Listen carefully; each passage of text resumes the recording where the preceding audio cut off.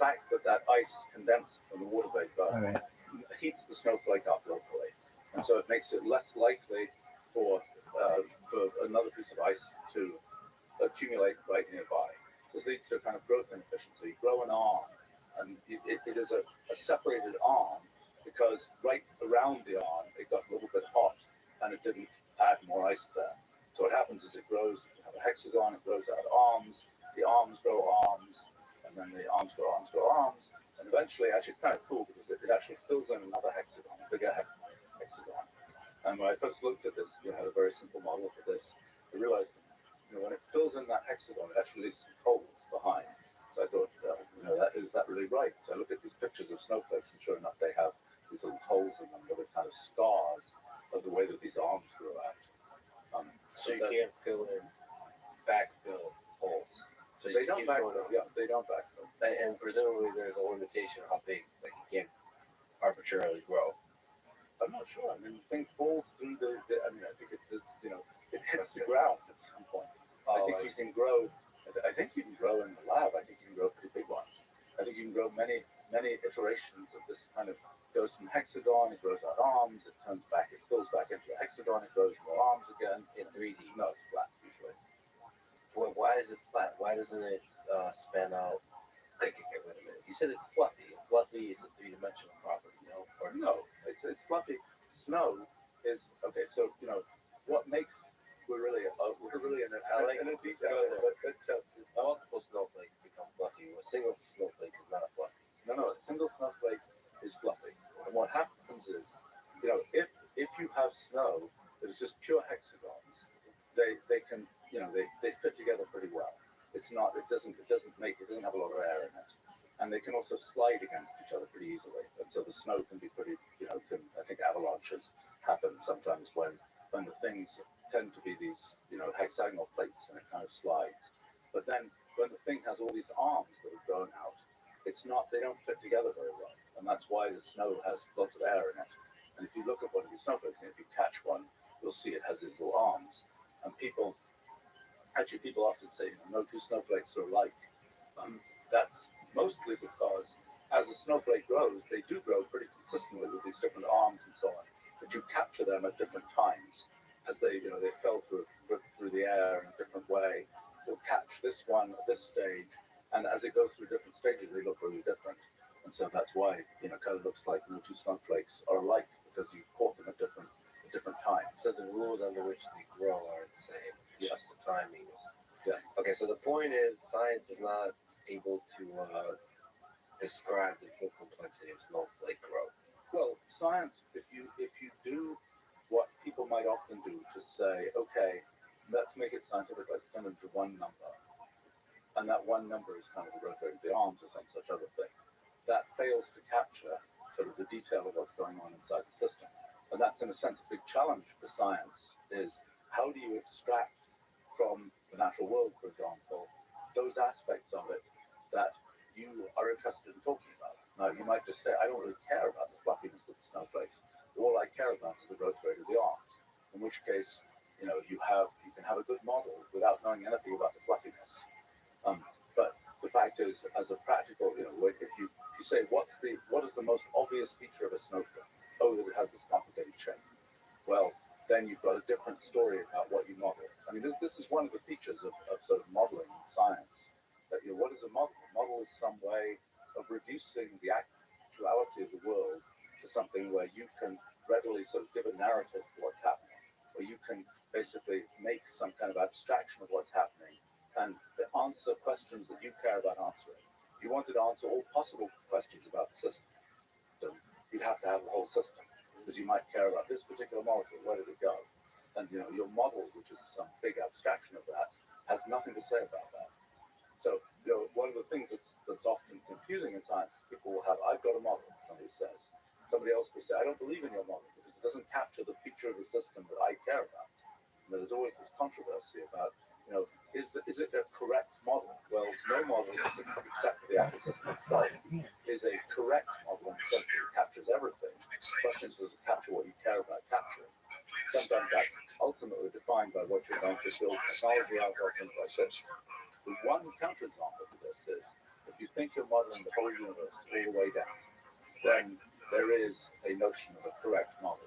But even that is more complicated because it depends on how observers sample things and so on. That's a separate story. But at least at the first level, to say this thing about it's an approximation, we're capturing one aspect, we're not capturing other aspects. When you really think you have a complete model for the whole universe, you better be capturing ultimately everything, even though to actually run that model is impossible because of computational reducibility. The only thing that successfully runs that model is the actual running of the universe. Is the universe itself.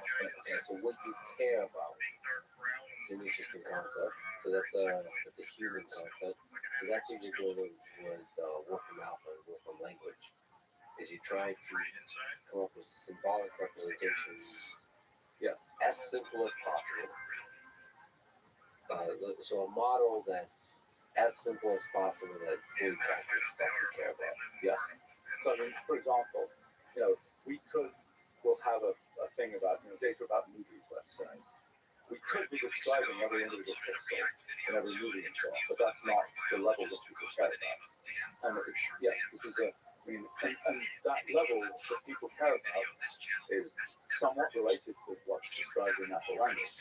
But what we're trying to do is to find a way to sort of represent precisely so you can compute things. See one thing is say you give a piece of natural language. The question is you feed it to a computer. You say, does the computer understand this natural language? Well, the computer processes it in some way. It does this. Maybe it can make a continuation of the natural language, and then maybe it can go on to the prompt and say what it's going to say. You say, does it really understand it? Hard to know. But in this kind of computational world, there is a very definite definition of does it understand. Could it be turned into this symbolic computational thing from which you can compute all kinds of consequences? And that's the sense in which one has sort of target for the understanding of natural language. And that's kind of our goal is to have as much as possible about the world that can be computed in a reasonable way, so to be able to be sort of captured by this kind of computational language. That's kind of the goal. And I think for us humans, the main thing that's important is as we formalize what we're talking about, it gives us a way of kind of building a structure where we can sort of build this power of consequences.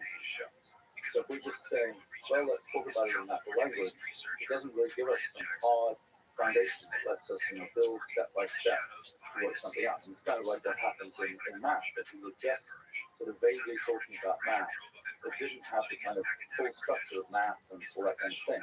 We wouldn't be able to build this kind of big tower of consequences. And so, in a sense, what we're trying to do with the whole computational language effort is to make a formalism for describing the world that makes it possible to kind of build this tower of consequences. Well, when you talk about the gap between natural language and Wolfram language, so there's this gigantic thing called the internet where people post memes and diary type thoughts and very important sounding articles and all of that makes up the same data set for GPT. And then there's Wolfram language. How can you map from the natural language of the internet to the Wolfram language? Is there a manual? Is there an automated way of doing that? Well, so Wolfram Alpha, what it does is kind of front end is turning natural language into computational language. What you mean by that is there's a prompt, you ask a question, there's the capital. Yeah, right. And it turns into, what's the distance between, Chicago and London or something? And that would turn into, geodistance of entity, city, et cetera, et cetera, et cetera. Each one of those things is very well defined. We know, given that it's the entity, city, Chicago, et cetera, Illinois, United States, we know the geolocation of that, we know its population, we know all kinds of things about it, which we have, curated that data to be able to know that with some degree of certainty, so to speak. And then we can compute things from this, and that's kind of the, that's the idea. But then something like GPT, large language models, do they allow you to make that conversion much more powerful? Okay, so it's an interesting. We still don't know everything about it. This question of going from natural language to computational language. In Wolf and Alpha, we've now, Wolf and Alpha's been out and about for 13 and a half years now. And, we've achieved, I don't know, 98%, 99% success on query suggested interest. Now, obviously, there's a sort of feedback loop because the things that work are things people go off putting into it. So but we've got a very high success rate of the little fragments of natural language that people put in, questions, math calculations, chemistry calculations, whatever it is. We do very well turning those things into computational language. Now, from the very beginning of Wolf and Alpha, I thought about, for example, writing code with natural language. In fact, I had just looking at this recently, I had a post that I wrote in 2010, 2011, called something like Programming using Natural Language that actually doesn't work. Okay?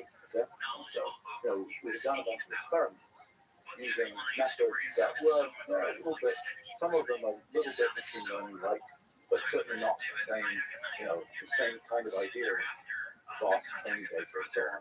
That is a story about language models. I know that post, piece of utter trivia, that post that Steve Jobs forwarded that post around to all kinds of people at Apple.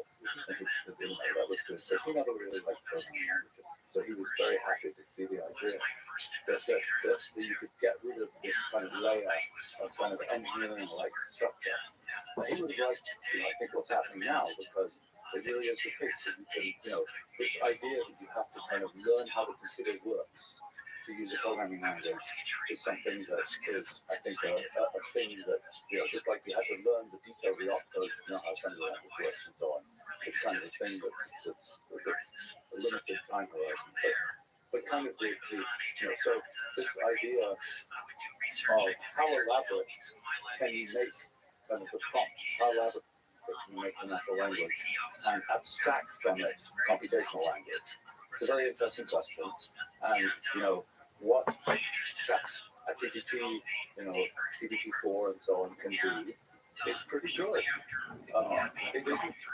It's very interesting process.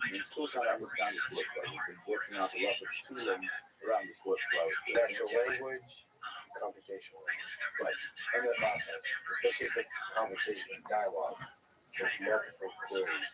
Yeah, right. There's so many things that are really interesting that work and so on. So first thing is, can you just walk up to the computer and expect to sort of specify a computation? What one realizes is humans have to have some idea of kind of this way of thinking about things computationally. Without that, you're kind of out of luck. You just have no idea what you're going to walk up to a computer. I remember when I actually tell a silly story about myself. The very first computer I saw, which is when I was 10 years old, it was a big mainframe computer and so on. I didn't really understand what computers did. And it's like, so it's training this computer. It's like, can the computer work out the way for a dinosaur? Like, that isn't a sensible thing to ask. That's kind of, you have to give it, that's not what computers do. In Wolf and Alpha, for example, you could say, like, the typical way for a Stegosaurus is produce an answer, but that's a very different kind of thing from what one thinks it can do. And so, the kind of the question of, the first thing is people have to have an idea of what computation is about. And, I think it's a very, for education, that is the key thing. It's kind of this notion, not computer science, not the details of programming, but just this idea of how do you think about the world computation. Computation, thinking about the world computationally, is kind of this formal way of thinking about the world. We've had other ones, like logic is a formal way, as a way of sort of abstracting and formalizing some aspects of the world. Mathematics is another one. Computation is this very broad way of formalizing the way you think about the world. And the thing that's cool about computation is, if we can successfully formalize things in terms of computation, computers can help us figure out what the consequences are. It's not like you formalize it with math, well, that's nice, but now you have to, not using computers to do the math, you have to go work out a bunch of stuff yourself. So I think that this idea, we're trying to take kind of we're talking about sort of natural language and its relationship to computational language. The thing, sort of the typical workflow, I think, is first human has to have some kind of idea of what they're trying to do. That if it's something that they want to sort of build a power of capabilities on, something that they want to sort of formalize and make computational. So then humans can type something into, some LLM system and sort of say vaguely what they in sort of computational terms. Then it does pretty well at synthesizing what language code. And it'll probably be better in the future because we've got a huge number of examples of natural language input together with the working language translation stuff. So it's kind of that's a thing where you can kind of extrapolating from all those examples makes it easier to do that task. Is the prompter task also kind of debugging the work language code? Or is your hope to not do that as well? No. I mean, so there are many steps. The first thing is you type natural language. It generates working language. Give examples, by the way. Give an example that is the dinosaur example. Give an example that comes to mind. So if you can think of some dumb example. It's like take my heart rate data and figure out whether I make a moving average every 7 days or something and work out what the and make a plot of the result. Okay? So that's the thing which is about 2/3 of the line of language code. This plot is moving average from some data bin or something that goes like the data and then we get the result. And the vague thing that I was just saying in natural language would almost certainly correctly turn into that very simple piece of working language code. You start mumbling about heart rate. Yeah, You arrive at moving average kind of idea. but you say average over, maybe to figure out that can be, that can be encapsulated as an average idea. I'm not sure. But then the typical workflow that I'm seeing is you generate the piece of working language code. It's pretty small usually.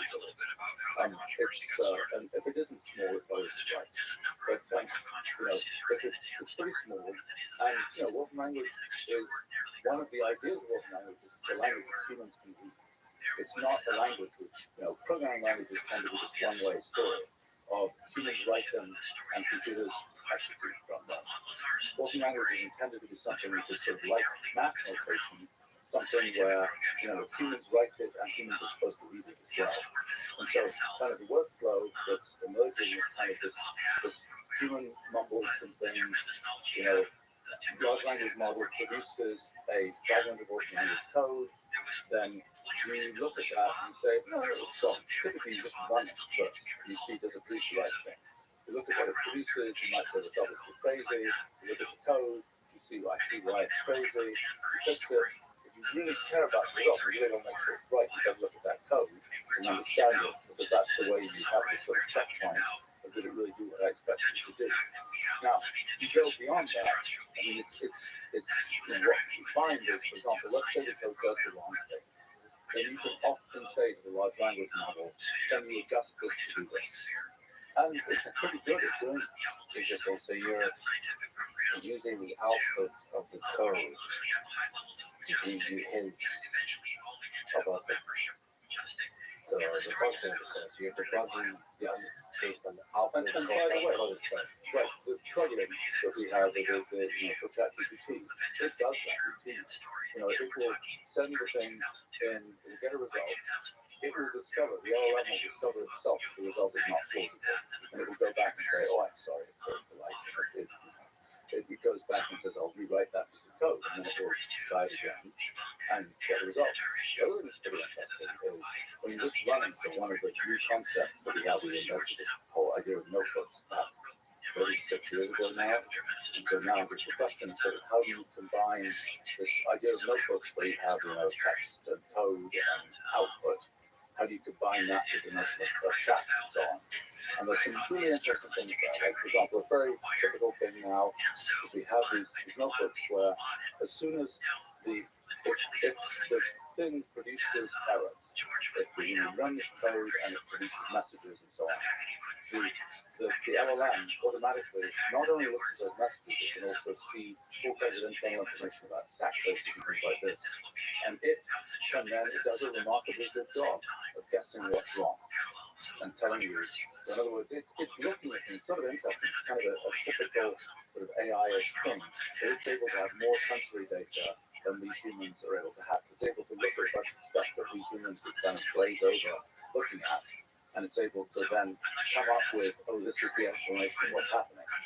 And what is the data? Just back trace and the code you've written previously, the natural language. Yeah, it's also what's happening is one of the things that's, is, for example, when there's these messages, there's documentation about these messages, there's examples where the messages are occurred otherwise, or all these stuff. The other thing that's really amusing is when it makes a mistake, one of the things that's in our prompt when the code doesn't work is read the documentation.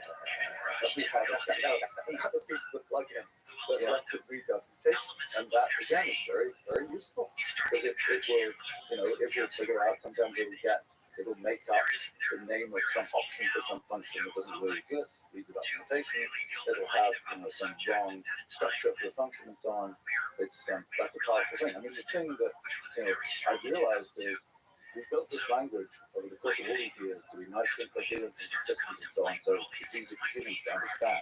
Turns out there was a side effect that I didn't anticipate, which is it makes it easy for AI to understand. It's almost like another natural language. Right? Yeah. So Natural language is a kind of foreign language. Yeah.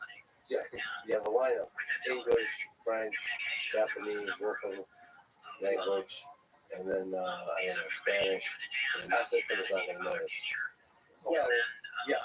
I mean, maybe, that's an interesting question because it really depends on what I see as being an important piece of fundamental science that basically just jumped out at us with ChatGPT. Because I think the real question is, why does ChatGPT work?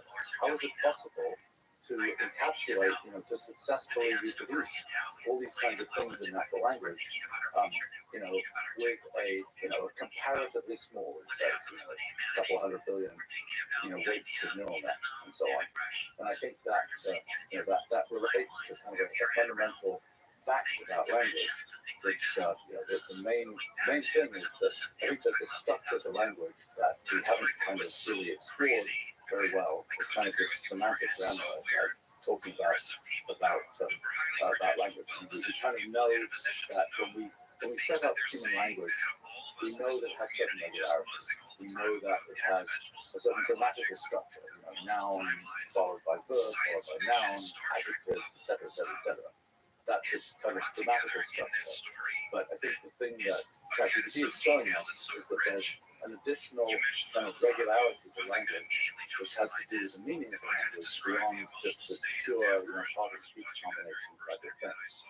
I think the one example of that we've had in the past is logic, and I think my sort of kind of picture of how was logic invented, how was logic discovered, really was the thing that was discovered in its original conception.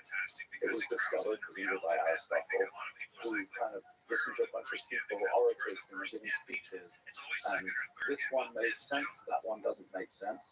This one, and you see these patterns of, if the I don't know what, if the Persians do this, then the this does that, etc. And what Aristotle realized is that the structure of those sentences, the structure of that rhetoric, it doesn't matter whether it's the Persians and the Greeks, or whether it's the cats and the dogs. It's just, P and Q. You can abstract from the details of these particular sentences. You can lift out this kind of formal structure, and that's what logic is. That's a heck of a discovery, by the way. Logic, you realize now. Yeah, it's not obvious. The fact that there is an abstraction from natural language that has, where you can fill in any word you want, is a very interesting discovery. Now, it took a long time to mature. I mean, Aristotle had this idea of syllogistic logic, but there would be particular patterns of how you could argue things, so to speak. And in the Middle Ages, part of education was you memorized the syllogisms. I forget how many there were, so 15 or something. And they all had names, they all had mnemonics, like Barbara and Sulla, the two of the mnemonics, the syllogisms, and people were trying to this is a valid argument that it follows the barbarous syllogism. And it took until 1830, with George Boole, to kind of get beyond that and kind of see that there was a level of abstraction that was beyond this particular template of a sentence. And that's, what's interesting there is, in a sense, ChatGPT is operating at the Aristotelian level. It's essentially dealing with templates of sentences. By the time you get to Boole and Boolean algebra and this idea that you can have arbitrary depth-nested collections of ands and ors and knots and you can resolve what they mean, that's the kind of thing, that's the computation story.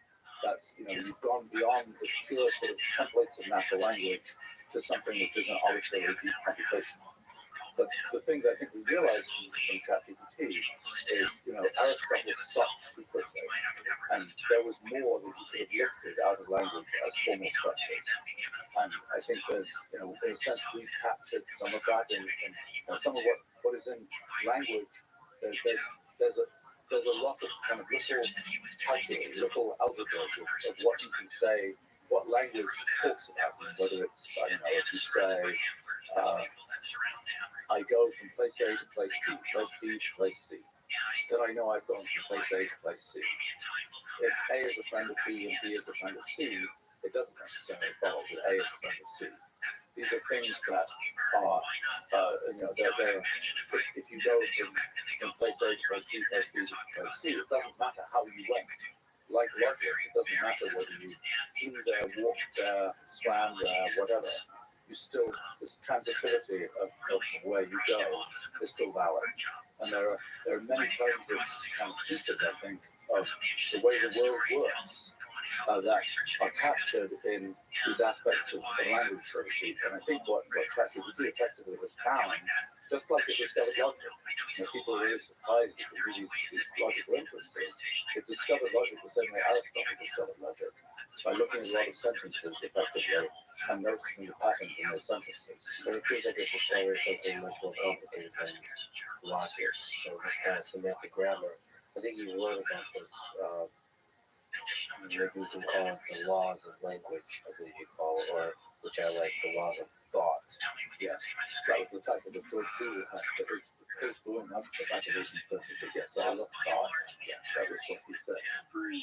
Yeah. All right. So he thought he nailed it. Yeah, there's more to it. Yeah, and it's a big question of how much more is there to it. And it seems like one of the reasons, as you imply, that the reason GPT works, ChatGPT works, is that there's a finite number of things to it. Yeah, I mean, it's discovering the laws. In some sense, GPT is discovering the laws of semantic grammar that underlies language. Yes. And what's sort of interesting is, in the computational universe, there's a lot of other kinds of computation that you could do. They're just not ones that we humans have cared about and operate with. And that's probably because our brains are built in a certain way. And, the neural nets of our brains are not that different in some sense from the neural nets of the large language model. And that's kind of, and so when we think about, and maybe we'll talk about this more, but when we think about what will AIs ultimately do, the answer is, insofar as AI is just doing computation, they can run off and do all these kinds of crazy computations. But the ones that we sort of have decided we care about is this kind of very limited set. That's where the reinforcement learning and student feedback seems to come in. The more the AI say the stuff that kind of interests us, the more we're impressed by it. So it can do a lot of interesting intelligent things, but we're only interested in the AI systems when they communicate in a human-like way. Yeah, about human-like topics.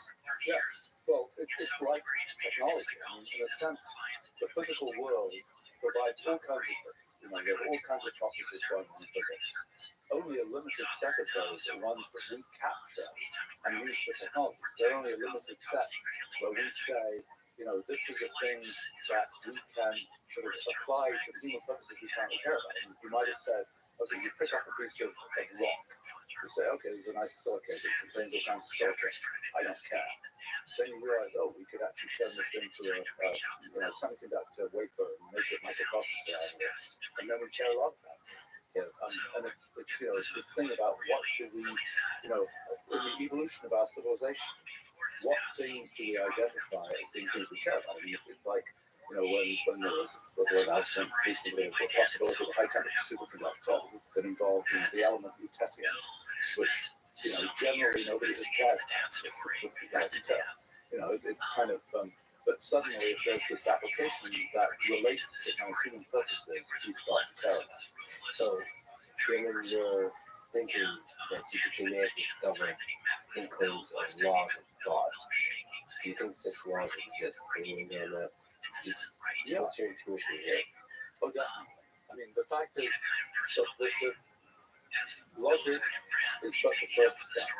There are many other kinds of calculi about things that we consider, about sort of things that happen in the world or things that are meaningful. Well, how do you know logic is not the last step?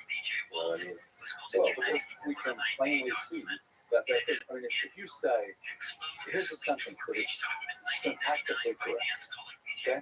You look at it and you're like, the happy electron, ate, I don't know what, something that you look at it and it's like, this is meaningless. It's a bunch of words, it's syntactically correct, the nouns and the verbs are in the right place, but it just doesn't mean that. And so there clearly is some rules that there are rules that determine when a sentence has the potential to be meaningful, to go beyond the pure part-of-speech sentence. And so the question is, what are those rules, and are there finite set of those rules? My guess is that there's a valid finite set of those rules. And they, once you have those rules, you have a kind of construction kit. Just like the rules of syntactic grammar give you a construction kit for making syntactically correct sentences. So you can also have a construction kit for making semantically correct sentences. Those sentences may not be realized in the world. I mean, I think, the elephant food of you. Semantically, we have an idea. As I say that to you, you kind of know what that means. But the fact is, it hasn't been realized in the world. So semantically correct, perhaps there's things that can be mathematically things that are consistent with both our imagination and our understanding of physical reality. Yeah, that's a good question. It's a good question. It's a good question. I mean, I think it is, given the way we have constructed language, it is things which fit with the things we're describing language, to fit certainly in the end.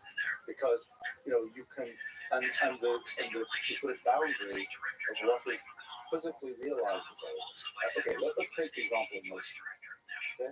Motion is a complicated concept. It might seem like it's a concept that should be figured out by the Greeks long ago, but it's actually a really pretty complicated concept. Because what is motion? Motion is you can go from place A to place B, and it's still you when you get to the other end. Like you take an object, you move it, and it's still the same object, but it's in a different place. Now, even in ordinary physics, that doesn't always work that way. If you're near a space-time singularity in a black hole, for example, and you take your teapot or something, you don't have much of a teapot by the time it's near the space-time singularity. It's been completely deformed beyond recognition. So that's the case where pure motion doesn't really work. You can't have a thing stay the same. But so this idea of motion is something that sort of is a slightly complicated idea. But once you have the idea of motion, you can start, once you have the idea that you're going to describe things as being the same thing but in a different place, that sort of abstracted idea then has, that has all sorts of consequences, like this transitivity of motion, go from A to B, B to C, you've gone from A to C. And that's, so at that level of description, you can have what are sort of inevitable consequences. They're inevitable features of the way you sort of set things up. And that's, I think, what this sort of semantic grammar is capturing, is things like that. And I think that it's a question of what does the word mean? You say, I move from here to there. So it's complicated to say what that means. This is the issue, is pure motion possible, etc. But once you have kind of got an idea of what that means, then there are inevitable consequences of that idea. But the very idea of meaning, it seems like there's some words that become there's a latent ambiguity to them. I mean, the word like emotional, the worded words like hate and love. Right. Is that what exactly what so especially when you have relationships between complicated objects, you seem to take this kind of shortcut, descriptive shortcut to describe like object A hates object B. What's that really mean? Right. Well, words are defined by kind of our social usage. I mean, it's not, a word in computational language, for example, when we say we have a construct there, we expect that construct is a building block from which we can construct an arbitrary full tower. We have to have a very solid thing, and we have to turn it into code, it has documentation, it's a whole thing. But the word hate, the documentation for that word, well, there isn't a standard documentation for that word. It's a complicated thing, defined by kind of how we use it. When, if it wasn't for the fact that we were using language, so what is language? Language is a way of packaging thoughts so that we can communicate them to another mind. Can these complicated words be converted into something that computation actually can use? Right. So I think the answer to that is that what one can do in computational language is make a specific definition. And if you have a complicated word, like let's say the word eat, okay? You think that's a simple word, animals eat, they eat, whatever else. But you do programming and you say this function eats arguments, which is sort of poetically similar to the animal eating thing. But if you start to say, well, what are the implications of the function eating something? Does it can the function be playful? It can actually. There's a tightness match or something in some tiny way. But how far does that analogy go? And it's just an analogy. Whereas if you use the word eat in a computational language level, you would define there is a thing which you anchor to the kind of natural language concept eat, but it is now some precise definition of that then you can compute things from. But don't you think the analogy is also precise? Software eats the world. Don't you think there is something concrete in terms of meaning about analogies? Sure. But the thing that sort of is the first target for computational language is to take sort of the ordinary meaning of things and try and make it precise. Make it sufficiently precise to build these towers of computation on top. So it's kind of like if you start with a piece of poetry and you say, I'm going to define my program with a piece of poetry. It's kind of like that's a difficult thing. It's better to say, I'm going to just have this boring piece of code and it's using words in the ordinary way, and that's how I'm communicating with my computer, and that's how I'm going to build this solid building block from which I can construct this whole kind of computational tower. So there's some sense where if you take a poem and reduce it to like a computer, you're going to have very few things. So maybe there's a bunch of human interaction that's just poetic, aimless nonsense. Well, there's just like recreational mechanics in a wheel. I think that's a complicated thing because, in a sense, human linguistic communication is there's one mind, it's producing language, that language is having an effect on another mind. And the question of there's sort of a type of effect that is well defined, let's say, where for example, it's very independent of the two minds. But it doesn't, there's communication where it can matter a lot sort of what the experience of one mind is versus another one and so on. Yeah, but what is the purpose of natural language communication? Well, I think the versus computational language somehow feels more amenable to the definition of purpose. It's like, you're given two clean representations of the concept, and you can build a tower based on that.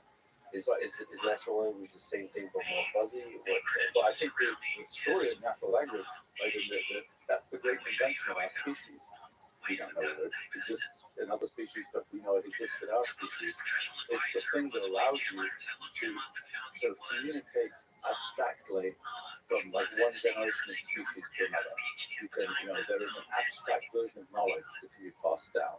It doesn't have to be, genetics. It doesn't have to be, you don't have to apprentice the next species, the next generation of birds to the previous one to show them how something works.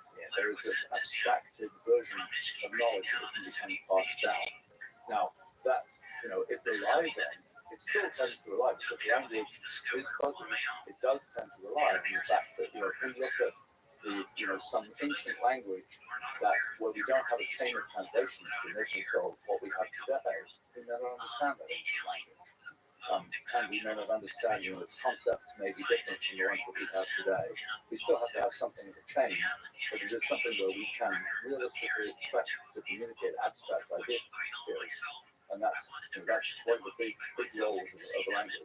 I think, that's been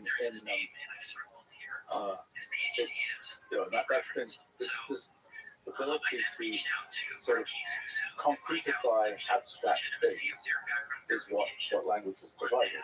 Do you see natural language and thought as the same? The stuff that's going inside your mind? Well, that's been a long debate in philosophy. It seems to become more important now when you think about how intelligent GPT is.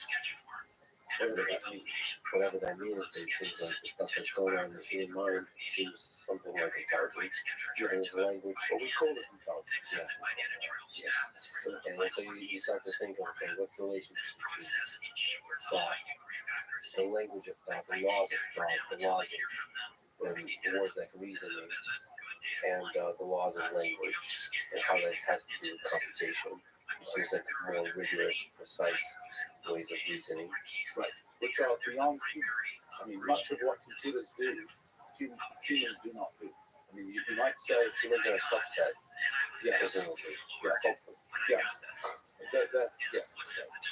you might say, who needs computation when you have large language models? Large language models can just, eventually you'll have a big enough neural net that can do anything.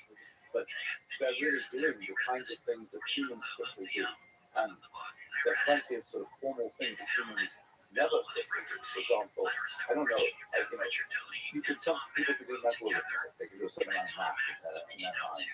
I don't think many people can run a program in their minds of any sophistication. It's just not something people do. It's not something people even thought of doing. It's kind of not, you can easily run it on a computer. Well, an arbitrary program. Aren't we running specialized programs? Yeah. If I say to you, well, here's a trick, tell me what it does after 50 steps. Trying to think about that in my mind. It's really hard to do. It's not what people do.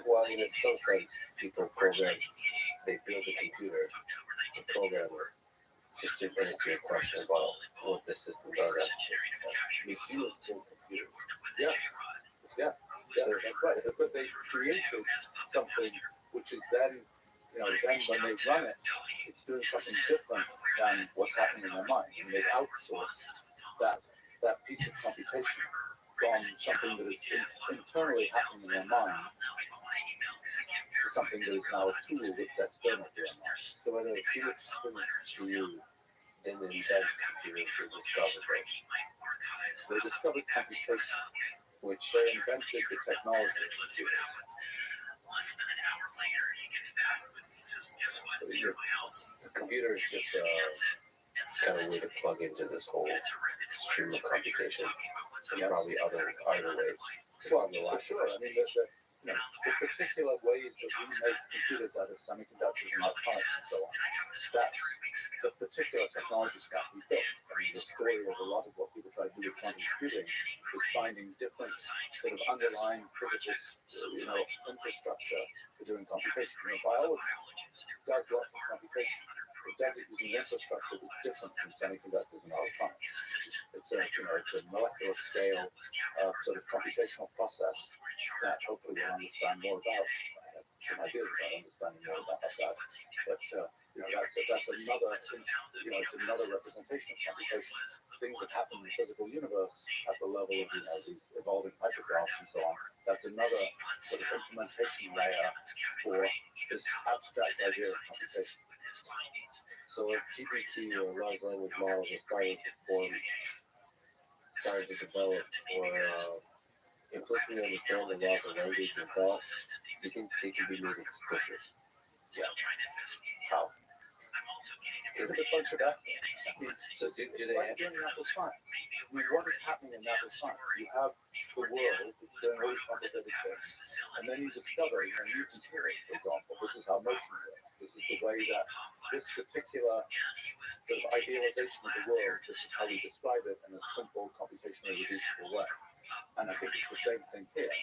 There are sort of computationally reducible aspects of what's happening that you can get kind of narrative theory for, just as we've got narrative theories in physics. Do you think it will be depressing or exciting when all the laws of thought are made explicit, human thought made explicit? I think that once you understand computational reducibility, it's neither of those things. Because the fact is, people say, for example, people will say, oh, but, I have free will. I kind of, I operate in a way that is, they have the idea that they're doing something that is sort of internal to them, that they're figuring out what's happening. But in fact, we think there are laws of physics that ultimately determine, every nervous, every electrical impulse in a nerve and things like this. So you might say, isn't it depressing that we are ultimately just determined by the rules of physics, so to speak? It's the same thing. At a higher level, it's like it's a shorter distance to get from kind of semantic grammar to the way that we might construct a piece of text than it is to get from individual nerve firing to how we construct a piece of text. So it's not fundamentally different. And by the way, as soon as we have this kind of level of, this other level of description, it helps us to go even further. So we'll end up being able to produce more and more complicated kinds of things. That just like when if we didn't have a computer and we used certain rules, we write them down and go a certain distance. But once we have a computer, we can go vastly further. And this is the same kind of thing. You wrote a blog post titled "What is ChatGPT doing as magazine work?" We've been talking about this, but can we just step back and look at this question? What's ChatGPT doing? What are these a bunch of billion parameters trained on a large number of words? Why does it seem to work again? Is it because of the point you made that there's laws of language that can be discovered by such a process? Let's talk about the low level of what ChatGPT is doing. I mean, ultimately, you give it prompt, it's trying to work out, what should the next word be, right? Which is wild. Isn't that surprising to you that this kind of low-level, dumb training procedure can create something syntactically correct first, and then semantically correct? The thing that has been sort of the story of my life is realizing that simple rules can do much more complicated things than you imagine. That something that starts simple to describe can grow a thing that is, vastly more complicated than you can imagine. And honestly, it's taken me, I don't know, I've sort of been thinking about this now 40 years or so, and it always surprises me. Even, for example, in our physics project, sort of thinking about the whole universe growing from these simple rules, I still resist, because I keep on thinking, how can something really complicated arise from something that simple? It just seems, it seems wrong, but yet, the majority of my life I've kind of known from things I've studied that this is the way things work. So yes, it is wild that it's possible to write a word at a time and produce a coherent essay, for example. It's worth understanding kind of how that's working. I mean, it's kind of like if it was going to say, the cat sat on the, what's the next word? Okay, so how does it figure out the next word? Well, it's seen a trillion words with my name. And it's seen the cat sat on the floor, the cat sat on the sofa, the cat sat on the whatever. So it's minimal thing to do. Just say, let's look at what we saw on the internet. We saw, 10,000 examples of the cat sat on the, what was the most probable next word. Let's pick that out and say that's the next word. And that's kind of what it is at some level is trying to do.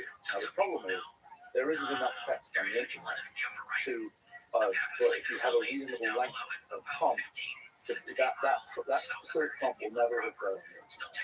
And as you kind of go further, there just won't be a place where you could obtain, where you could have just worked out probabilities from what was already there. Like if you say 2 plus 2, there'll be a zillion examples of 2 plus 2 equaling 4, and a very small number of examples of 2 plus 2 equals 5, and so on. And you can pretty much know what's going to happen. So then the question is, well, if you can't just work out from examples what's going to happen, if you know probabilistic proof from examples what's going to happen, you have to have a model. And it's kind of an idea, this idea of making models of things is an idea that really, I think Galileo probably was one of the first people who sort of worked this out, and kind of like I think I gave an example of that the book I wrote about ChatGPT, where it's kind of like, Galileo was dropping cannonballs off the different floors of the Tower of Pisa, and it's like, okay, you drop a cannonball off this floor, you drop a cannonball off this floor, you miss floor 5 or something for whatever reason, but you know the time it took the cannonball to fall to the ground from floors 1, 2, 3, 4, 6, 7, 8, for example. Then the question is, can you work out, can you make a model which figures out how long it would take the ball, how long would it take the ball to fall to the ground before you did the measure? And the thing Galileo realized is that you can use math, you can use mathematical formulas to make a model for how long it will take the ball to fall. So now the question is, well, okay, you want to make a model for example, something much more elaborate, like you've got this arrangement of pixels, and is this arrangement of pixels an A or B? Does it correspond to something we recognize as an A or B? And you can make a similar kind of, each pixel is like a parameter in some equation, and you could write down this giant equation where the answer is either, A or, 1 or 2, A or B. And the question is then, what kind of a model successfully reproduces the way that we humans would conclude that this is an A and this is a B. If there's a very complicated extra tail on top of the A, would we then conclude something different? What is the type of model that matches well into the way that we humans make distinctions about things? And the big kind of meta discovery is neural nets are such a model. It's not obvious they would be such a model. It could be that human distinctions are not captured. We could try searching around for a type of model. It could be a mathematical model, it could be some model based on something else that captures kind of typical human distinctions about things. It turns out this model that actually is very much the way that we think the architecture of brains works, but perhaps not surprisingly, that model actually corresponds to the way we make these distinctions. And so, the core next point is that the kind of model, this neural net model, makes sort of distinctions and generalizes things in sort of the same way that we humans do. And that's why when you say, the cat sat on the green blank, even though it didn't see many examples of the cat sat on the green whatever, it can make or the oddbot sat on the green whatever. I'm sure that particular section does not occur on the internet. And so it has to make a model that concludes what, it has to kind of generalize from the actual example that it's seen. And so that's the fact is that neural nets generalize in the same kind of way that we humans do. If we were, the aliens might look at our neural net generalizations and say, that's crazy. That thing, when you put that extra little dot on the A, that isn't an A anymore. That's, that messes the whole thing up. But for us, humans, we make distinctions that seem to correspond to the kinds of distinctions the neural nets make. So then, the thing that is just amazing to me about ChatGPT is how similar the structure it has is to the very original way people imagine neural nets might work back in 1943. And, there's a lot of detailed engineering, great cleverness, but it's really the same idea. In fact, even the sort of elaboration of that idea where people said, let's put in some actual particular structure to try and make them. neural net more elaborate, to be very clever about it. Most of that didn't matter. And there's some things that seem to, when you train this neural net, the one thing, this kind of transformer architecture, this attention idea, that really has to do with, does every one of these neurons connect to every other neuron, or is it somehow causally localized, so to speak? Is it like we're making a sequence of words, and the words depend on previous words, rather than just everything can depend on everything? And that seems to be important in just organizing things so that you don't have a sort of a giant mess. But the thing worth understanding about what is ChatGPT in the end, what is a neural net in the end? A neural net in the end is each neuron has it's taking input from a bunch of other neurons. It's eventually going to have a numerical value. It's going to compute some number, and it's saying, I'm going to look at the neurons above me as kind of a series of layers. It's going to look at the neurons above me, and it's going to say, what are the values of those neurons? And it's going to add those up and multiply them by these weights. And then it's going to apply some function, so that it's bigger than 0 or something, and make it 1, and otherwise make it 0, or some slightly more complicated functions. You know very well how this works. Like the giant equation with a lot of variables. You mentioned figuring out where the ball falls when you don't have data on the fourth floor. This equation here is not as simple as the equation with 175 million steps. And it's quite surprising that in some sense a simple procedure of training such an equation can lead to a good representation of natural language. Right, the real issue is, this architecture, the neural net, where what's happening is, you turn, so neural nets always just deal with numbers. And so, you turn the sentence that you started with into a bunch of numbers. Like, let's say by mapping, each word, if there's 50,000 words in English, you just map each word or each part of the word into some number. They feed all those numbers in, and then the thing is going to, and then those numbers just go into the values of these neurons. And then what happens is it's just rippling down, going layer to layer, until it gets to the end. I think ChatGPT is about 400 layers.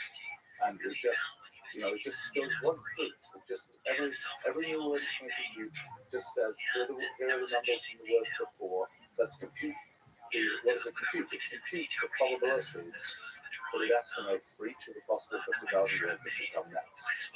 And then it decides, sometimes it will use the most probable word, sometimes it will use not the most probable word. It's an interesting fact that there's this so-called temperature parameter, which, at temperature 0, it's always using the most probable word that it estimated was the most probable thing to come next. If you increase the temperature, it'll be more and more kind of random selection of words. It'll go down to lower and lower probability words. The thing I was just saying was actually recently is the transition that happens as you increase the temperature. The thing goes bonkers. Sometimes at a particular temperature, I didn't know you that 1.2, the thing I was noticing from yesterday actually. Usually it's giving reasonable answers, and then at that temperature, with some probability, it just starts spouting nonsense. And nobody knows why. And by the way, the thing to understand is you're putting down one word at a time. But the outer loop of the fact that it says, okay, I put down a word. Now let's take the whole thing I wrote so far, let's feed that back in, let's put down another word. That outer loop, which seems almost trivial, is really important to the operation. And for example, one of the things that is kind of funky is they'll give an answer, and you say to it, is that answer correct? And it'll say, no. And why does that happen? Why can it do that? Well, the answer is because it is going one way at a time sort of forward. And it didn't, it came along with some sort of chain of thought in a sense, and it came up with completely wrong answer. But as soon as you feed it the whole thing that it came up with, it immediately knows that isn't right. It immediately can recognize that was a bad syllogism or something, and see what happened, even though as it was being led down the garden path, so to speak, it didn't come to the wrong place. So it's not saying that this kind of procedure converges to something that forms a pretty good compressed representation of language on the internet. Yeah, That's quite. but no, I'm not sure what to make of it. well, look, I think there's many things we don't understand. Okay, so for example, 175 billion weight, it's maybe about a trillion bytes of information, which is very comparable to the training set that was used. Why that? Why it sort of stands for some kind of reason that the number of weights in the neural net. I can't really argue that. I can't really give you a good in a sense, the very fact that insofar as there are definite rules of what's going on, you might expect that eventually we'll have a much smaller neural net that will successfully capture what's happening. I don't think the best way to do it is solve with a neural net. I think a neural net is what you do when you don't know any other way to structure the thing. And it's a very good thing to do if you don't know any other way to structure the thing. And for the last 2,000 years, we haven't known any other way to structure it. So it's a pretty good way to start. But that doesn't mean you can't find sort of, in a sense, more symbolic rules for what's going on. That, much of which will then be, you can kind of get rid of much of the structure of a neural net and replace it by things which are sort of pure steps of computation, so to speak, sort of with neural net stuff around the edges, and that becomes just a much simpler way to do it.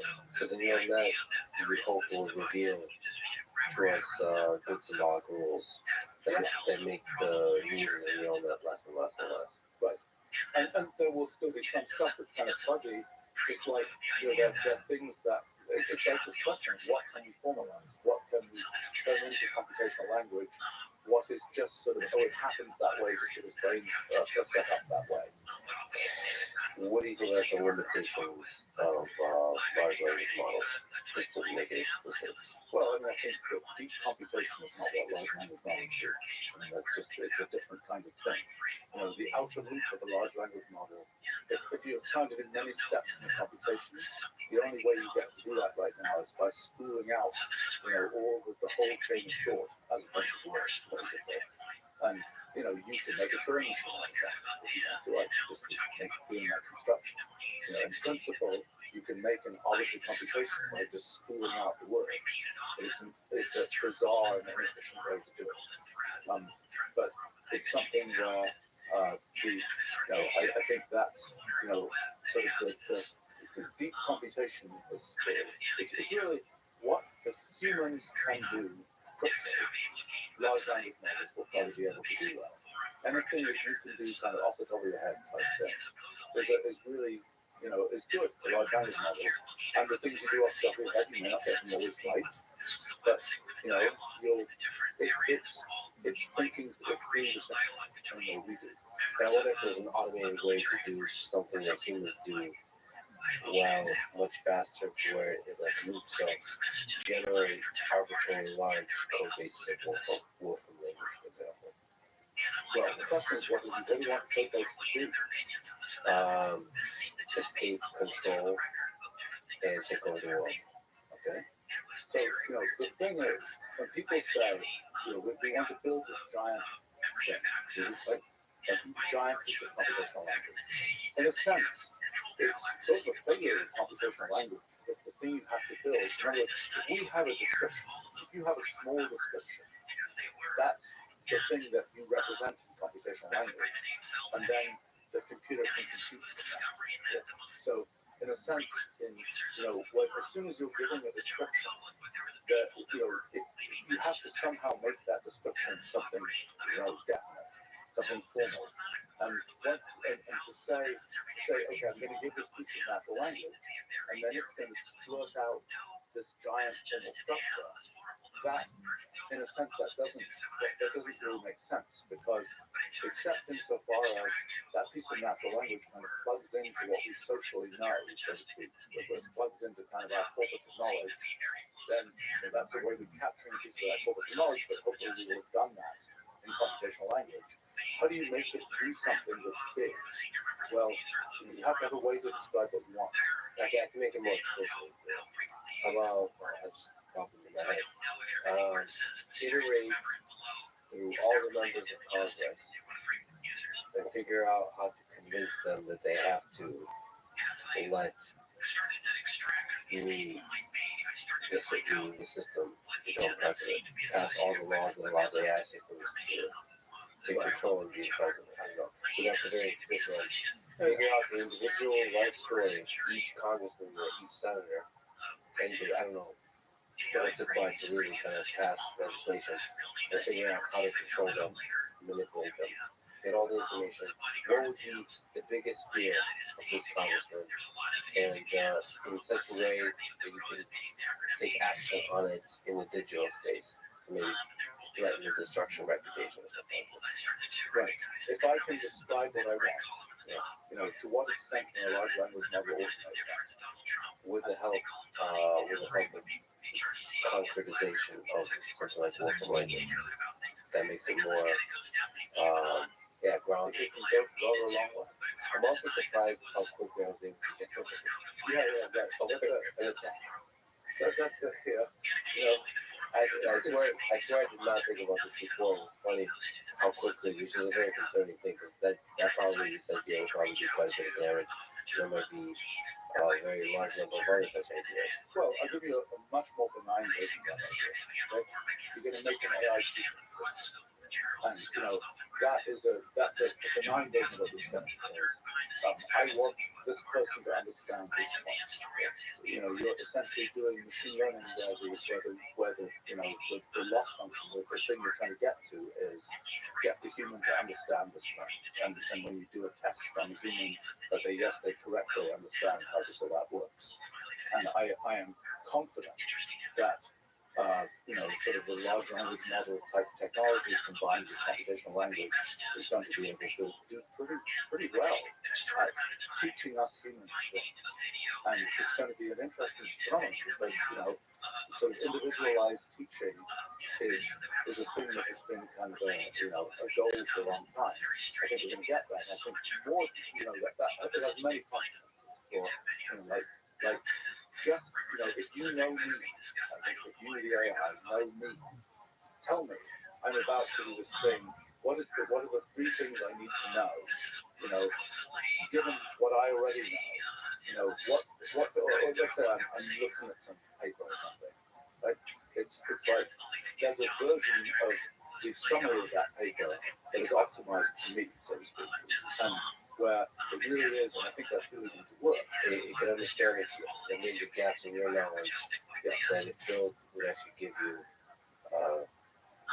deep understanding of the topic. Right. And that's an important thing because it really changes. Actually, I think when you think about education and so on, it really changes kind of what's worth doing, what's not worth doing, and so on. It makes I know in my life I've learned lots of different fields, and so I don't know. Every time I move, I'm not going to be able to learn. But it turns out there's sort of methods for learning these things. And I think this idea that it becomes easier to, it becomes easier to be fed knowledge, so to speak. And it becomes, if you need to know this particular thing, you can get taught it in an efficient way. Is something I think is sort of an interesting feature, and I think it makes the things like the value of big towers of specialized knowledge become less significant compared to the kind of meta knowledge of sort of understanding kind of the big picture and being able to connect things together. I think that there's been this huge trend of let's be more and more specialized because we have to sort of ascend these towers of knowledge. But by the time you can get more automation of being able to get to that place on the tower without having to go through all those steps, I think it sort of changes that picture. Interesting. So your intuition is that in terms of the collective intelligence of the species and the individual minds that make up that collective, there'll be more trend towards being general and being kind of philosophers. So I think that's where the humans are going to be useful. I think that a lot of these kind of the drilling, the mechanical working out of things is much more automated, much more AI territory, so to speak. No more PhD. Well, that's it's interesting. Yes, I mean, the kind of specialization this kind of power specialization, which has been a feature. We've accumulated lots of knowledge in our species, and in a sense, every time we have a kind of automation or building of tools, it becomes less necessary to know that whole power, and it becomes something where you can just use a tool to get to the top of that tower. I think that the thing that is ultimately, when you think about, okay, what do the AIs do versus what the humans do? It's like AIs, you tell them, you say, go achieve this particular objective. Okay, they can maybe figure out a way to achieve that objective. You say, what objective would you like to achieve? The AI has no intrinsic idea of that. It's not a defined thing. That's a thing which has to come from some other entity. And insofar as we are in charge, so to speak, whatever it is, and our kind of web of society and history and so on is the thing that is defining what objective we want to go to. That's the thing that we humans are necessarily involved in. Take that a little bit. Don't you think that GPT, future versions of GPT, will be able to give a good answer to what objective you want to achieve? On what basis? If they say, look, here's the terrible thing that could happen. They're taking the average of the internet, and they're saying, from the average of the internet, what do you want to do? Well, that's the Elon Musk adage of the most entertaining outcome is the most likely. Okay. So that could be one objective, is maximize global entertainment. The dark version of that is drama. The good version of that is fun. Right. So this question of what, if you say to the AI, what does the species want to achieve? Yes, yeah. There'll be an answer. There'll be an answer. It'll be what the average of the internet that species wants to achieve. Well, I think you're using the word average very loosely there. So I think the answers become more and more interesting as these enormous models are trained better and better. No, but in the end, it's a reflection back of what we were raised on. Yes.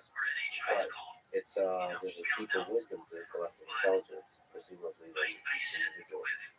Isn't that what we're trying to do as society? That's an important thing. That's an interesting question. Insofar as some of us, work on trying to innovate and figure out new things, it is sometimes it's a complicated interplay between sort of the individual doing the crazy thing off in some store, so to speak, versus the collective that's trying to do sort of the high inertia average thing. And it's sometimes the collective is bubbling up things that are interesting, and sometimes it's pulling down kind of the attempt to make this kind of innovative direction. But don't you think the large language models that see beyond that simplification will say maybe intellectual and career diversity is really important? So you need to trace people on the outlier, on the outskirts. And so like the actual, what's the purpose of this whole thing is to explore through this kind of dynamics that we've been using as a human civilization, which is most of us focus on one thing, and there's the crazy people on the outskirts doing the opposite of that one thing, and we kind of like hold the whole society together. There's the mainstream science, and then there's the crazy science. That's just been the history of human civilization. And maybe the AI system will be able to see that. And the more and more impressed we are by a language model telling us this, the more control we'll give it to it. And the more we'll be worried to let it run our society. And hence, there's this kind of loop where the society can be manipulated to let the AI system run it. Right. Well, one of the things that's sort of interesting is we might say we always think we make progress, but yet, if in a sense, by saying let's take what already exists and use that as a model for what should exist, then it's interesting that, for example, many religions have taken that point of view. There is a sacred book that got written at time X, and it defines how people should act for future time, and that's it's a model that people have operated with. And in a sense, this is a version of that kind of statement. Like take the 2023 version of sort of how the world has exposed itself and use that to define what the world should do in the future. But it's an imprecise definition, right? Because it's just like with religious text and GPT, and the human interpretation of what GPT says would be the perturbation in the system, it would be the noise, it would be full of uncertainty. It's not like ChatGPT will tell you exactly what to do. It'll tell you a narrative of what, it's like a turn the other cheek kind of narrative, right? That's not a fully instructive narrative. Well, until the AI control it works, they will be able to very precisely tell you what they do. They'll just do this or that thing. And not only that, they'll be auto-suggestions each person. Do this next, do that next. So I think it's a slightly more prescriptive situation than one typically sees. But I think this whole question of sort of what's left for the humans, so to speak, to what extent do we, this idea that there is an existing kind of corpus of purpose for humans defined by what's on the internet and so on, that's an important thing. But then the question of sort of as we explore what we can think of as the computational universe, as we explore all these different possibilities for what we could do, all these different inventions we could make, all these different things, the question is which ones do we choose to follow? Those choices are the things that, in a sense, if the humans want to still have kind of human progress, that's what we get to make those choices. In other words, there's this idea, if you say, let's take the kind of what exists today and use that as the determinant of all of what there is in the future, the thing that is sort of the opportunity for humans is there will be many possibilities going on. There are many different things that should happen or be done. And insofar as we want to be in the loop, the thing that makes sense for us to be in the loop doing is picking which of those possibilities we want. But the degree to which there's a feedback loop of the idea that we're taking something that's becoming questionable because we're influenced by the very systems. Absolutely. That becomes more and more a source of our education and wisdom and knowledge. But the AI take over. I mean, I thought for a long time that it's the AR auto suggestion. That's really the thing that makes the AI take over, and the humans just follow. We're no longer write emails to each other. We'll just send you auto suggested email. Yeah. But the thing where humans are potentially in the loop is when there's a choice, and when there's a choice which we could make based on our kind of whole web of history and so on. And that's insofar as it's all just, determined, the humans don't have a place. And by the way, I mean, at some level, it's all kind of a complicated philosophical issue because at some level the universe is just doing what it does. We are parts of that universe that are necessarily doing what we do, so to speak. Yet we feel we have sort of agency in what we're doing. And that's a very separate kind of interesting issue. And we also kind of feel like we're the final destination what the universe was meant to create. But we very well could be, and likely are, some kind of intermediate step, obviously. Yeah. We're most certainly some intermediate steps. The question is if there's some cooler, more complex, more interesting thing that's going to be materialized. Computational universe is full of stuff. But in our particular pocket, and this is the best thing to do or not. We can make all kinds of interesting things in computational universe. When we look at them, we say, that's the thing. It doesn't really connect with our current way of thinking about things. It's like in mathematics. We've got certain fields, so about 3 or 4 million that human mathematicians have written down and published and so on. But they're an incremental possible mathematical theorem. You just go out into the universe of possible theorems and pick another theorem. And then people will say, well, they look at it and say, I don't know what this doing means. It's not connected to the things that are part of kind of the web industry that we're doing. I think one point to make about sort of understanding AI and its relationship to us is, as we have this kind of whole infrastructure of AI doing their thing, and doing their thing in a way that is perhaps not very understandable by us humans, you might say that's a very real situation. How can we build this thing that behaves in a way that we don't understand, it's full of computational irreducibility, et cetera, et cetera, et cetera? What is this? What's it going to feel like when the world is run by AI whose operations we can't understand? And the thing one realizes is, actually, we've seen this before. That's what happens when we exist in the natural world. The natural world is full of things that operate according to definite rules. They have all kinds of, computational irreducibility. We don't understand what the natural world is doing. Occasionally, and when you say, are the AIs going to wipe us out, for example? Well, it's kind of like, is the machination of the AIs going to lead to this thing that eventually comes and destroys the species? Well, we can also ask the same thing about the natural world. Is the machination of the natural world going to eventually lead to this thing that's going to, make the Earth explode or something like this? There's a question, and insofar as we think we understand what's happening in the natural world, that's the result of science and natural science and so on. One of the things we can expect when there's this giant infrastructure of the AI is that's where we have to kind of invent a new kind of natural science. That kind of is the natural science that explains to us how the AI works. It's kind of like we have a horse or something, and we're trying to ride the horse and go from here to there.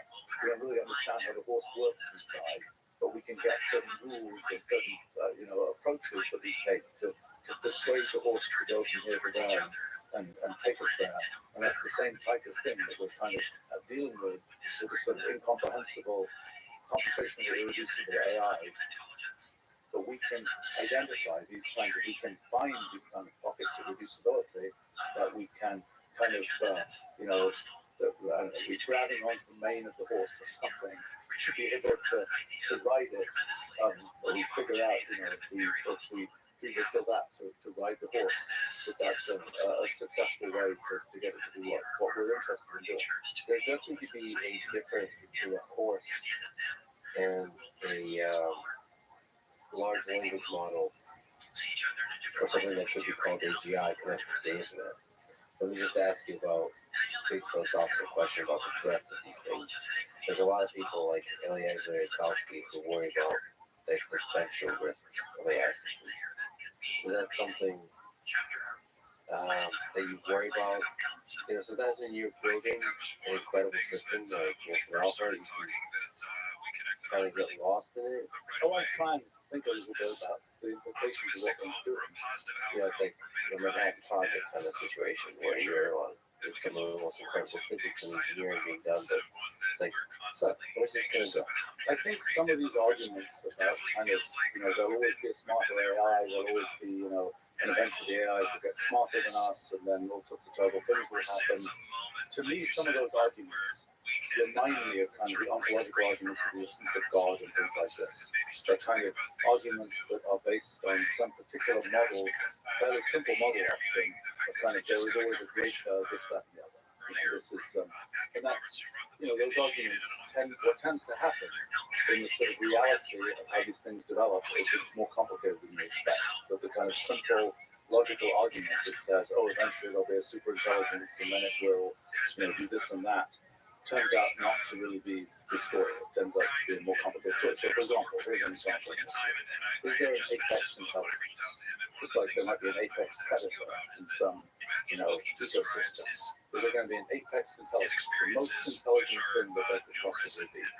Right? I think the answer is no. In fact, we already know this. It's kind of back to the whole computational irreducibility story. There's kind of a question of, even if you have if you have sort of a Turing machine, if you have a Turing machine that runs as long as possible before it walks, you say, is this the apex machine that does that? There will always be a machine that can go longer. And as you go out to the infinite collection of possible currencies, you'll never have reached the end. You'll always be able to, it's kind of like the same question of whether there'll always be another invention. Will you always be able to invent another thing? The answer is yes. There's an infinite tower of possible inventions. That's one definition of impact. But the other is like, which I also thought you were, which I also might be true, is there a species that impacts intelligence right now on Earth? So it's not trivial to say that humans are that. Yeah, it's not true.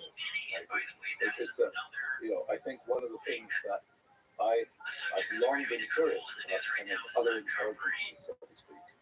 I view intelligence is like computation, and it's kind of you have the set of rules, you deduce what happens.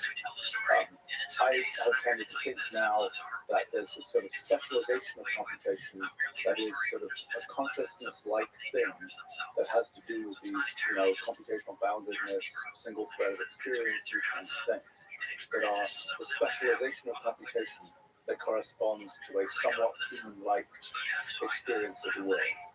Now the question is, so that's, there may be other intelligences like, the atoms, the weather has a mind of its own. It's a different kind of intelligence that can compute all kinds of things that are hard for us to compute, but it is not well aligned with us, with the way that we think about things. It doesn't think the way we think about things. And, in this idea of different intelligences, every different mind, every different human mind is a different intelligence that thinks about things in different ways. And, in terms of the kind of formalism of our physics project, we talk about this idea of the rule of space, the spatiable possible for rule systems, and different minds are in a sense at different points in rule of space. Human mind, ones that have grown up with the same kind of culture and ideas and things like this, might be pretty close in the rule of space, pretty easy for them to communicate, pretty easy to translate, pretty easy to move from one place in the real space that corresponds to one mind to another place in the real space that corresponds to another sort of nearby mind. When we deal with kind of more distant things in real space, like, the pet cat or something, the pet cat has some aspects that are shared with us. The emotional responses of the cat are somewhat similar to ours, but the cat is further away in real space than people are. And so then the question is, can we identify can we make a translation from our thought processes to the thought processes of a cat or something like this? And what will we get? And what will happen when we get there? And I think it's the case that many animals, like dogs, for example, they have elaborate olfactory systems. They have sort of the smell architecture of the world, so to speak, in a way that we don't.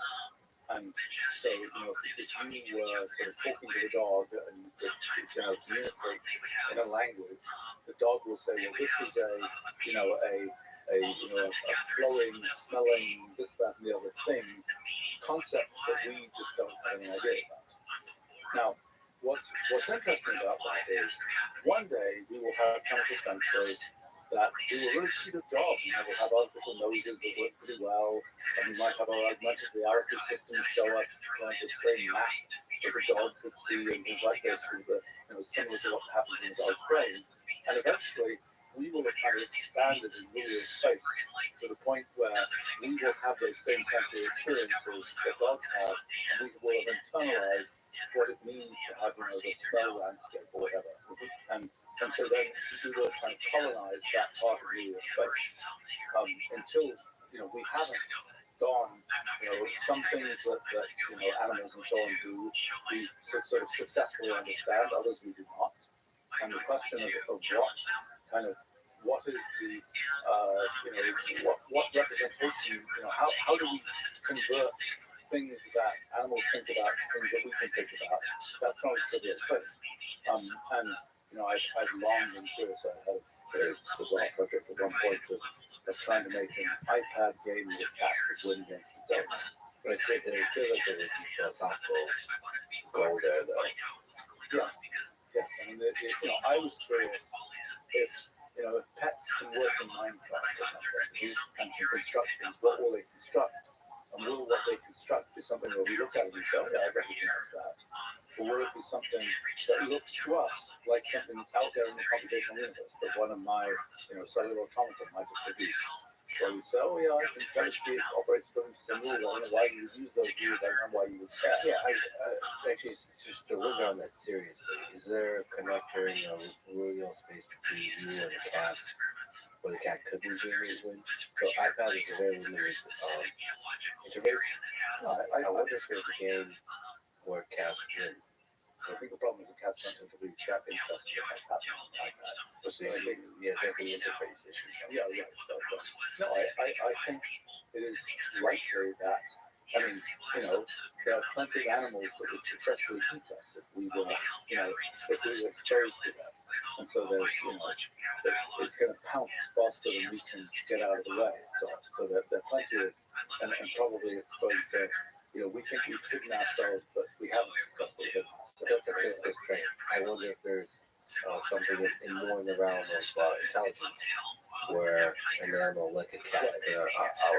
Well, I think there are things, certainly in terms of the speed of processing certain kinds of things, for sure. I mean, the question of what, is there a game of chess, for example? Is there cat chess? If the cats could play against each other, and if we tried to play a cat, we would lose. I don't know. It might have to do with speed, but it might have to do with concepts also. There might be concepts in the cat's head. I tend to think that our species, from its invention of language, has managed to build up this kind of power of abstraction that, for things like a chess-like game, will make us win. In other words, we've become, through the fact that we've kind of experienced language and learned abstraction, we've sort of become smarter at those kinds of abstract kinds of things. Now, that doesn't make us smarter at catching a mouse or something. It makes us smarter at the things that we've chosen to sort of, concern ourselves with these kinds of abstract things. And I think, this is again back to the question of what does one care about?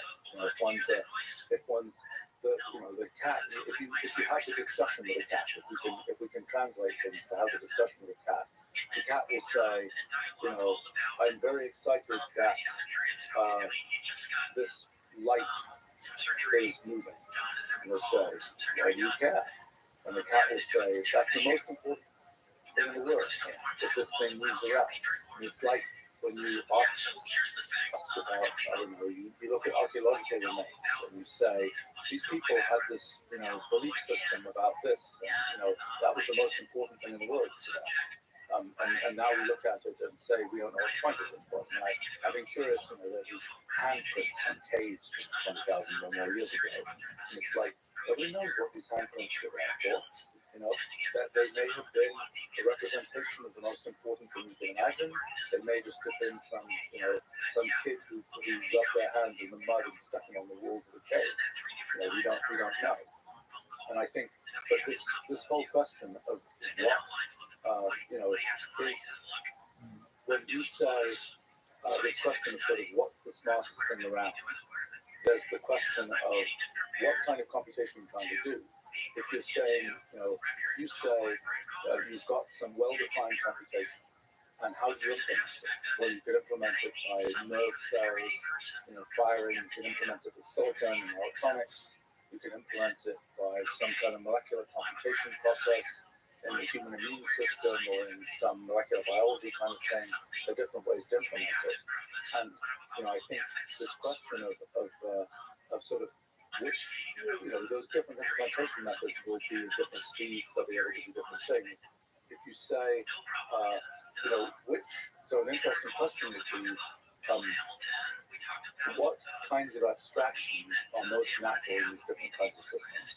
So for a cat, it's, for example, the visual scene that we see, you might, we pick out certain objects, we recognize, certain things in that visual scene. A cat might in principle recognize different things. I suspect, evolution, biological evolution is very slow, and I suspect what a cat notices is very similar. We even know that from similar physiology. What a cat notices is very similar to what we notice. Of course, there's one obvious difference is cats have only two kinds of color receptors. so they don't see the same kind of color that we do. Now, we'd say we're effectively have three color receptors in the green blue. We're not the overall winner. I think the mattress shrimp is the overall winner with 15 color receptors, I think. So it can kind of make distinctions that with our current, like the mantis shrimp's view of reality is, in terms of color, is much richer than ours. Now, what's interesting is how do we get there? So imagine we have this augmented reality system that is even, it's seen into the infrared, into the ultraviolet, things like this, and it's translating that into something that is connectable to our brains, either through our eyes or more directly into our brains. Then eventually our kind of web of the types of things we understand will extend to those kinds of constructs, just as they have extended. And there are plenty of things where we see them in the modern world because we made them with technology, and now we understand what that is. But if we've never seen that kind of thing, we wouldn't have a way to describe it, we wouldn't have a way to understand it, and so on. All right, so that actually stemmed from our conversation about whether AI is going to kill all of us. And we discussed this kind of spreading of intelligence in real space, that in practice it just seems that things get more complicated. Things are more complicated than the story of, well, if you build a thing that's plus one intelligence, that thing will be able to build the thing that's plus two intelligence and plus three intelligence, and that will be exponential. It become more intelligent exponentially faster and so on, until it completely destroys everything. But that intuition might still not be so simple, but might still carry validity. And there's two interesting trajectories here. One, the superintelligence system remains in real proximity to humans. We're like, holy crap, this thing is really intelligent. Now let's elect the president. And then there could be perhaps more terrifying intelligence that starts moving away. They might be around us now. They're moving far away in real space, but they're still sharing physical resources with us, right? Yeah, so they can rob us of those physical resources and destroy humans. It's kind of casual. Yeah, just like nature could. But it seems like there's something unique about AI systems where there is a kind of exponential growth, like the way, nature has so many things in it. One of the things that nature has, which is very interesting, are viruses. Mm-hmm. There is systems within nature that have this kind of exponential effect. And that terrifies us too, because there's only 8 billion of us. It's just kind of, it's not that hard to just kind of whack them all. Yeah. So, that's what we're about. That's right. Hey, are you actually concerned about something like OES, for example? Just big, painful negative effects. No, but perhaps that's because I'm intrinsically an optimist.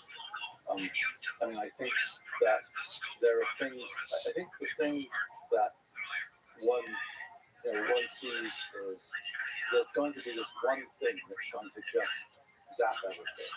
Somehow, maybe I have faith in computational irreducibility, so to speak, that there's always unintended corners. That, just like somebody says, I'm going to, somebody has some bioweapon, and they say, we're going to release this, it's going to do all this harm. But then it turns out it's more complicated because, the kind of, some humans are different, and, the exact way it works is a little different than you expect. It's something where, sort of the great big, you smash the thing with something, the asteroid collides with the Earth, and it's kind of, and yes, the Earth is cold for 2 years or something, and, then lots of things die, but not everything dies. And it's, there's usually, I kind of, this is in a sense the sort of story of computational irreducibility. There are always unexpected corners, there are always unexpected consequences, and I don't think we could kind of whack it over the head with something and then it's gone. Is, that can obviously happen. The Earth can be swallowed up in a black hole or something, and they're kind of presumably all over. But I think this question of what what do I think the realistic paths are? I think that there will be sort of an increasing, that people have to get used to phenomena like computational irreducibility. There's an idea that we built the machines so we can understand what they do, and we're going to be able to control what happens. Well, that's not really right. Now the question is the result of that lack of control going to be that the machines can conspire and sort of wipe us out?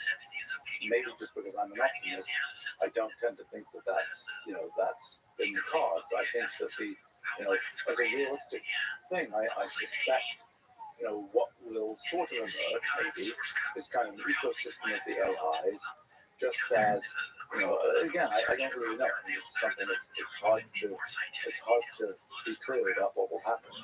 And I think that there are a lot of sort of details of, what do we do, what systems in the world could we connect an AI to? I have to say, I was just a couple of days ago, I was working on this ChatGPT plugin kit that we have for working on it, where you can create a plugin and it runs with language code, and it can run with language code back on your own computer. And I was thinking, well, I can just make it, I can tell ChatGPT to create a piece of code and then just run it on my computer. And I'm like, that sort of personalizes for me what could possibly go wrong. Was that exciting or scary? It was kind of like I realized I'm delegating to the AI, write a piece of code. You're in charge. Write a piece of code, run it on my computer.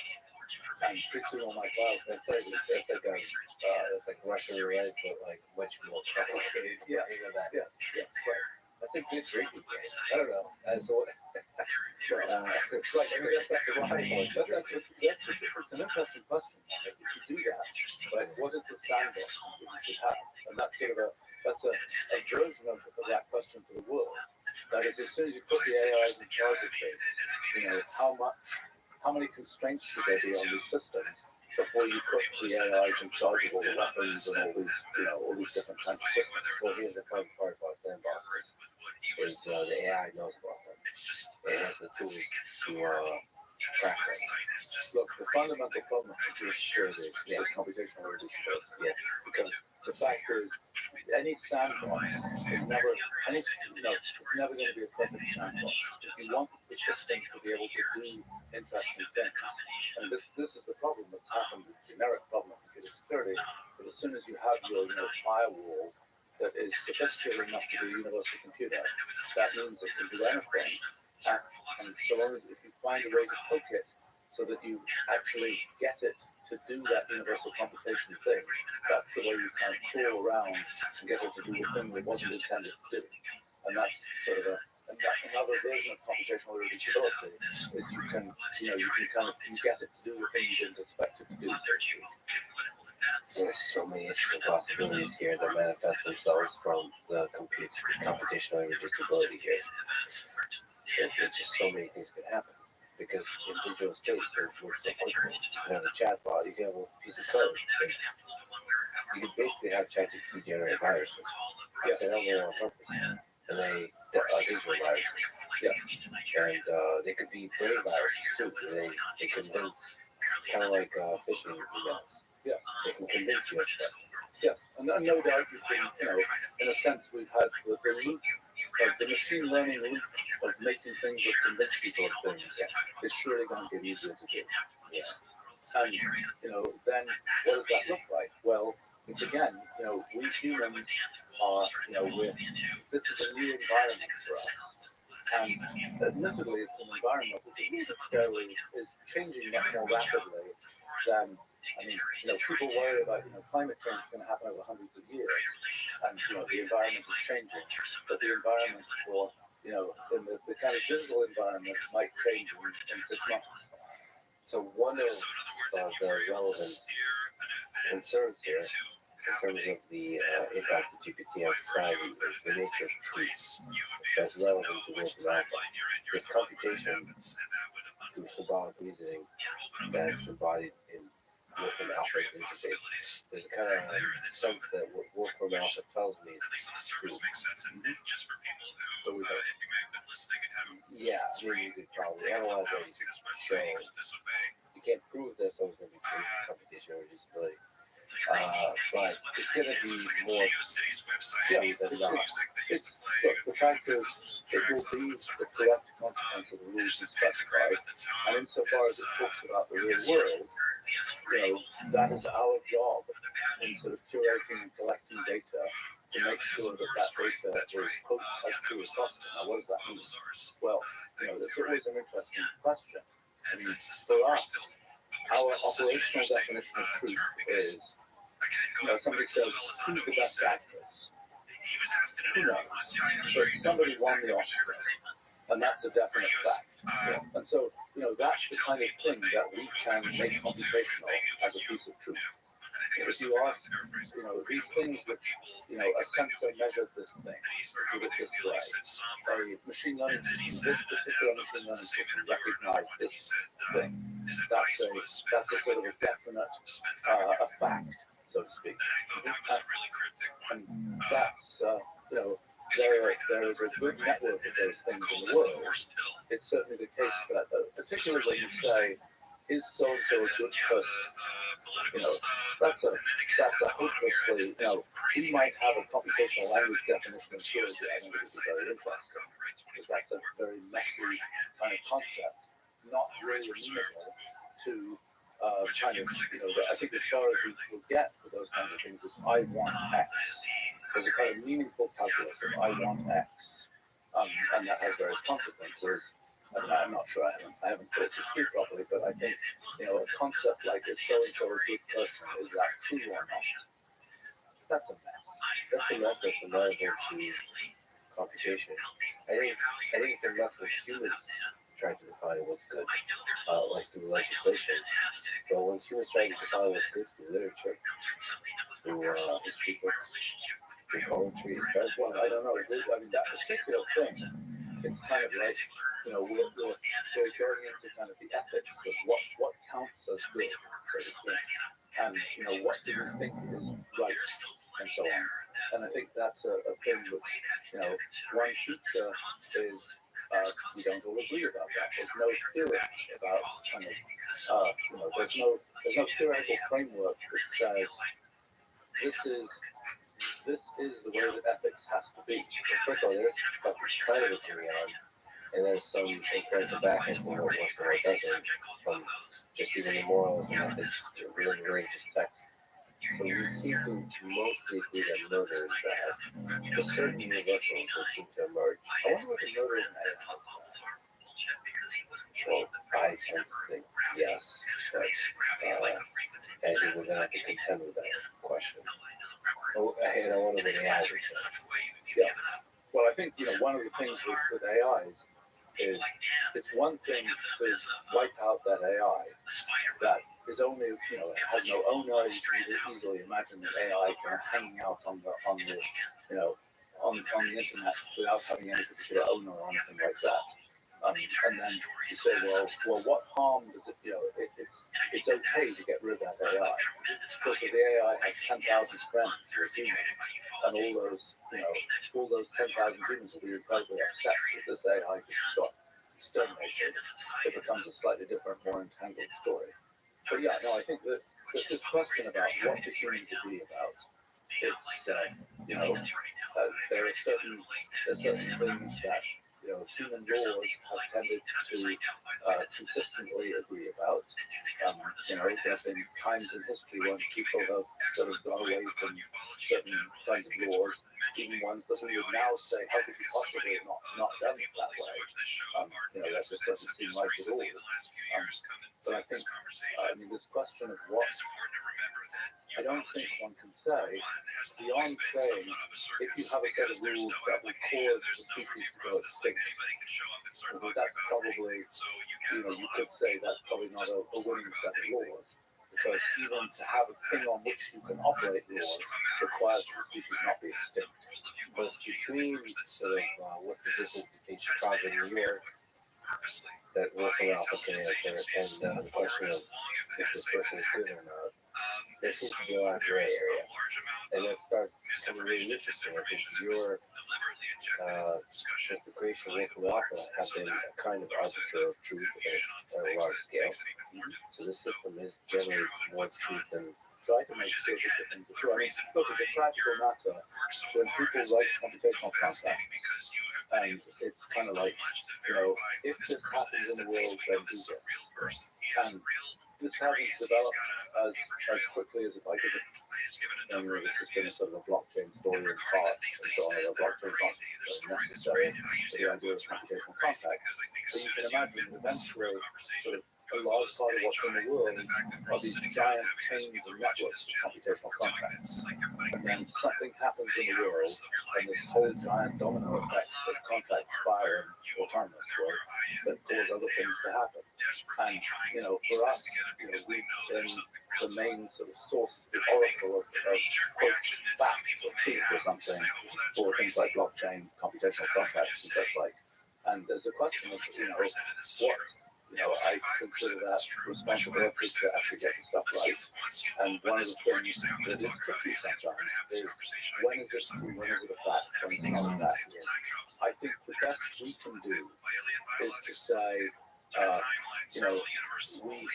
have a procedure, we follow the procedure, we might get it wrong, but at least we won't be correct about getting it wrong. That's beautiful. I have a transparency about the procedure. The problem starts to emerge when the things that you convert to computational language start to expand. For example, into the realm of politics. This is where it's almost like this nice dance of Wolfram Alpha and ChatGPT. ChatGPT is, like you said, is shallow and broad. It really gives you an opinion on everything. But it writes fiction as well as fact, which is exactly how it's built. I mean, that's exactly, it is making language, and it is making both, even in code it writes fiction. I mean, it's kind of fun to see sometimes. It will write fictional language code. Yeah. So that kind of looks right. Yeah, it looks right, but it's actually not pragmatically correct. Yeah. But yes, it has a view of kind of roughly how the world works. But at the same level as books fiction talk about roughly how the world works. They just don't happen to be the way the world actually works or whatever. But yes, so that's no, I agree. That's sort of a we are attempting with our whole working language, computational language thing to represent at least, well, it's either, it doesn't necessarily have to be how the actual world works, because we can invent a set of rules that aren't the way the actual world works and run those rules, but then we're saying we're going to accurately represent the result of running those rules, which might or might not be the actual rules of the world. But we also trying to capture features of the world as accurately as possible to represent what happens in the world. Now, again, as we've discussed, the atoms in the world arranged, you say, I don't know, what the tanks that showed up, that drove somewhere. Okay, well, what is a tank? It's an arrangement of atoms that we abstractly describe as a tank. And you could say, well, there's some arrangement of atoms, there's different arrangement of atoms, but it's not, we didn't decide, it's like this observatory question of, what arrangement of atoms counts as a tank versus not a tank. So there's even things that we consider solid facts. You can start to kind of disassemble them and show that they're not. Right. So the question of whether, I don't know, was this gust of wind strong enough to blow over this particular thing? Well, a gust of wind is a complicated concept. It's full of little pieces of fluid dynamics and little vortices here and there, and you have to define, was it, what the aspect of the gust of wind that you care about might be, it puts this amount of pressure on this, blade of some wind turbine or something, and that's the, but if you say, if you have something which is the fact of the gust of wind was this strong, or whatever, that is, you have to have some definition of that. You have to have some measuring device. It says, according to my measuring device that was constructed this way, the gust of wind was this. So, what can you say about the nature of truth that's useful for us to understand ChatGPT? Because you've been contending with this idea of what is fact and not, and it seems like ChatGPT is used a lot now. I've seen it used by journalists to write articles, Yeah. and so you have people that are working with large language models trying to desperately figure out how do we essentially censor them through different mechanisms, like either manually or through reinforcement learning, through feedback, trying to align them to not say fiction, to say non-fiction as much as possible. Well, this is the importance of computational language as an intermediate. It's kind of like you've got the large language model, it's able to surface something which is a formal, precise thing that you can then look at, and you can run tests on it, you can do all kinds of things, it's always going to work the same way, and precisely define what it does. And then the large language model is the interface. I mean, the way I view these large language models, one is very important, and there are many use cases. It's a remarkable thing to talk about some of these. Literally, every day we're coming up with a couple of new use cases, some of which are very, very, very surprising. And things where, but the best use cases are ones where it's, even if it gets it roughly right, it's still a huge win. Like a use case we had a week or two ago is read our bug reports. We've got hundreds of thousands of bug reports that will be accumulated over decades. And it's like, can we have it just read the bug report, figure out where is the bug likely to be, and hone in on that piece of code, maybe even suggest some sort of way to fix the code. It might get that, it might be nonsense about how to fix the code, but it's incredibly useful that it was able to, So often because they're the nonsense and somehow be expressive. I don't quite understand that yet. There's so many programming related things, like for example, translating one programming language to another, really extremely effective, and then the failures reveal the path forward also. Yeah, but I think, the big thing, in that kind of discussion, the unique thing about our computational language is intended to be read by humans. Yeah. So it's really important. So it has this thing where you can, but thinking about sort of ChatGPT and its use and so on, one of the big things about it, I think, is it's a linguistic user interface. That is, so a typical use case might be, and take the journalist case, for example. It's like, let's say I have 5 facts that I'm trying to turn into an article, or I'm trying to write a report where I have basically 5 facts that I'm trying to include in this report. But then I feed those 5 facts to ChatGPT, it puffs them out into this big report. And then that's a good interface for it.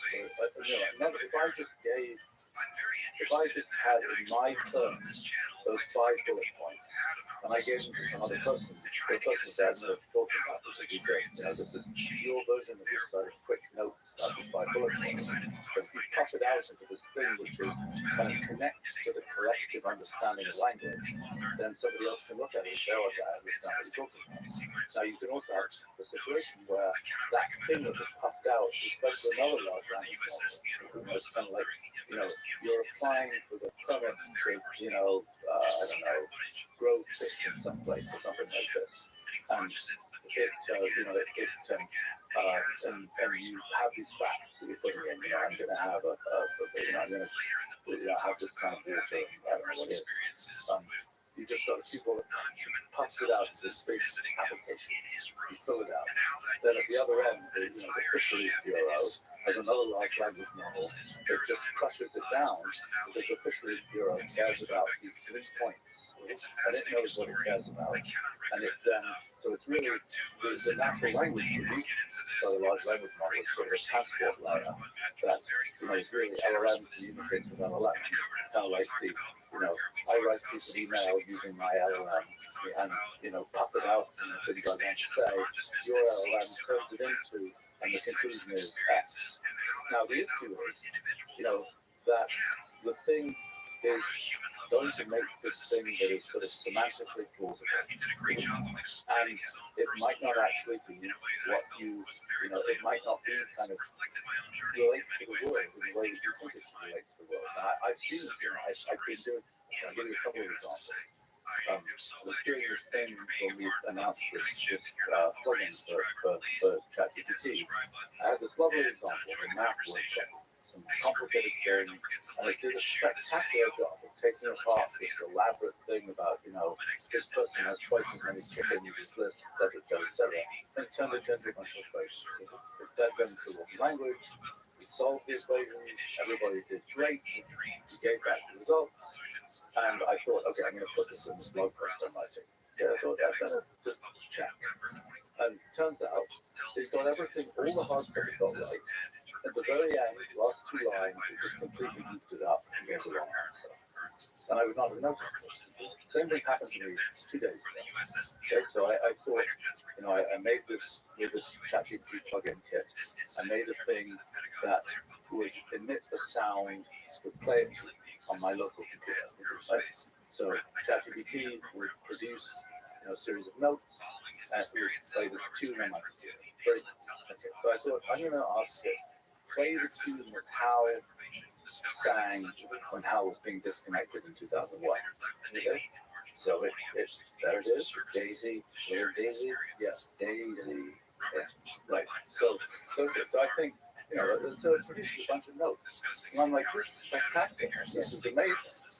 And then I thought, I was just going to put it in, and then I thought, I better actually play this. And so I did, and it was Mary Has a Little Laugh. Oh, wow. Oh, wow. It was Mary Had a Little Lamb. Yeah. Yeah. Wow. So it was correct. So wrong. Yeah. It was, we could easily do this thing.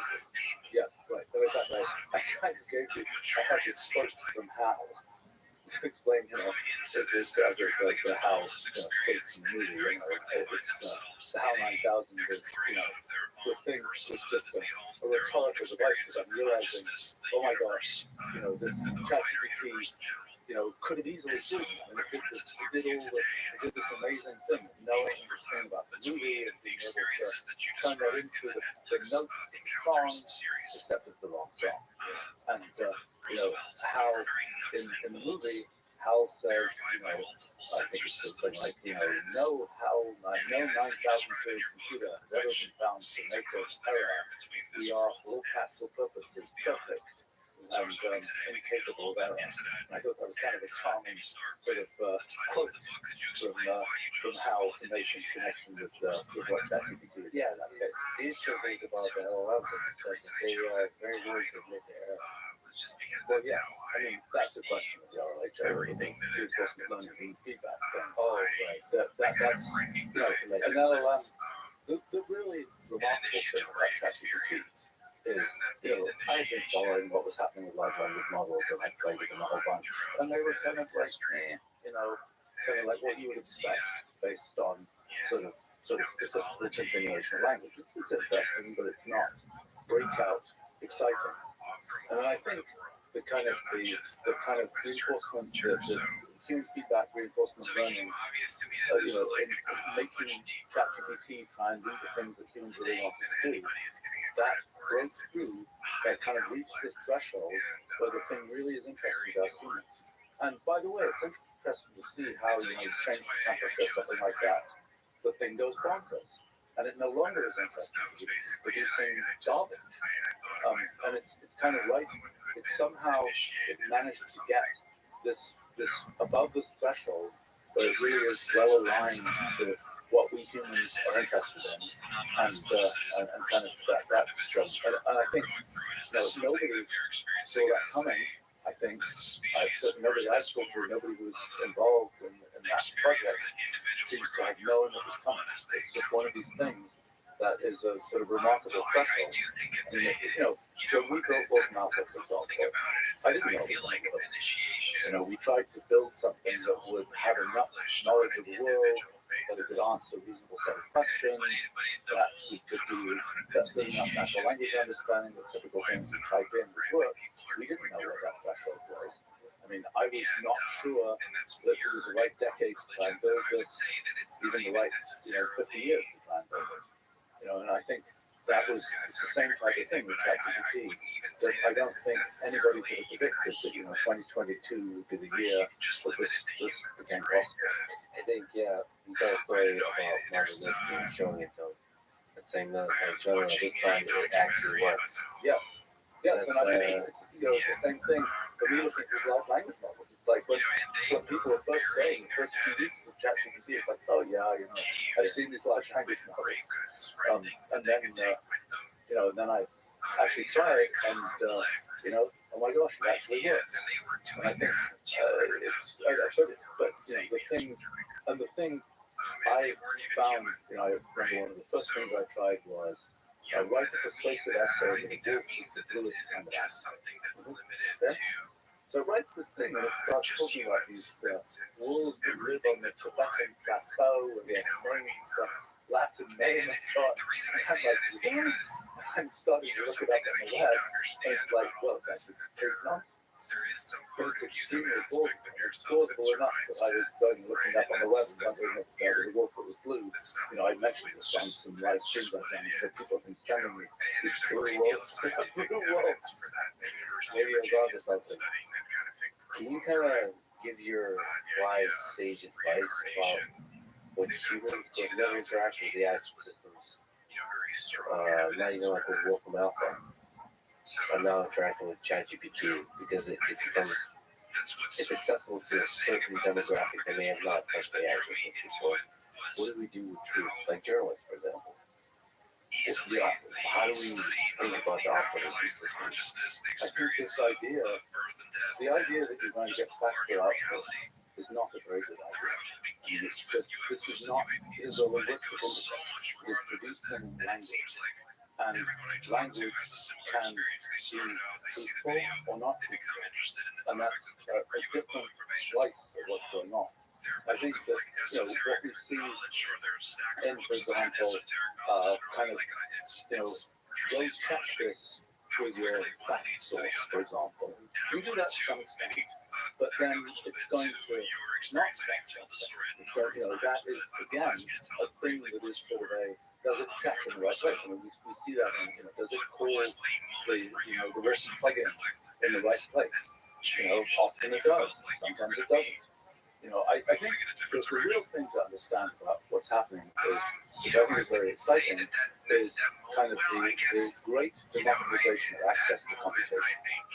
And I think that when you look at sort of there's been a long period of time when computation and the ability to figure out things with computers has been something that kind of only the fluid at some levels can achieve. I myself have been involved in trying to sort of de-fluidify access to computation back before mathematical history.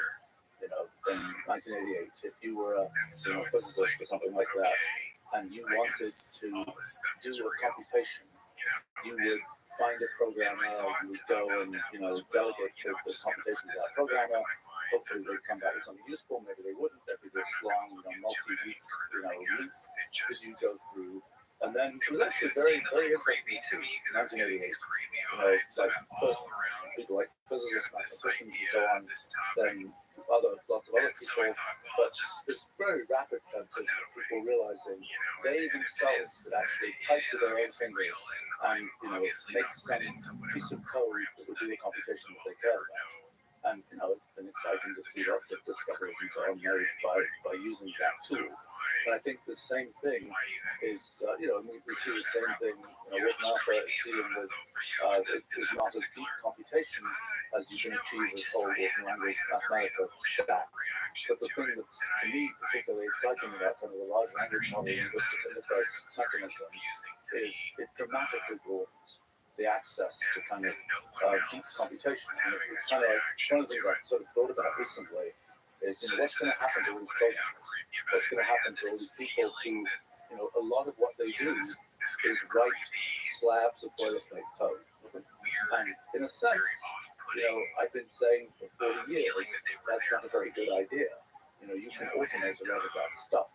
With a high enough level language, that slab of code that's designed in the right way, that slab of code turns into this one function you just implement it, you can just use. So in a sense, the fact that there's all of this activity of doing sort of lower level programming is something, for me, it seemed like, I don't think this is the right thing to do. But, and lots of people have used that technology and not have to do that. But the fact is that that's, so when you look at computer science departments that have turned into places where people are learning to play the program, so to speak, it's sort of a question of what's going to happen. And I think there are two dynamics. One is that kind of sort of boilerplate programming is going to become, it's going to go the way that assembly language went back in the day, of something where it's really mostly specified by, at a higher level, you start with natural language, you turn it into a computational language. You look at the computational language, you run tests, you understand that's what's supposed to happen. If we do a great job with compilation of the computational language, it might turn into LLVM or something like this.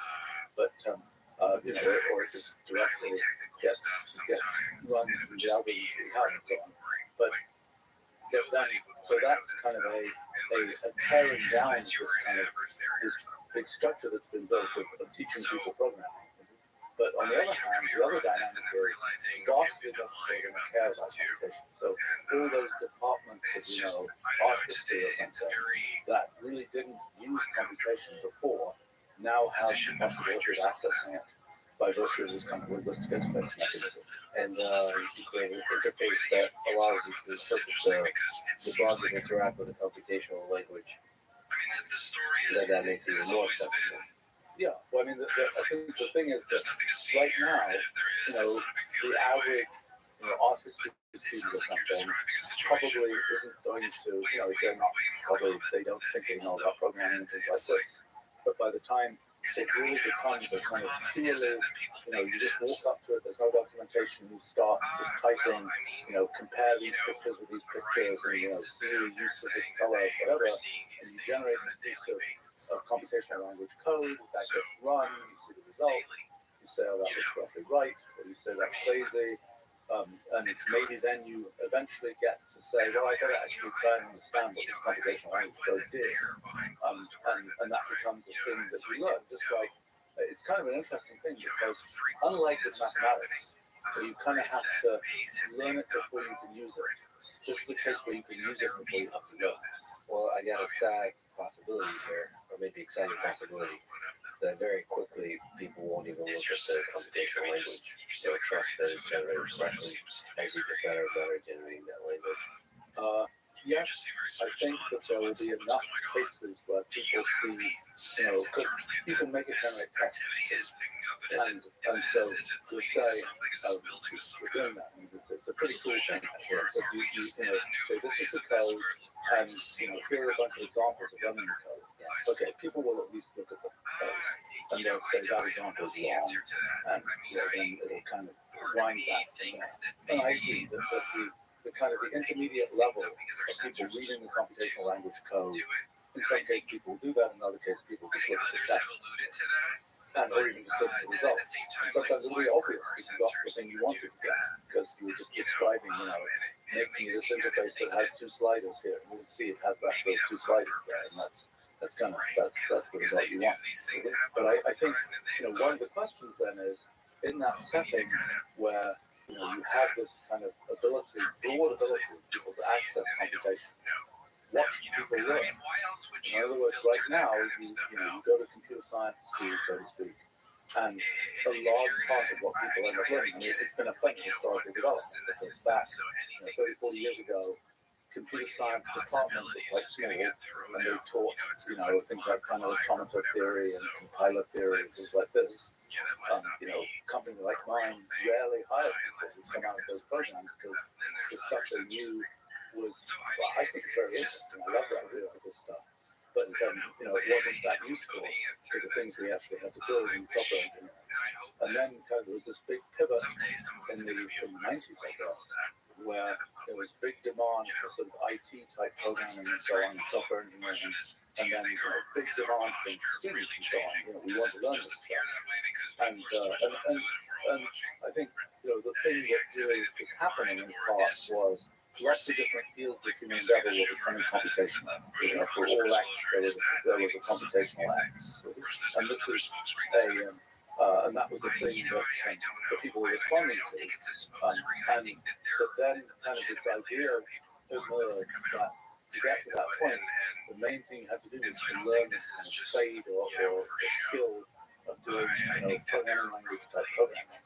And that, it kind of, it's a strange thing actually, because I remember back when I used to be in the professional business, which is now 35 years ago, so, well, it's kind of it was right when they were just starting to emerge kind of computer science departments at sort of fancy research universities and so on. And some already had it, but the other ones were just starting to have that. And it was kind of a thing where they were kind of wondering, are we going to put this thing that is essentially a trade-like skill, are we going to somehow attach this to the rest of what we're doing?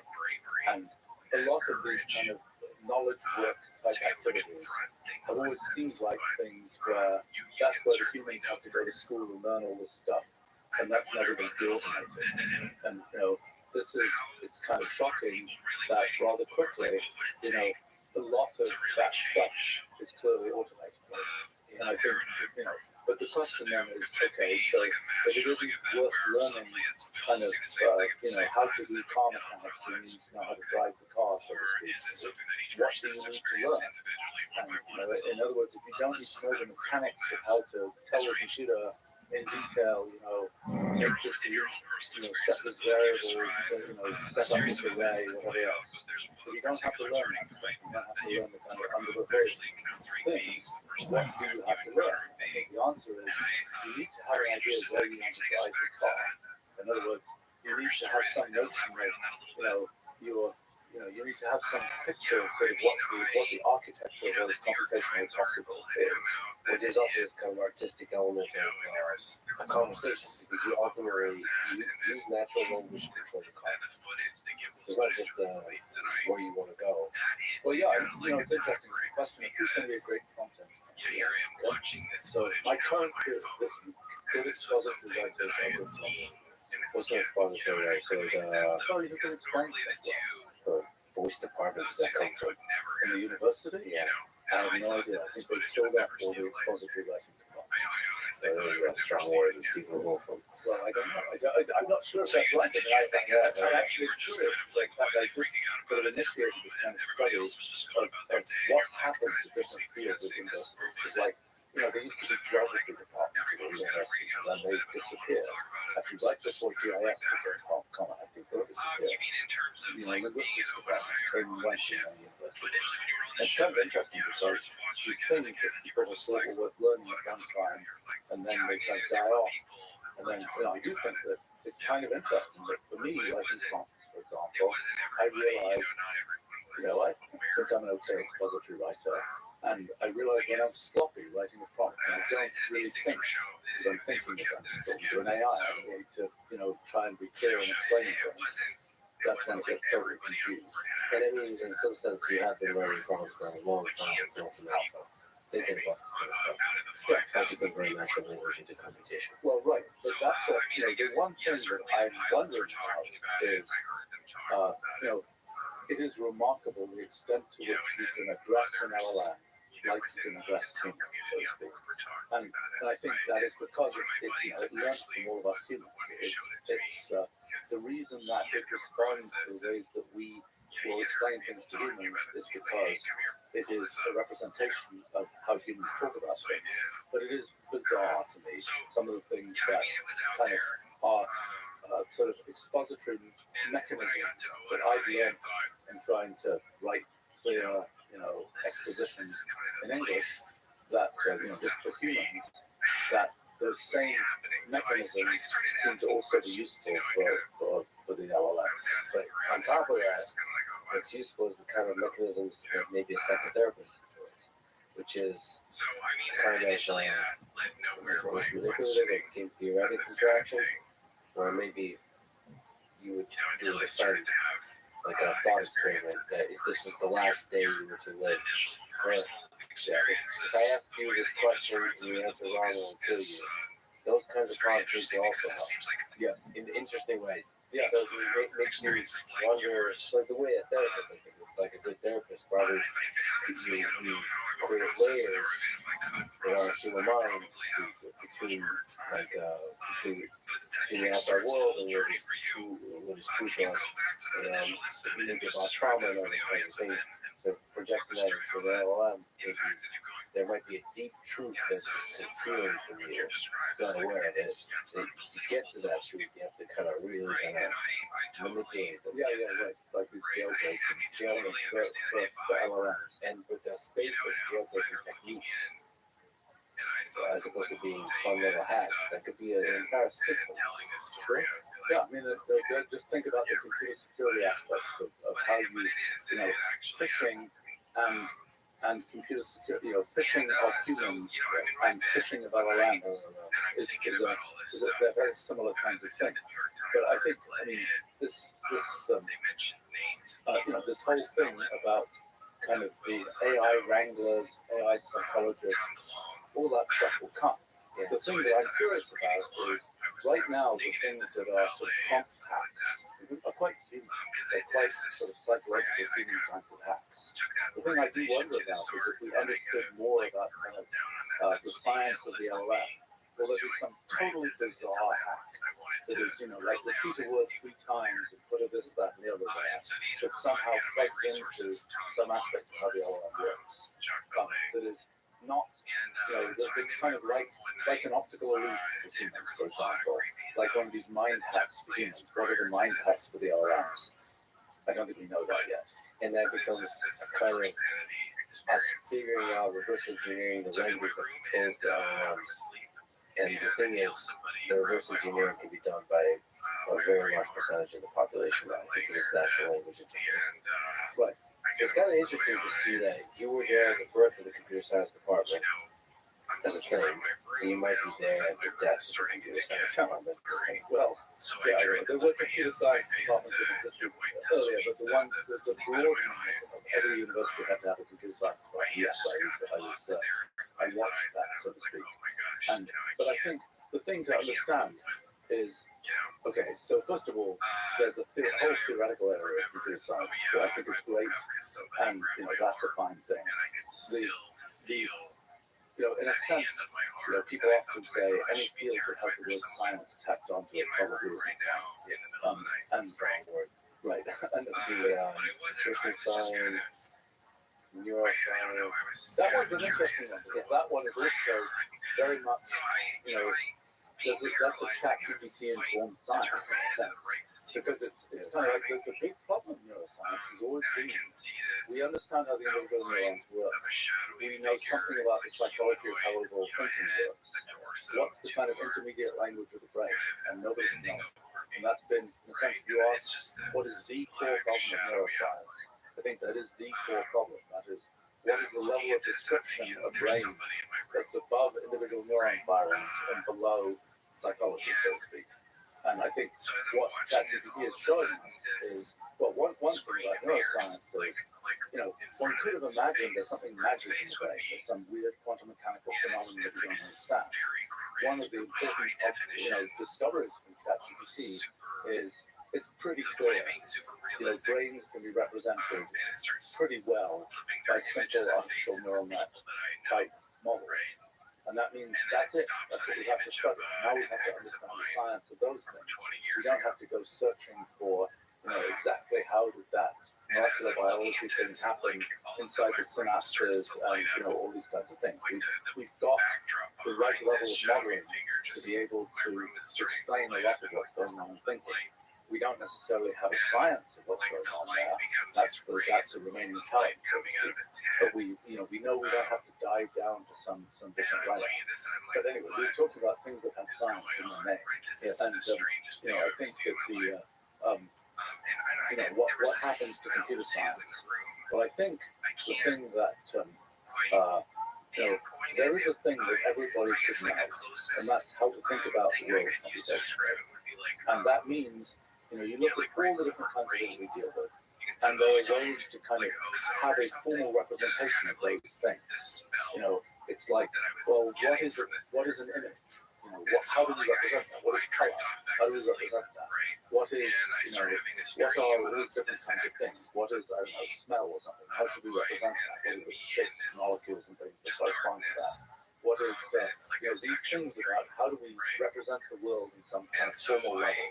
And I think my current thinking, I'm not really happy with this yet, but it's kind of computer science and CS. And what really is important is kind of computational X for all X. And there's this kind of thing which is kind of like CX, not CS. And CX is this kind of computational understanding of the world that isn't the sort of details of programming and programming languages and the details of how particular computers are made. It's this kind of way of formalizing the world, kind of a little bit like what logic was going for back in the day. And we're now trying to find a formalization of everything in the world. You can kind of see, we made a poster years ago, kind of the growth of systematic data in the world. So all these different kinds of things that, there were sort of systematic descriptions found for those things. Like, at what point do people have the idea of having calendars, dates, a systematic description of what day it was? At what point do people have the idea, systematic descriptions of these kinds of things? And as soon as one can, people, as a way of sort of formulating how you think about the world in a sort of a formal way so that you can kind of build up a tower of capabilities. You kind of have to know how to think about the world computationally. You kind of need to name. It isn't, we implement it with computers. So we talk about it as computational. But really, what it is a formal way of thinking about the world. What is the formalism of the world, so to speak? And how do we learn about kind of how to think about different aspects of the world in a formal way? So I think sometimes when you use the word formal, it kind of implies highly constrained. And perhaps that's not, it doesn't have to be highly constrained. Computational thinking does not mean like logic. No, it's a really, really broad thing. I wonder if you think natural language will evolve such that everybody's doing computational thinking. Yeah. Well, so one question is whether there will be a pigeon of computational language and natural language. Yeah. And I found myself sometimes, talking to ChatGPT, trying to get it to write book language code, and I write it in pigeon form. So that means I'm combining, nest list, this collection of, whatever, nest list is a term for book language, and I'm combining that. And ChatGPT does a decent job of understanding that pigeon. Probably would understand a pigeon between English and French as well. A smooshing together of those languages. But yes, I think that's far from impossible. And what's the incentive for young people that are like 8 years old, 9, 10, they're starting to interact with ChatGPT to learn the normal natural language, right? The full poetic language. Why? The same way we learn emojis and shorthand when you're texting, they'll learn like language will have a strong incentive to evolve into maximally computational kind of language. I had this experience a number of years ago. I happened to be visiting a person I know on the West Coast who's worked with a bunch of kids who are 10 years old or something, who learned what language they were young. And these kids learned it so well, they were speaking it. And so show up and they'd say, no, this thing, speaking this language, I never heard of this spoken language. They were very disappointed. I couldn't understand it at the speed that they were speaking at. It's like kind of, and so I think that's, I actually thought quite a bit about how to turn computational language into a convenient spoken language. I haven't quite figured that out. It's all spoken because it's readable. Yeah, it's readable as a way that we would read text. So if you actually want to speak it, and it's useful, if you're trying to talk to somebody about writing a piece of code, it's useful to be able to say something, and it should be possible. And I think it's very frustrating. It's one of those problems of maybe this is one of these things that I should try and get an LLM to help how to make it speakable. Maybe it's easier than you realize. I think it is easier. I think it's one idea. So I think it's going to be something where, the fact is, it's a tree-structured language, just like human language is a tree-structured language. And I think it's going to be one of these things where one of So it wasn't like a poltergeist sound. It was him making a sound, but he was reacting to something. Right. Yeah. One of the requirements A person that I have is standing that on the back deck. whatever the spoken version is, And so he that let the dog dictation out, should be used. to chase That him is, wherever it he shouldn't be the was. case that you have to relearn And then how he the whole texted thing me, works. I'll It should be the case that, and I was that like, open it's bracket probably the deer. is just a in or Maryland, something, in this and it's, particular and area, then, there were always but, deer that would hop the human fence, language has and they would, a lot of he tricks had like that are, tomatoes and stuff I mean, growing for out there on example, that. human And I said, language it's probably just some deer out has, there eating has features that are sort of don't worry about optimized, it, keep it's not a big things deal. within the bounds that our But then when brains this can usually happened, deal I with. was like, Like I, wait a minute, I tried to teach a transformer neural maybe net that to was do something. parenthesis matching. Pretty crummy at Because that was that. just a week. And then ChatGPT is similarly quite crummy at parenthesis matching. You can do it for small parenthesis things, for the same size of parenthesis things, where if I look at it as human, I can immediately tell you the matches are not matched. But as soon as it gets big, as soon as it gets kind of to the point where sort of a deeper computation, it's hopeless. But the fact is that human language has avoided, for example, the deep subclauses. We don't, we arrange things that we don't end up with these incredibly deep things, because brains are not well set up to deal with that. And it's found lots of tricks. And maybe that's what we have to do to make sure the spoken version a human speakable version. Because what we can do visually is a little different from what we can do in the very sequentialized way that we hear things in the audio domain. Struggle with this part, and I feel like Let me just ask about MIT briefly. So there's a college of engineering, there's a new college of computing. These things, I want to live on the computer science department. So MIT has each set, electrical engineering. What do you think college of computing will be doing, like in 20 years? What what happens to computer science? Like, really? This is the question. This is, everybody should learn kind of whatever CX really is. This how to think about the world of computation. Everybody should learn those concepts. And, and some people will learn them at a quite formal level, and they'll learn computational language and things like that. Other people will just learn, sound is represented as, digital data, and they'll get some idea of spectrograms and frequencies and things like this.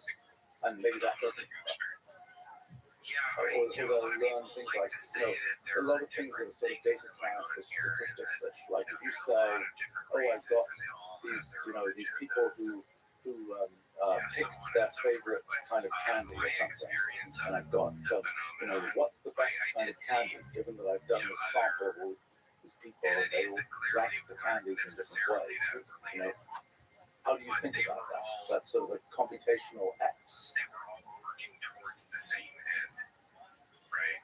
And I think that when people kind of thing, you might say, I know what that is. Statistics is a data science, I don't really know. But kind of how to think about a question like that. has to do with Yeah. And then how to aggregate those ranked preferences into an overall thing. How does that work? How should you think about it? Because you can just tell, you might just tell ChatGPT sort of, I don't know, even the concept of an average. It's not obvious that, that's a concept that people know. It's a rather straightforward concept. People, have learned it from mathy ways right now. But there are lots of things like that. How do you kind of have these ways to sort of organize and formalize the world? And these things, sometimes they live in math, sometimes they live in I don't know what learning about color space. I have no idea what. There's obviously a field of so that's kind of what is in science or color space, like the optics. So like it's not optics. Optics is about, lenses and chromatic aberration of lenses and things like that. the color space is more like design and art. No, I mean it's like, RGB space, XYZ space, hue, saturation, brightness space, all these kinds of things. These are very ways to describe color. Right, but doesn't the application define what that would be? Because obviously designers use color. Sure. No, I mean it's just an example of how do you, the typical person, how do you describe what a color is? Or there are these numbers that describe what a color is. Like, if you're an 8-year-old, you won't necessarily know, it's not something you're born with. know that, colors can be described by three numbers.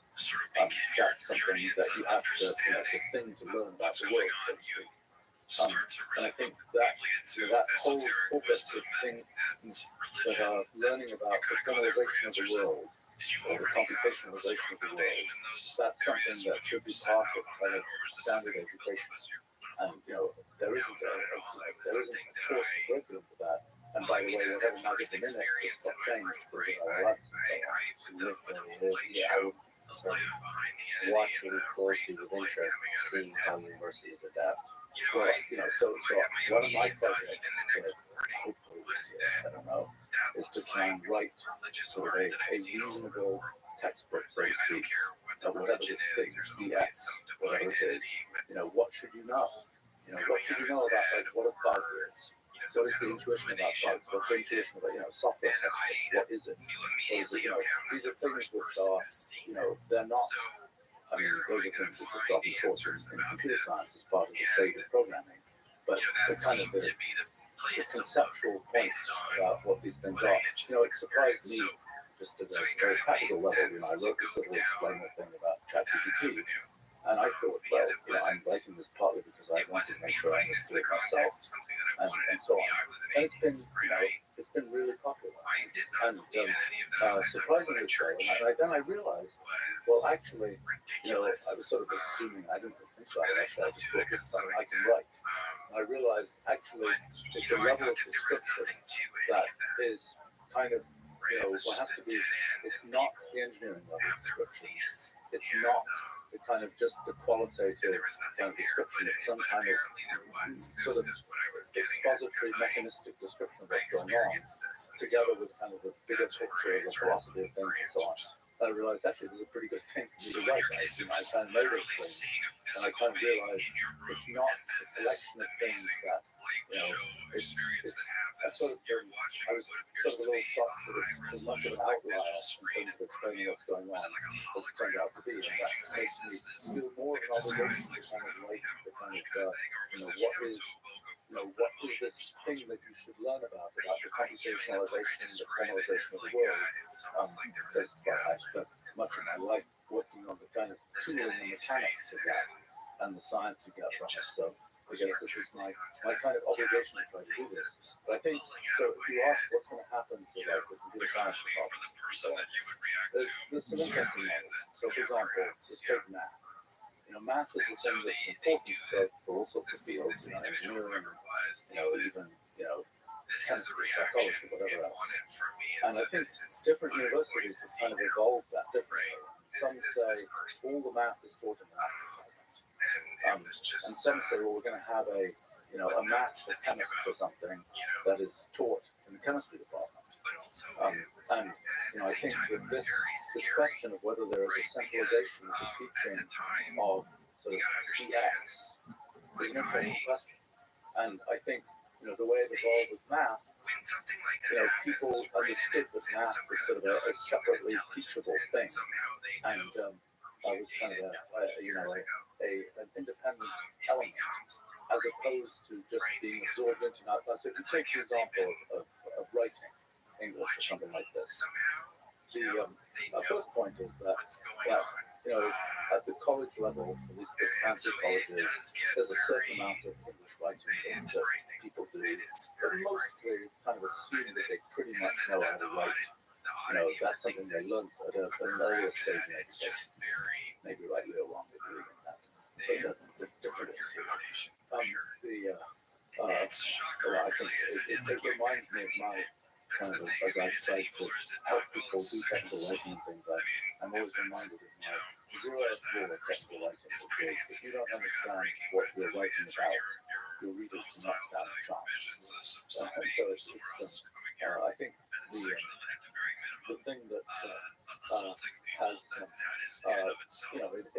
when it comes to like writing, for example, people in different fields are expected to write English essays, and they're not. Mostly the history department or the engineering department, they don't have their own, reps.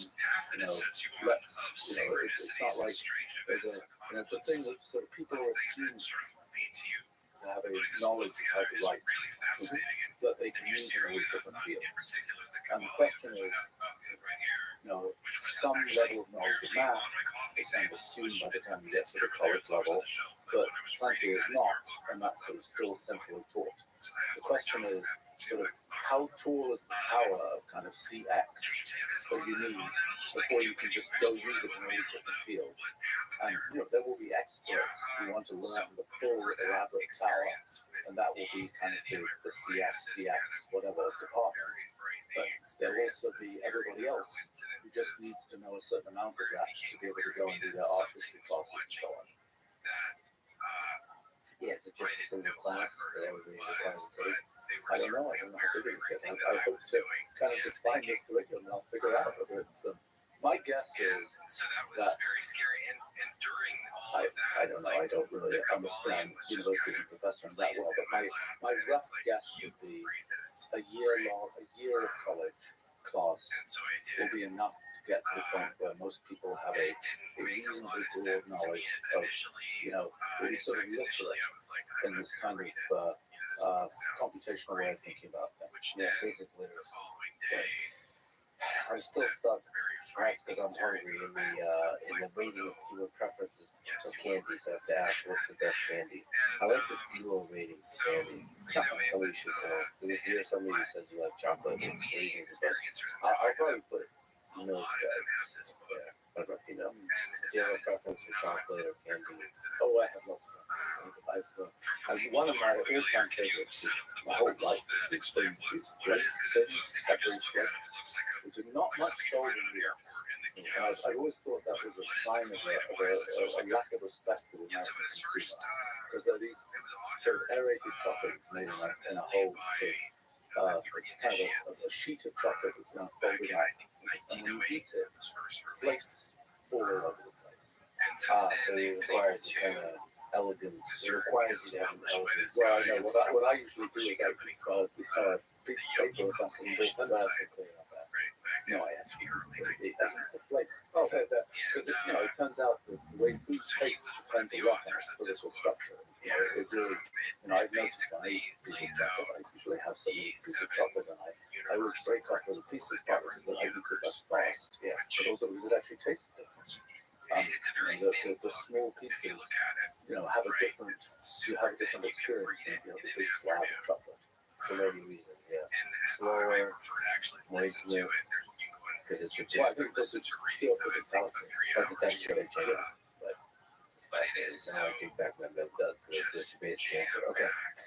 Do you think consciousness is fundamentally computational?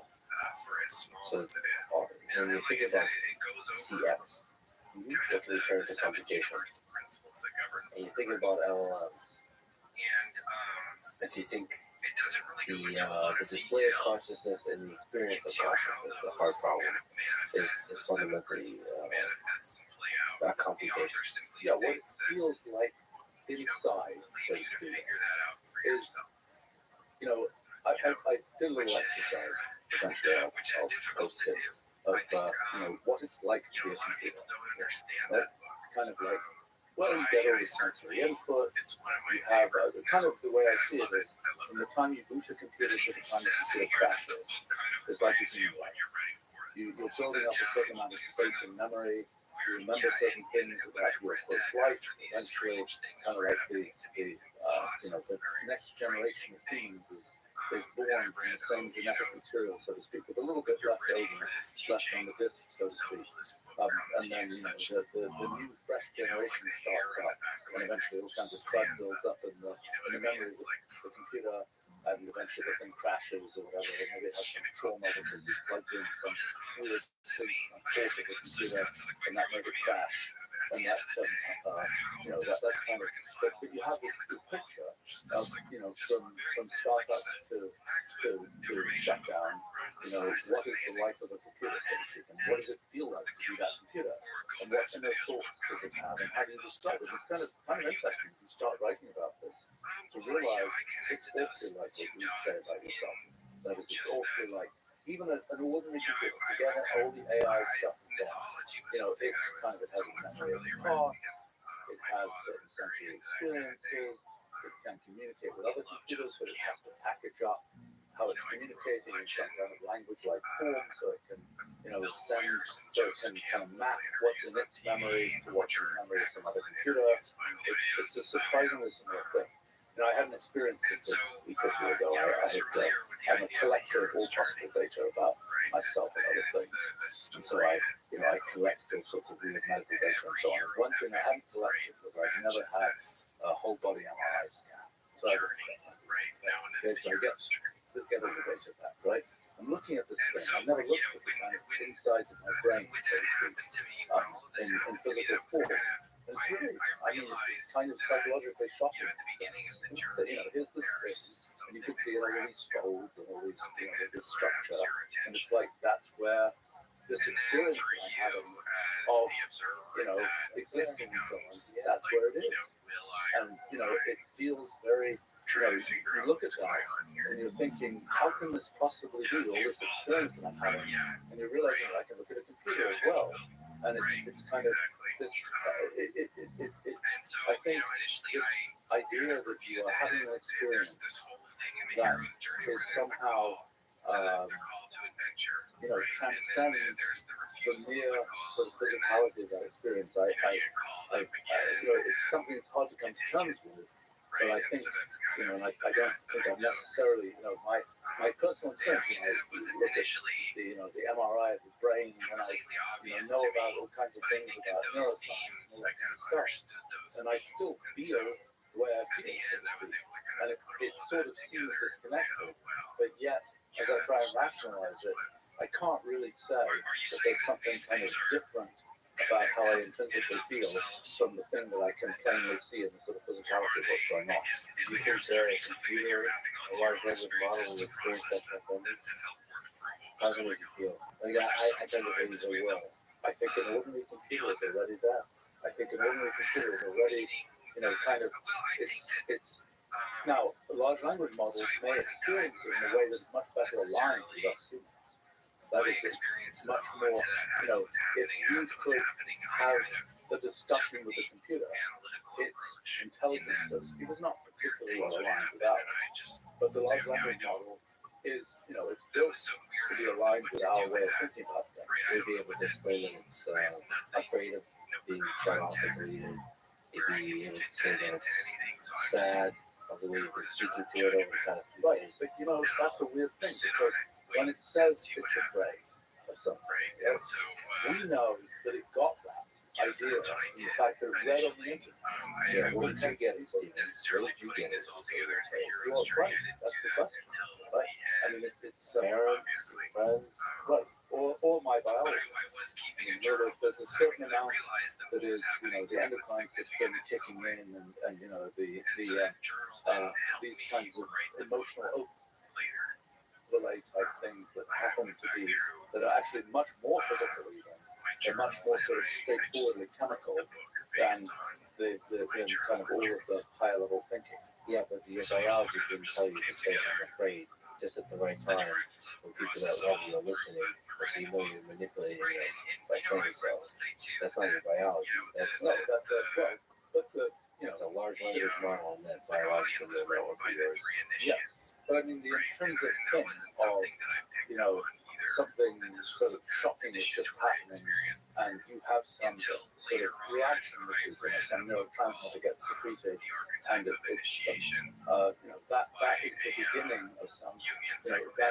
That's one of the pieces of input that then drives kind of like a prompt for the large language model. Just like when we dream, for example, no doubt there are all these sort of random inputs that kind of these random prompts, and that's percolating through in kind of the way that a large language model does, of kind of putting together things that seem meaningful. Are you worried about this world where you teach a lot on the internet and there's people asking questions and comments and so on? You have people that work remotely. Are you worried about this world when large language models create human-like bots that are leaving comments, asking questions, or might even become fake employees? Yeah. Or or worse or better yet, friends of yours. Right. Look, I mean, one point of my mode of life has been I build tools and I use tools. And in a sense, kind of, I'm building this tower of automation, which, and in a sense, when you make a company or something, you are making sort of automation, but it has some humans in it. Also, as much as possible, it has computers in it. And so I think it's sort of an extension of that. Now, if I really didn't know that, it's a funny question. It's a funny issue. When, if we think about sort of what's going to happen to the future kind of jobs people do and so on, and there are places where kind of having a human in the loop, there are different reasons to have a human in the loop. For example, you might want a human in the loop because you want another human to be invested in the outcome. You want a human flying the plane who's going to die if the plane crashes along with you, so to speak. And that gives you sort of confidence that the right thing is going to happen. Or you might want, right now, you might want a human in the loop in some kind of sort of human encouragement, persuasion type profession. Whether that will continue, I'm not sure for those types of professions. Because it may be that the greater efficiency of being able to have sort of just the right information delivered at just the right time will overcome the kind of the kind of area I want to be there. And imagine that a therapist or even higher state, like suicide hotlines operated by a large language model. Yeah, Boy, it's a pretty high stake situation. Right. But I mean, it might in fact be the right thing, because it might be the case that and that's really partly a question of sort of how complicated is the human. One of the things that's always surprising in some sense is that sometimes human psychology is not that complicated. You wrote the blog post, a 50-year quest, my personal journey is good dynamics. My personal journey is the second law of thermodynamics. So, what is this law? And what have you understood about it in 50-year journey? So, general thermodynamics, sometimes called law of entropy, is this principle of physics that says, well, my version of it would be things tend to get more random over time. The version of it that there are many different sort of formulations of it that are things like heat doesn't spontaneously go from a hotter body to a colder body. When you have mechanical work kind of gets dissipated into heat, you have friction and kind of when you systematically move things, eventually there'll be sort of the energy of moving things will kind of ground down in heat. So people first sort of paid attention to this back in the 1820s when steam engines were a big thing. And the big question was, how efficient could a steam engine be? And this is a chap called Sadi Carnot, who was a French engineer. Actually, his father was a sort of elaborate mathematical engineer in France. But he figured out this kind of rules for how kind of the efficiency of the possible efficiency of something like a steam engine. And in sort of a side part of what he did was this idea that mechanical energy tends to get dissipated, that you end up going from sort of systematic mechanical motion to this kind of random thing. But at that time, nobody knew what heat was. At that time, people thought that heat was a fluid. They called it caloric. It was a fluid that kind of was absorbed into substances. And when one hot thing would transfer heat to a colder thing, this fluid would flow from the hot thing to the colder thing. Anyway, then by the 1860s, people had kind of come up with this idea that systematic energy tends to degrade into kind of random heat that could then not be easily turned back into systematic mechanical energy. And then that quickly became sort of a global principle about how things work. The question is, why does it happen that way? So, let's say you have a bunch of molecules in a box, and these molecules are arranged in a very nice sort of flotilla of molecules in one corner of the box, and then what you you typically observe that after a while, these molecules will kind of randomly arranged in blocks. Question is, why does that happen? And people for a long, long time tried to figure out, is there, from the laws of mechanics that determine how these molecules, let's say these molecules like hard spheres bouncing off each other, from the laws of mechanics that describe those molecules, can we explain why it tends to be the case that we see things that are orderly sort of degrade into disorder. We tend to see things that you scramble an egg, you take something quite ordered and you disorder it, so to speak. That's a thing that sort of happens quite regularly, where you put some ink into water and it will eventually spread out and fill up the water. But you don't see those little particles of ink in water all spontaneously kind of arrange themselves into a big blob and then jump out of the water or something. So the question is, why do things happen in this kind of irreversible way?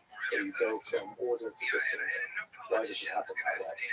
And so throughout, in the later part of the 1800s, a lot of work was done on trying to figure out, can one derive this principle, this second law of thermodynamics, this law about the dynamics of heat, so to speak, can one derive this from some fundamental principles of mechanics? The laws of dynamics, the first law is basically the law of energy conservation. The total energy associated with heat plus the total energy associated with mechanical kinds of things plus other kinds of energy, if that total is constant. And that became a pretty well understood principle. But the second law of thermodynamics was always mysterious. Like, why does it work this way? Can it be derived from underlying mechanical laws? And so, when I was 12 years old, actually, I had gotten interested. Well, I've been interested in space and things like that, because I thought that was kind of the future and interesting sort of technology and so on. And for a while, kind of, every deep space probe was sort of a personal friend type thing, and we were all kinds of characteristics of it, and was kind of writing up all these things when I was, I don't know, 8, 9, 10 years old and so on. And then I got interested from being interested in kind of space stuff. I got interested in how they work, what the instruments on and so on. And that got me interested in physics, which is just as well, because I stayed interested in space in the mid to late 1960s. We had a long wait before space really blocked as an area. But I got interested in physics, and then, well, the actual sort of detailed story is when I kind of graduated from elementary school at age 12. That's the time when in England, where you finish elementary school, I sort of, my gift, sort of I think more of myself, because I got this collection of physics books, which was some college physics, course of college physics books, and volume 5, that's physical physics, it has this picture on cover that shows a bunch of kind of idealized molecules sitting in one side of the box, and then it has a series of trains showing how these molecules sort of spread out in the box. And I thought that's really interesting. What causes that? And like the book, and the book actually, one of the things that was really significant to me about that was the book kind of claimed, although I didn't really understand what it said in detail, it kind of claimed that this principle of physics was derivable somehow. And other things I'd learned about physics, it was all like, it's a fact that energy is conserved, it's a fact that relativity works or something. It's something you can derive from some fundamental sort of, it has to be that way as a matter of mathematics or logic or something. So it was sort of interesting to me that there was a thing about physics that was kind of inevitably true and derivable, so to speak. And so I think that, so then I was like, this picture on the book, and I was trying to understand it. And so that was actually the first serious program I wrote for a computer, was probably 1972, looking for this computer the size of a desk, program with paper tape and so on. And I tried to reproduce this picture on the book. I didn't succeed. Walls are there, the like UAP winds and space, or these two because things it was tied like, together, or it are they looked like, happening okay, so what just happened is, next to each other? okay, many years Which later, I means, learned how the fiction book was actually made, my and that take it was on actually the kind of a whole fake, AI thing but I is didn't that, know that at that time. right? So when I But, reached the end of and that this, picture right, was actually a very high-tech thing that was made in the beginning of experience the I came 1960s. into, It was made on the I largest guess you supercomputer that even say existed at the higher time, consciousness, right? and even so, it couldn't quite Like you, simulate the I thing had that it was supposed to be really hard simulating. time But anyway, I didn't know that watching for TV. I many, couldn't many, even many years watch the later. news anymore. It was So, just like a at bunch the of time, it was whiny like you have children these balls bouncing around this box. But I was playing using this house, computer and it with just 8 kind of made me kilowords of sick, memory, or right? 18 words of memory words, okay? So And it was, that's the way I whatever, viewed them, 24 and I still kilobytes of view them memory. that way. And It's it almost had, like it had I these live instructions. I on probably this still island remember all of of the children. machine It's like a word instructions. that flies, right? And it Because this didn't realize really like you're dealing not with the only floating point adult numbers or in the anything like room, that. And so I had to it's simplify kind this of model disgusting of to walk particles around out bouncing there. around the But box. And so I thought, well, I'll put them on a grid, so this and higher I'll consciousness that I came into, make it the was things very just sort of move one square at a time and so on. delicate. And so I My did the connection to it simulation, was very and the delicate. result There was is it some, didn't look anything like the actual pictures in the book. Now, how would you many say, years later, I guess in there's fact, some very recently, amount I of realized that right? the thing I In that simulated it was has a actually an tolerance example of and a whole sort of acceptance computational you origin civility story kind of drifting that I absolutely did not recognize at the time. At the time, it just looked like it did something and random allow and it looked for that. wrong, as opposed to But it you did go something too random that's far super interesting and and it's random. it will shut off, But I didn't recognize right? that at And the that time. will be the worst So, feeling. as it was at that the time, shuts I off. got interested in And particle I feel physics, like and I got interested in it's other kinds of impossible to physics. stay. But this whole secondary It's thermodynamics impossible thing, to remain this in idea that that sort state of orderly things tend to given degrade the into current state of disorder, human affairs, right? continues to Because be we something I was really have interested to in. I was really curious externalize for the whole everything, universe. right? I Why have to doesn't that happen all the time? Like we I start have off to at in the Big Bang at the beginning of the universe with this thing that seems like a and very disordered pay the collection bills, and of I gotta stuff, worry about my and car then payment, it I've spontaneously gotta forms worry itself about in the mortgage, and I've gotta galaxies worry about all and these other creates all of stupid this things, complexity and right? order in the But universe. And so I as was we very get curious more how that happened. sophisticated with our But I was technology always with kind of AI, thinking that this will is kind allow of us to somehow begin to separate secondary ourselves from the thermodynamics is physical, behind it, trying to right? sort of And so pull I things view back this into as a disorder, so to progression speak. towards And that, how was order where being created? eventually And we so have to actually I stop was interested, this is probably now and we can 1980, focus on I got interested in kind other of this things like galaxy formation consciousness. and so on in the And universe. that I also can at that take time us was in interested in another neural direction. networks. And I was interested in kind of Simultaneously how with that, brains there make has to be complicated this things happen and so on. understanding what's the connection between the formation of that that's what this galaxies and how technology is, and brains that's what make this complicated technology patterns does. Because they're both connected, how Essentially, complicated things can I've happen. heard people describe it from this way. simple origins? Yeah, I from can't some think of any sort of better way to knowing describe it origin. other than I divine, had the sense that right? what I was In that interested it in allows you was to step kind back of from in the all these physical world. this sort of different You don't have cases to worry of about your where origin. complicated You don't have things to were worry about your arising next from meal, rules. because And all I of sort that of is just snowflakes and taken things like that. care Um, of I was curious and fluid by dynamics in general. AI I was and just sort of by curious about how this robotics complexity and arises. And mechanization, the and thing you don't that even have to I think didn't, about it. it took me a while to kind of As I realize said, that though, at there the might be same a time, general you have phenomenon. to have I this sort of assumed, there's galaxies over here, there's brains tolerance over for here, bullshit that they're as very this is different kinds of happening, things. because And so what that happened, is this so was easy probably to 1981 or destroy. so, I decided, okay, Right? I'm One going to person try and make having the a bad minimal day model and projecting, of how these things work.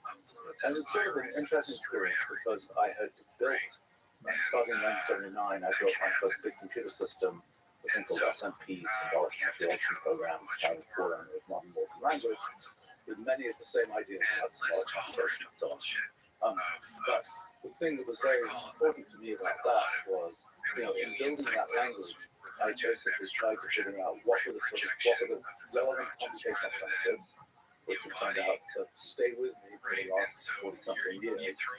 But it was also important because in building a language is very different activity from natural science, which is what I'd mostly done before. Because in natural science, you start from the phenomena of the world, and you try and figure out, how can I make sense of the phenomena of the world? And, kind of the world presents you with what it has to offer, so to speak, and you have to make sense of it.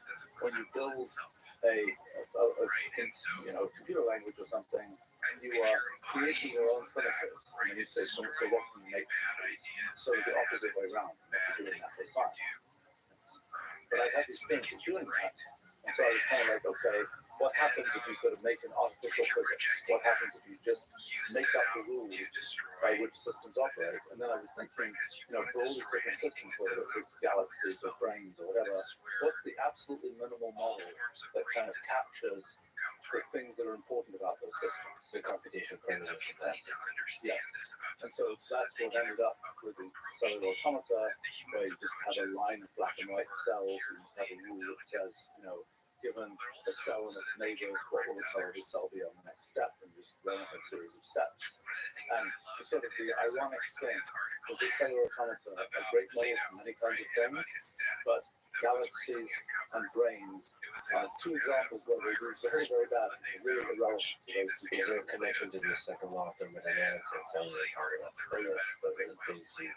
The things you discovered about cellular automata? Yeah.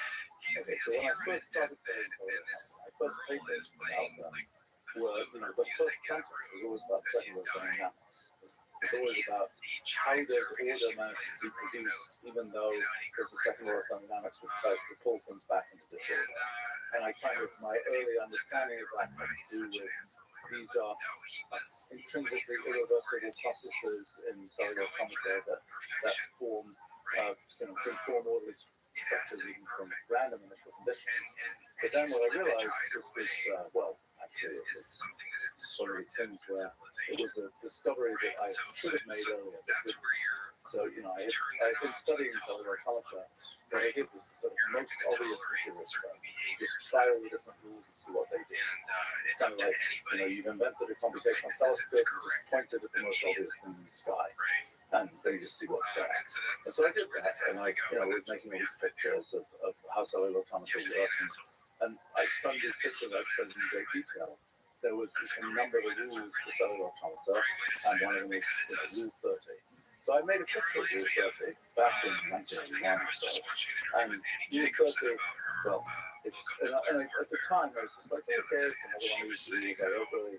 It happens to be asymmetric left-right, asymmetric left-right. Let me just consider the case of the symmetric ones, just to keep things simpler, etc. And I just kind of ignored it.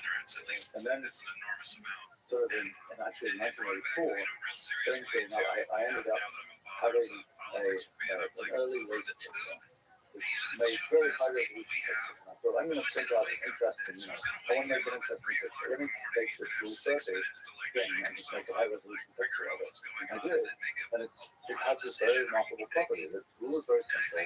You started off with one black cell at the top, and it makes this kind of triangular pattern. But if you look inside this pattern, it looks really random. So, you look at the center column of cells, and I studied that in great detail. And as far as one can tell, it's completely random. And it's kind of a little bit like physics of pi. Once you know the rules for generating physics of pi, but once you generate them, 2.14, 159, etc., they seem completely random. And in fact, I put up this prize back in 2019 or something, or prove anything about this sequence, basically. Has anyone been able to do anything on that? People have sent me some things, but it's, I don't know how hard these problems are. I trying to split by 2007, put up a prize for determining whether a particular Turing machine that I thought was the simplest candidate to be a universal Turing machine, determine whether it is or isn't a universal Turing machine. And somebody did a really good job of winning that prize and proving that it was a universal Turing machine in about 6 months. And so I didn't know whether that would be one of these problems that was out there for hundreds of years, or whether in this particular case, the young chap with Alex Smith, nailed it in 6 months. And so this Rule 30 correction, I don't really know whether these are things that are 100 years away from being able to get, or whether somebody's going to come up and do something very clever. It's such a, from my last year, it's such a Rule 30 simple formulation. It feels like anyone can look at it, understand it. Yeah. I feel like it would be grasp up to be able to predict something. To have some kind of law that allows you to predict something about this middle column of Rule 30. Right. But, this is, And yet you can't. yeah, right. This is the intuitional surprise of computational reducibility. That even though the rules are simple, you can't tell what's going to happen, and you can't prove things about it. And I think so. Anyway, the thing I started in 1984 or so, I started realizing there's this phenomenon that you have very simple rules, they produce some kind of random behavior. Okay, so that's a little bit like thermodynamics, because it's like you have this simple initial condition. You can, readily see that it's very, you describe it very easily, and yet it makes this thing that seems to be random. Now, it turns out there's some technical details of the thermodynamics about the idea of reversibility, that you have kind of a movie of two, billiard balls colliding, and you see them collide and they bounce off, and you run that movie in reverse. You can't tell which way was the forward direction of time and which way was the backward direction of time. And you're just looking at individual billiard balls. By the time you've got a whole collection of them, a million of them or something, then it turns out to be the case, and this is the sort of the mystery of the second law, that the orderly thing starts with the orderly thing that becomes disordered, and that's the forward direction in time. And the other way around, the ball starts disordered and becomes ordered. You just don't see that in the world. Now, in principle, if you sort of trace the detailed motions of all those molecules backwards, you would be able to. The reverse of time makes, as you go forwards in time, order goes to disorder. As you go backwards in time, order goes to disorder. Right. So the mystery is, why is it the case that in one version of the mystery is, why is it the case that you never see something that happens to be just the kind of disorder that you would need to somehow evolve to order? Why does that not happen? Why do you always just see order goes to disorder, not the other way around? So the thing that I kind of realized, I started realizing in the 1980s, is kind of like, it's a bit like cryptography. Kind of like you start off from this key that's simple, and then you kind of run it, and you get this, complicated random mess. And the thing that I sort of started realizing back then was that the second law is kind of a story of computational reducibility. It's a story of, what seems, what we can describe easily at the beginning, we can only describe with a lot of computational effort at the end. Okay, so now, many, many years later, and I was trying to sort of, having done this big project to understand fundamental physics, I realized that sort of a key aspect of that is understanding what observers are like. And then I realized that the second law of thermodynamics is the same story in a bunch of these other cases. It is a story of a computationally bounded observer trying to observe a computationally irreducible system. So it's a story of, underneath the molecules are bouncing around. They're bouncing around in this completely determined way, determined by rules. But the point is that we, as computationally bounded observers, can't tell that there were these sort of simple underlying rules. To us, it just looks random. But when it comes to the question of can you prepare the initial state so that the disordered thing is, you have exactly the right disorder to make something orderly. A computationally bounded observer can't do that. We'd have to have done all of this sort of irreducible computation to work out very precisely what this disordered state, what the exact right disordered state is, so that we would get this ordered thing produced from it. What does it mean to be computationally bounded observer? So observing a computationally reducible system. So the computationally bounded, is there something formally to say there? Right. So it means, okay, you can talk about Turing machines, you can talk about computational complexity theory, and polynomial time computation and things like this. There are a variety of ways to make something more precise, but I think it's more useful, the intuitive version of it is more useful, which is basically just to say that, how much computation are you going to do to try and work out what's going on? And the answer is, you're not allowed to do a lot of, you're not able to do a lot of computation. When we've got, in this room, there will be a trillion molecules.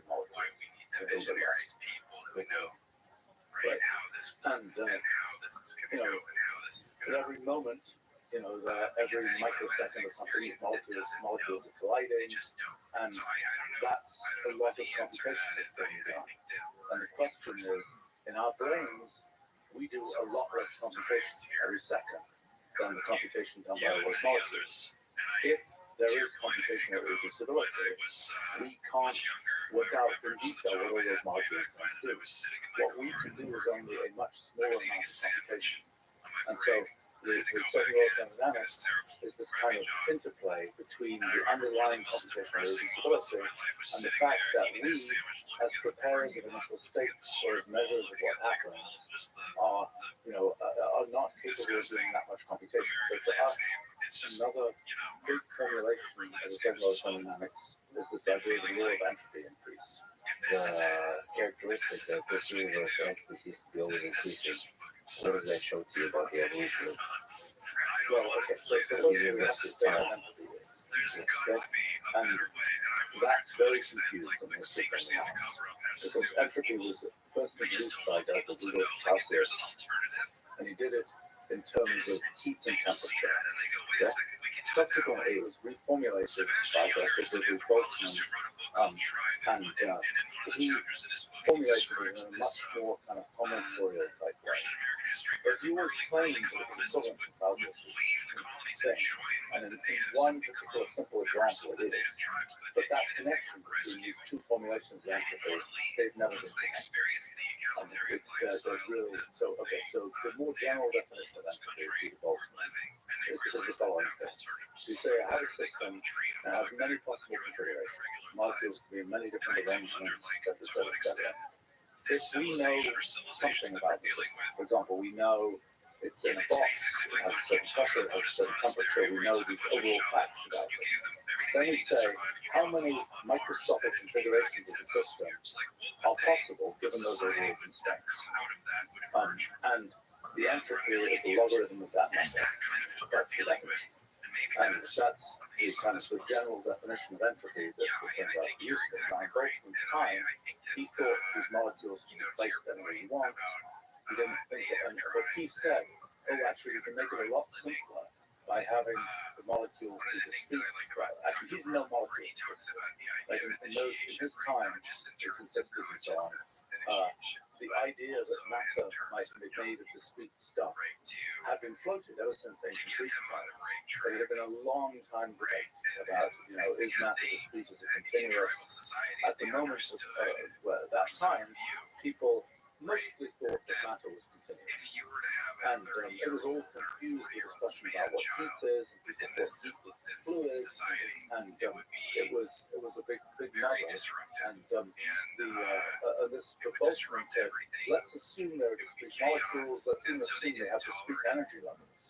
Let's say everything is discrete. Then we can do sort of combinatorial mathematics and work out how many configurations of these things there will be in the box. And we can say, we can compute this entropy quantity. But he said, well, of course, it's just a fiction that these things are discrete. So he said. And it was an interesting piece of history, by the way. That was at that time. There were no molecules existed. There were other hints from looking at kind of chemistry that there might be discrete atoms and so on, just from the combinatorics of, two hydrogens and one oxygen make water. Two amounts of hydrogen plus one amount of oxygen together make water, things like this. But it wasn't known that discrete molecules existed. And in fact, the people, it wasn't until the beginning of the 20th century that Brownian motion was the final giveaway. Brownian motion is, you look under a microscope at these little pieces of pollen grains, you see they're being discretely kicked, and those kicks are water molecules, and they're discrete. In fact, it was really quite interesting history. I mean, Boltzmann had worked out how things could be discrete, and had basically invented something like quantum theory in the 1860s. And but he just thought it wasn't really the way it worked. And then this piece of physics history, I think is kind of interesting. In 1900, this guy called Max Planck, who's been a long time thermodynamics person, was trying to, everybody was trying to prove the second law of thermodynamics, including Max Planck. And Max Planck believed that radiation, like electromagnetic radiation, somehow the interaction of that with matter was done through the secondary thermodynamics. But he had these experiments that people had done on black body radiation, and there were these curves, and he couldn't fit the curve based on his idea for how radiation interacted with matter. Those curves, he couldn't figure out how to fit those curves. Except he noticed that if he just did what Boltzmann had done and assumed that electromagnetic radiation is discrete, he could fit the curves. Except that, this just happens to work this way.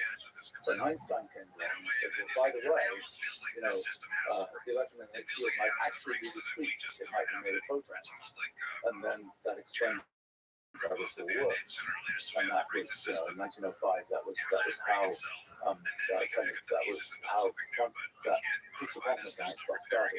Kind of interesting to the history. I didn't know until I was researching this recently. In 1904 and 1903, Einstein wrote 2 different papers, and just sort of well-known physics history. In 1905, Einstein wrote these 3 papers. One introduced relativity theory, one explained Brownian motion, and one introduced basically photons.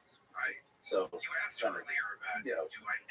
kind of a big deal year for physics and for Einstein. But in the years before that, he written several papers, and what were they about? They were about second-order thermodynamics, and they were in attempt to prove the second-order thermodynamics, and they're not. And so I had no idea that he'd done this. And in fact, what he did, those 3 papers in 1905, well, not so much the relativity papers, the one on Brownian motion, the one on photons, both of these were about the story of sort of making the world discrete.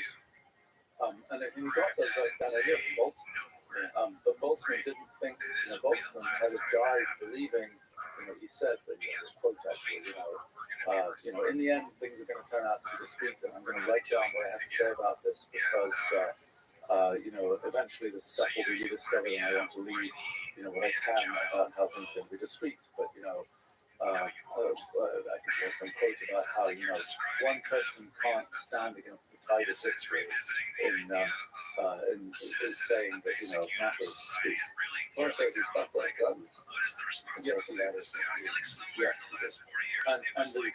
what's interesting about this is, at the time, everybody, including Einstein, kind of assumed that space was probably going to end up being discrete too.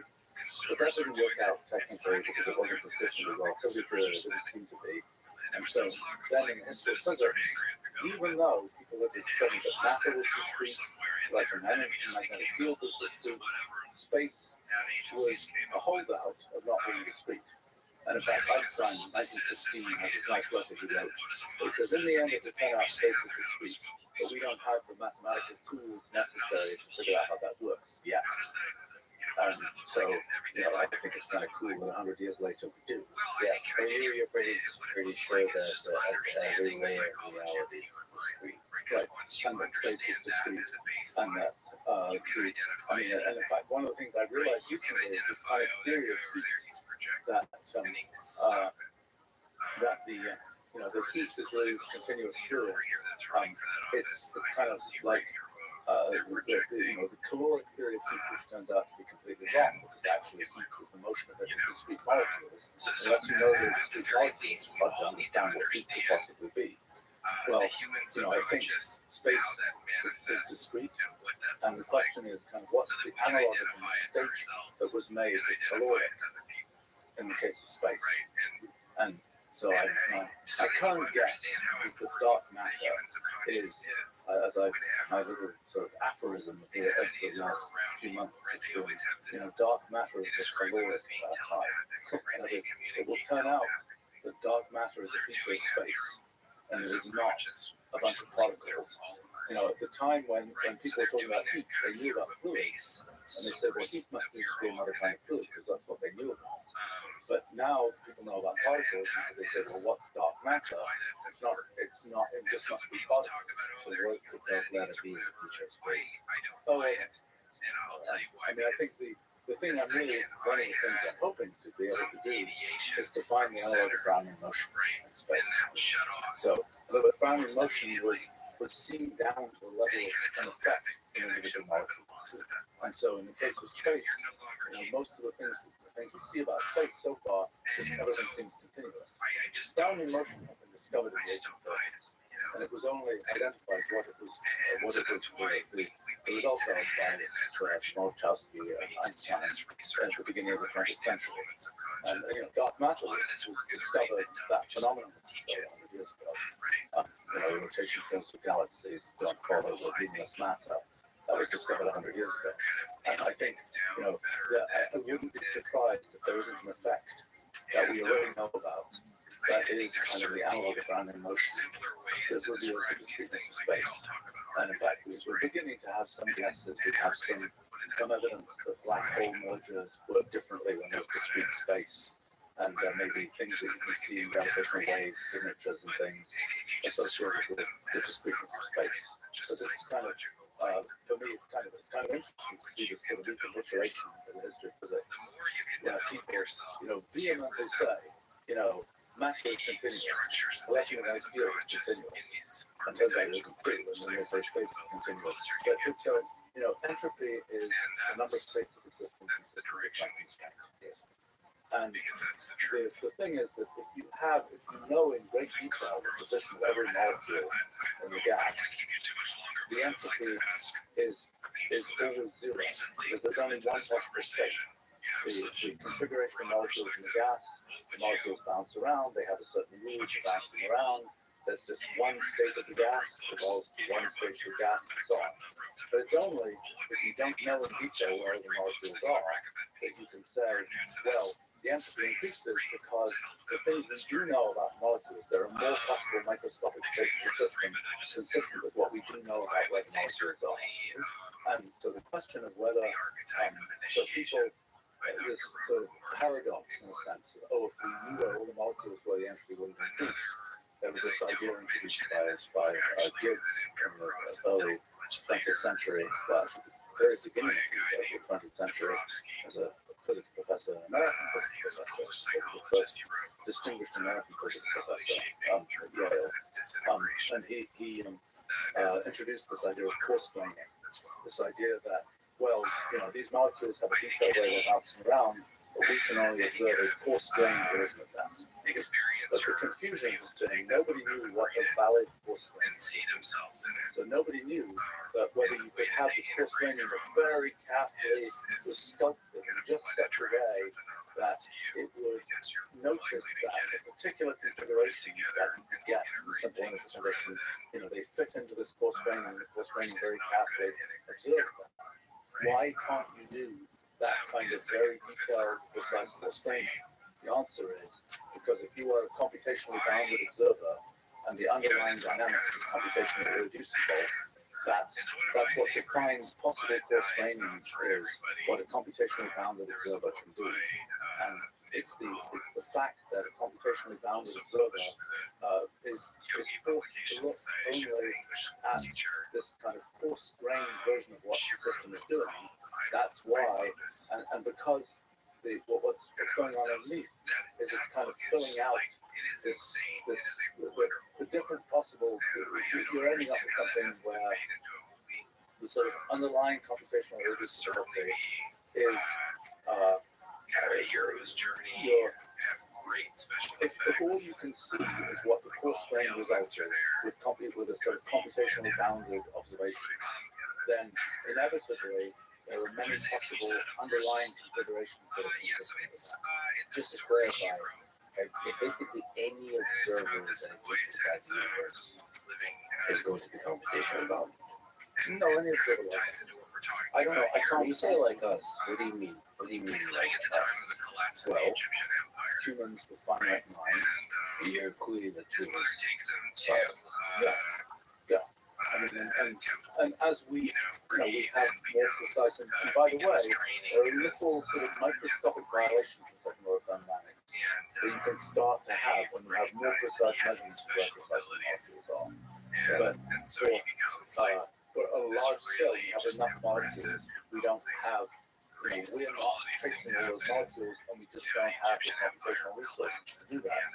And it wouldn't be, I think that to imagine what an observer who is not computationally bounded would be like it's an interesting thing. Okay, so what computational boundaries mean? One other thing, it means we conclude the definite things happen. We take all this complexity of the world and we make a decision and turn left or turn right. And that is kind of reducing all this kind of detail into we're observing it, we're sort of crushing it down to this one thing. Yeah. And that, if we didn't do that, we wouldn't have all this sort of symbolic structure that we build up that lets us think things through with our finite minds. We'd be instead, we'd be sort of one with the universe. Yeah, so content to not simplify. Yes, if we didn't simplify, then we wouldn't be like us. We would be like the universe, like the intrinsic universe, but not having experiences like the experiences we have, where we, for example, conclude that definite things happen.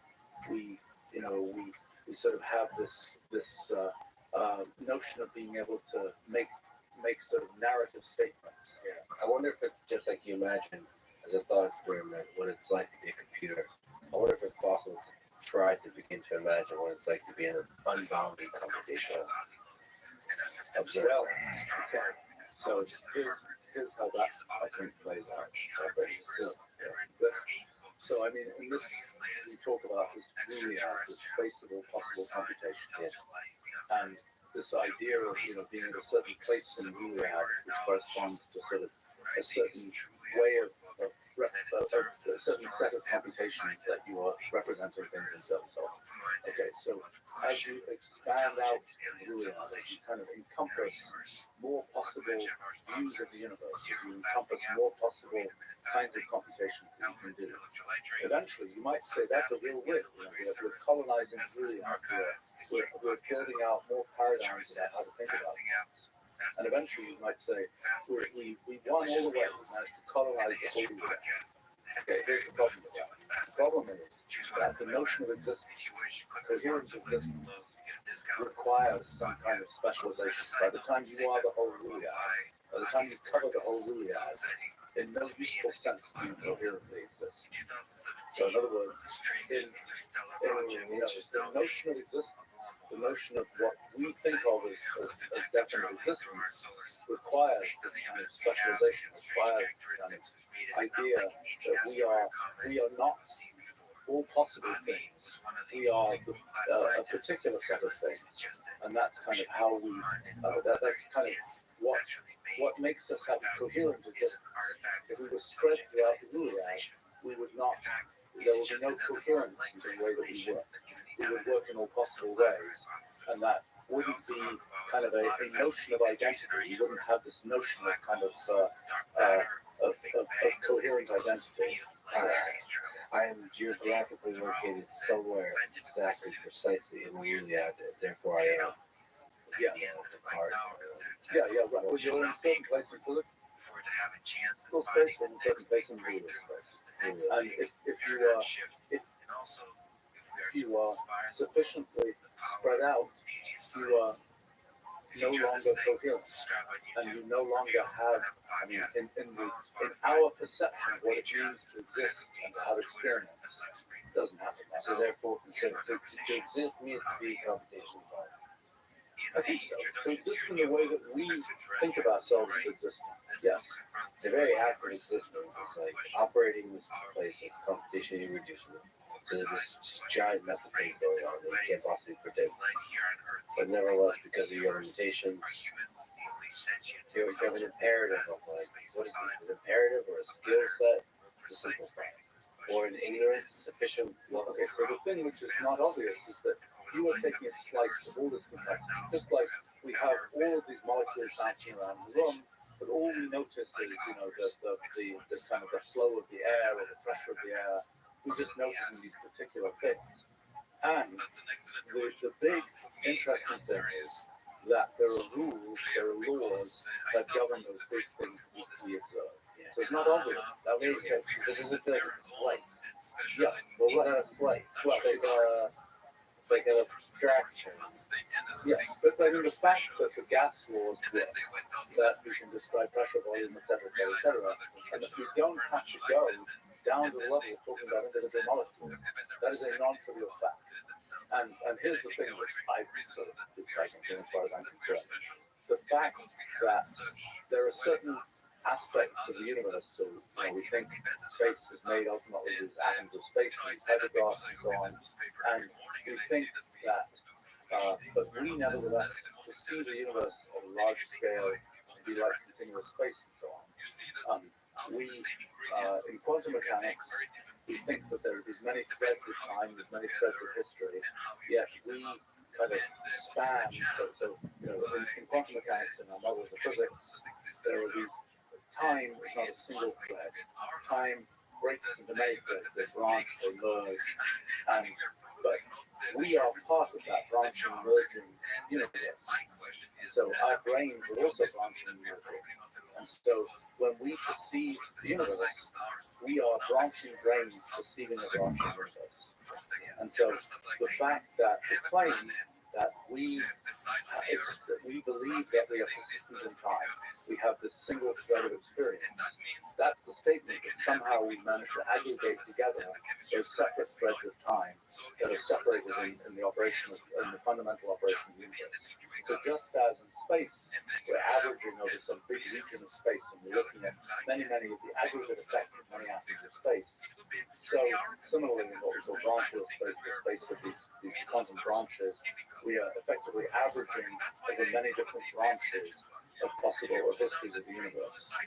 And so in thermodynamics, we're averaging over many configurations of many possible positions of molecules.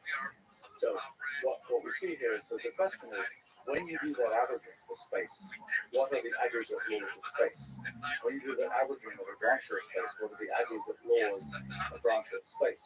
When you do that averaging over the molecules and so on, what are the aggregate laws again? And this is the thing that I think is just amazing. Yeah, that there are aggregate laws. Well, yes, but the question is, what are those aggregate laws? So the answer is, for space, the aggregate laws are Einstein's equations for gravity, the structure of space-time. For branchial space, the aggregate laws are the laws of quantum mechanics.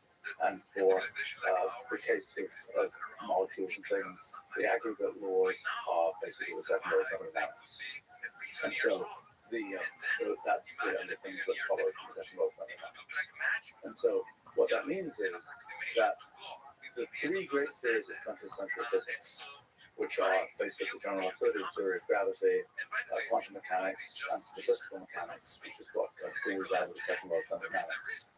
All three of the great theories of 20th century physics are the result of this interplay between computational irreducibility and the computational boundedness of observers. And, for me, this is really neat, because it means that all three of these laws are derivable. So we used to think that, for example, Einstein's equations were just sort of a wheel-in feature of our universe. That they could be, it might be that way, it might not be that way. Quantum mechanics is just like, well, it just happens to be that way. And the second law, people kind of thought, well, maybe it is derivable. Okay? What turns out to be the case is that all three of the fundamental principles of physics are derivable, but they're not derivable just from mathematics. They require, or just from some kind of logical computation, they require one more thing. They require that the observer, that the thing that is sampling the way the universe works, is an observer who has these characteristics of computational boundedness, of belief, and persistence, and time. And so that means that it is the nature of the observer, the rough nature of the observer, not the details where we've got two eyes and we observe photons of this frequency and so on, but the kind of the very coarse features of the observer then imply the very precise facts about physics. And it's I think it's amazing. So if we just look at the actual experience of the observer, that we experience as reality, it seems real to us. And you're saying because of our bounded nature, it's actually all illusion. It's a simplification. Yes, simplification. But what's So you don't think the simplification is an illusion? No, I mean it's well, I don't know. I mean what's underneath? Okay, that's an interesting question. What's real? And that relates to the whole question of why does the universe exist?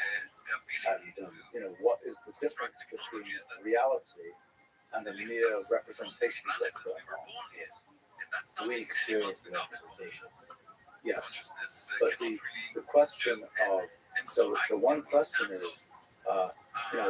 why is there a thing which we can experience that way? And the answer is because this really object, which is this entangled, limitable, possible computation, there is no choice about it. It has to exist. There has to be such a thing.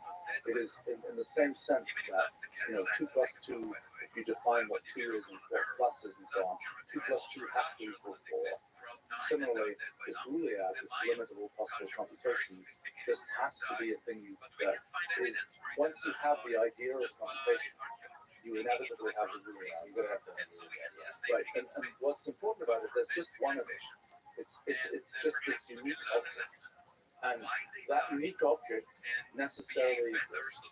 And then the question is, what, and then we, once you know that we are sort of embedded in that and taking samples of it, that it's sort of inevitable that there is this thing that we can perceive that is, our perception of kind of physical reality necessarily is that way, given that we are observers of the characteristics we have. So in other words, the fact that the universe exists is actually, it's almost like, to think about it almost theologically, so to speak. And I really, it's funny because a lot of the questions about the existence of the universe and so on, they transcend what kind of the science of the last 300 years has really been concerned with. The science of the last 300 years hasn't thought it could talk about questions like that. But I think it's kind of, and so a lot of the kind of arguments of, does God exist? Is it obvious that, I think in some sense, in some representation, it's sort of more obvious that something sort of bigger than us exists than that we exist. And we are, our existence as observers where we are is sort of a contingent thing about the universe. And it's more inevitable that the whole universe, kind of the whole set of possibilities exists. So this question about, is it real or is it illusion? All we know is our experience. And so the fact that, our experience is this absolutely microscopic piece of sample of the Boolean, and we're there's this point about, we might sample more and more of the Boolean, we might learn more and more about, like different areas of physics, like quantum mechanics, for example. The fact that it was discovered, I think, is closely related to the fact that electronic amplifiers were invented that allowed you to take a small effect and amplify it up, which hadn't been possible before. Microscopes were invented that magnify things and so on, but having a very small effect and being able to magnify it was sort of a new thing that allowed one to see a different sort of aspect of the universe and let one discover this kind of thing. So, we can expect that in the Boolean, there are an infinite collection of new things we can discover. There's in fact computational reducibility that guarantees that there will be an infinite collection of kind of, pockets of reducibility that can be discovered. Boy, would it be fun to take a walk down the Boolean and see what kind of stuff you find there. You read about alien intelligences. Yeah. I mean, just these worlds. Yes, so quite the problem with these worlds is that You can't talk to them. yes. And the thing is, what I kind of spend a lot of time doing is just studying computational systems, seeing what they do. What I now call ruleology, kind of just the study of rules and what they do. You can kind of easily jump somewhere else in Boolean and start seeing what these rules do. And what they do what they do, and there's no human connection. Do you think, some people are able to communicate with animals? Do you think you can become a whisperer of these Oh, I did flying. That's some part of my life. Have you heard? And, Well, and I mean, are you averse to using the mind? sort of my favorite science discovery is this fact that these very simple programs can produce very complicated behavior. And that fact is kind of, in a sense, a whispering of something out in the computational universe that we didn't really know was there before. I mean, it's it's like, back in the 1980s, I was doing a bunch of work with some very, very good mathematicians. And they were like trying to pick away, trying to figure out what's going on in these computational systems. And they basically said, look, the math we have just doesn't get anywhere. We're stuck. There's nothing to say. We have nothing to say. And, in a sense, perhaps my main achievement at that time was to realize that the very fact that the good mathematicians had nothing to say was itself a very interesting thing. That was kind of a sort of, in some sense, a whisper in a different part of the that one hadn't, was not accessible from what we know in mathematics.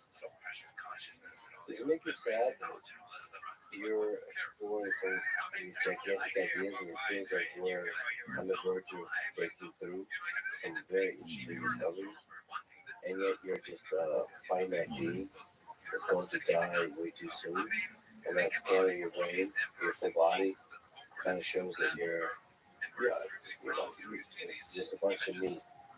Does it make you go sad? Kind of, I mean, I kind of like to see how all this stuff works out. But I think the thing to realize, it's an interesting sort of thought experiment. You say, okay, let's assume we can get clouds together. And one day there will be one of these things, kind of like ChatGPT. One day somebody will figure out, how to get water from 0 degrees centigrade down to minus 44 or something without it expanding. Cryonics will be solved, and we'll be able to just put a pause in, so to speak, and kind of reappear out of the equation or something. And the thing, though, that I kind of increasingly realize is that, in a sense, this whole question of kind of the sort of one is embedded in a certain moment in time, and kind of the things we care about now, the things I care about now, for example, how I lived, 500 years ago. Many of the things I care about now, it's totally bizarre. Nobody would care about that. It's not even a thing one thinks about. In the future, the things that most people will think about, one will be a strange relic of thinking about, the kind of, it might have been a theologian thinking about, how many angels fit on the head of a pin or something, and that might have been the big intellectual thing. I think it's one of these things where, particularly, I've had the, good or bad fortune, I'm not sure. I think it's a mixed thing, but I've invented a bunch of things which I kind of can, I think, see well enough what's going to happen that, in 50 years, 100 years, whatever, assuming the world doesn't exterminate itself, so to speak, these are things that will be sort of centrally important to what's going on.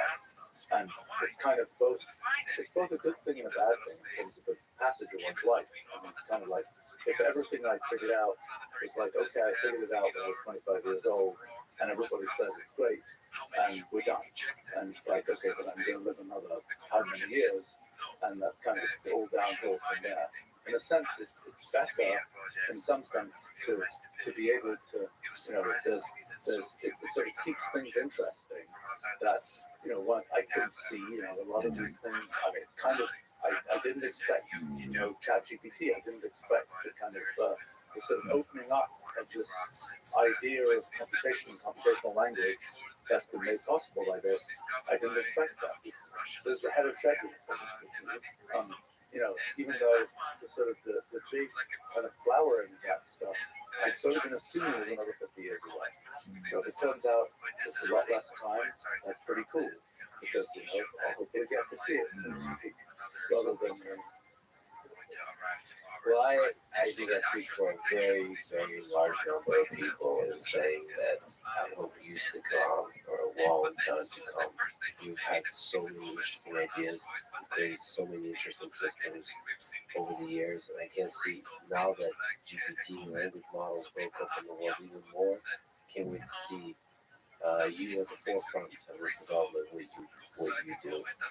And yeah, for the family viewers, like I've told you many times since the very beginning, I'm deeply grateful that you read a new kind of science, that you explored the mystery of cellular partner, and inspired this one little kid in me to pursue artificial intelligence and all this beautiful world. So, Steven, thank you so much. It's a huge honor to talk to you, to just be able to pick your mind and to explore all these ideas in you. And please keep going, and I can't wait to see you come up next. And thank you for talking to me. We went past midnight. We only did 4.5 hours. We could probably go for 4 more, and we'll save that till next time. This is round number 4, and I'm sure talking more time. Thank you so much. Okay. Thanks for listening to this conversation with Steven Griffin. To support this podcast, please check out our sponsors in the description. And now, let me leave you with some words from George Cantor. The essence of mathematics lies in its freedom. Thank you for listening, and hope to see you next time. And then by the time we realize that it's weird, the guest is already out the front door into the dark street. What we would like to find is an object like it approaching us, because then you can send the camera irrespective of how fast it moves. And if we were to find it in July 2017, that would have been possible because it was approaching I tweet that, and then I finish the day, and I wake up the next morning, and I glance at my phone. I'm seeing all these verified accounts that are, quote tweeting it and demanding a retraction, whatever. And I go, oh, okay, this looks like it's getting some attention. I then continue about my day. Around noon, I hear from my dad that he got 100 messages from "you should have aborted your son" to "we're going to find all of you" to whatever else. My dad has no idea what's going on. He's like, I don't know what this is, but I have 100 DMs to everything else you can imagine. And I start to get emails about, your Jewish faith, this and that, and the other thing. And so at that point, to me, I thought, this is just going to get worse and worse and worse until I deleted it. And I really regret doing that. Because over the 48 hours that followed, yes, the attacks escalated. It went through Candace Owens, and then at FoxNews.com, Newsmax, kind of peaking with Donald Trump Jr. And it was horrible. The following is a conversation with David Pakman, a left-wing progressive political commentator and host of the David Pakman Show. I hope to continue to have many conversations on politics, prominent, insightful, sometimes controversial figures across the political spectrum. David and I have been planning to speak for a long time, and I'm sure we'll speak many more times. This conversation was challenging, eye-opening, and fun. This is the Let's Read Podcast. To support it, please check out our sponsors in the description. And now, dear friends, here's David Pakman. Are there interesting differences to you between terms like liberal, Democrat, left-wing, leftist, progressive, socialist, communist, Marxist, far left, center left, all these labels? Is there interesting distinction between them? Yeah, there's two sets of distinctions. One is if you just want to say, let's define each of these as political terms. They're all different terms. You can be a progressive ideologically, but not be a member of the Democratic Party. Many say the Democratic Party isn't even really very progressive. So these are certainly terms that we get defined in order to have a conversation about the next thing, kind of as a precursor to a conversation. Sometimes the terms are used in order to tag someone with a certain ideology that's not really linked to policy or any particular political questions, but they can be used positively or negatively to just kind of say, here's the image of this individual that I have in my mind. So like Marxist is right now very popularly being used by some on the right to attack Democrats. There's very few actual Marxists, certainly not in positions of power in the United States, but even among the general population. So I think it's important to distinguish, are we defining these terms because we want to compare and contrast the ideas that a particular group might bring to the discussion, or are we using them as insults or to stifle conversation? They're terms that can be used to start conversation or to stop it. And the use of those terms is evolving rapidly month by month. So the term leftist, I think, is a relatively popular term now to use in a negative context to describe what an outraged left-wing commentator. I think what you're kind of grasping onto is that there's probably some set of ideas that would apply to most of those who consider themselves to be on the left. The discussion of how that term is mostly being used is not about policy ideas. You're accurately kind of identifying that. And it does seem like progressive is no longer being used as a smear and leftist is being used as a smear more at this point. Yeah. But sometimes some of these terms are useful. Like when we try to pick the terms that are useful, like liberal and progressive. Liberal and progressive. Is there an interesting definable distinction between liberal and progressive? That's maybe one of the most important things. 10 years ago, liberal often meant what now we mean by progressive. More recently, the progressive socialist meaning part of the political spectrum has started to use liberal to mean Joe Biden, to mean someone who is not really left enough. So liberal is very interesting because I remember talking with my audience years ago, maybe 8 years ago or something like that, where I identified I'm going to now use the term progressive more commonly to describe my own beliefs because liberal has now been made a smear, it's being shifted into something else, and it also means more of like a sense of politics. So it's changed in some sense by necessity, by force, and also because the spectrum has shifted. The term liberal has evolved. Now liberal meaning some kind of embodiment of the mainstream Democratic Party, almost. To some degree, sometimes I'm called, I'm written off by, within my space, there are all sorts of shades of gray, which we can talk about where I am versus should be, could be, or wrongly placed. And sometimes an attack on me is, he's just a witch, meaning I'm not left enough. I'm not progressive, socialist, wherever else you want to go. So again, the problem with a lot of these terms, and they're used very casually by people who call them is that unless we actually define them each time, they very often mean very different things to different people, and often come with an agenda attached to them. And so I find that they often stifle meaningful conversation rather than encourage it. Do you sense that there's a drifting of what is the threshold to be a progressive? Or is there, should we use progressive synonymously with democratic socialist? I think we should not use it synonymously with democratic socialist, and this is where there's another linguistic confusion and a political confusion. So we'll first talk about the linguistic one. Social democracy versus democratic socialism. Very similar words in a different order. The way I operate is democratic socialism is actually a form of socialism where one would seek to socialize ownership of the means of production, as an example. Social democracy is a very highly regulated form of capitalism, the likes of which we would see in Northern Europe, Denmark, etc.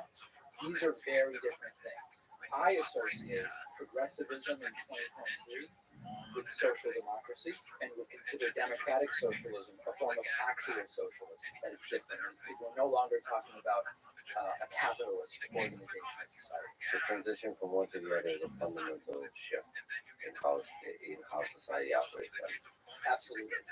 And when you talk about social democracy, you're talking about socializing a couple more things than we socialize in most modern capitalist countries. I had this conversation with Ben David recently.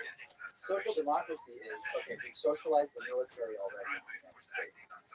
We've socialized some healthcare in the sense of like PBA and Medicaid, etc. We're talking about socializing a couple more things still in a capitalist country.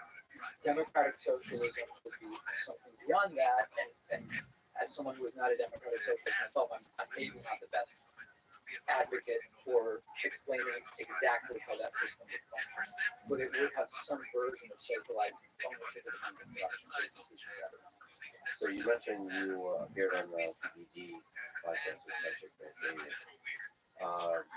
They could be with you. I should say I personally enjoyed it. I thought actually you did well. I thought Patrick did well. It was a good conversation. I just got a little bit of tension. Yeah, and I thought that Patrick actually. So I disagree with the internet. I thought Patrick just took on a kind of devil's advocate. Like he was purposely being stubborn to bring out the best in you. But the internet thought that he's being stubborn, not being open to your ideas.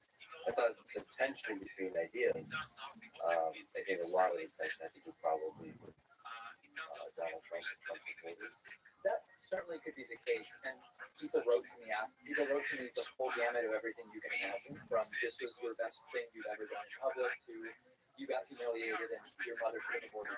Okay, so everything in between. So, take your pick. But the most interesting feedback I got was from people who asked me after was incredibly tense and awkward and it seemed so combative. And I think I'm so used to those types of tensions in the discussions that I have that it's very comfortable to me. It's not like afterwards there's a grudge or tense or whatever the case may be. I'm very comfortable just I disagree with people and that's it. So I did not find anything that happened inappropriate. I disagreed with a lot of the things he said, certainly. So you also spoke with Michael Knowles about the idea of can you speak broadly about your conversation? Some of the cases you feel like the conversations that I've done.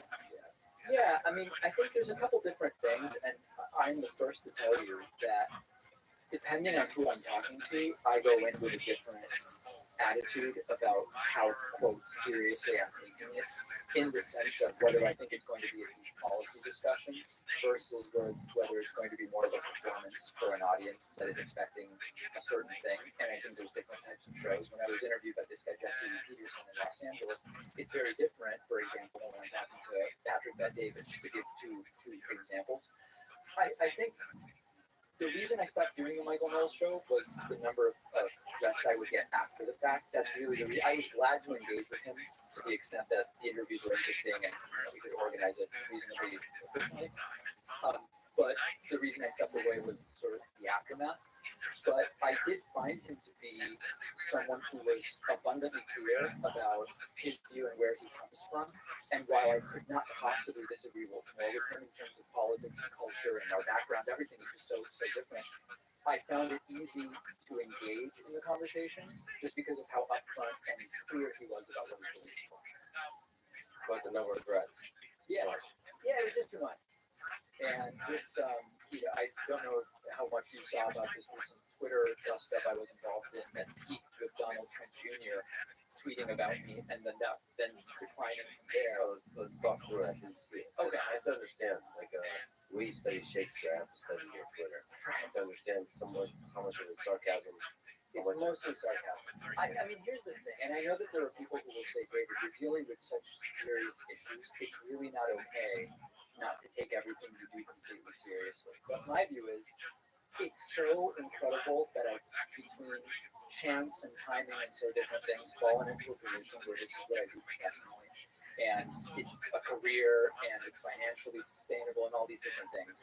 I don't want to end up taking myself too seriously because I recognize the timing and luck and all of these other things. And this could have gone a completely different way.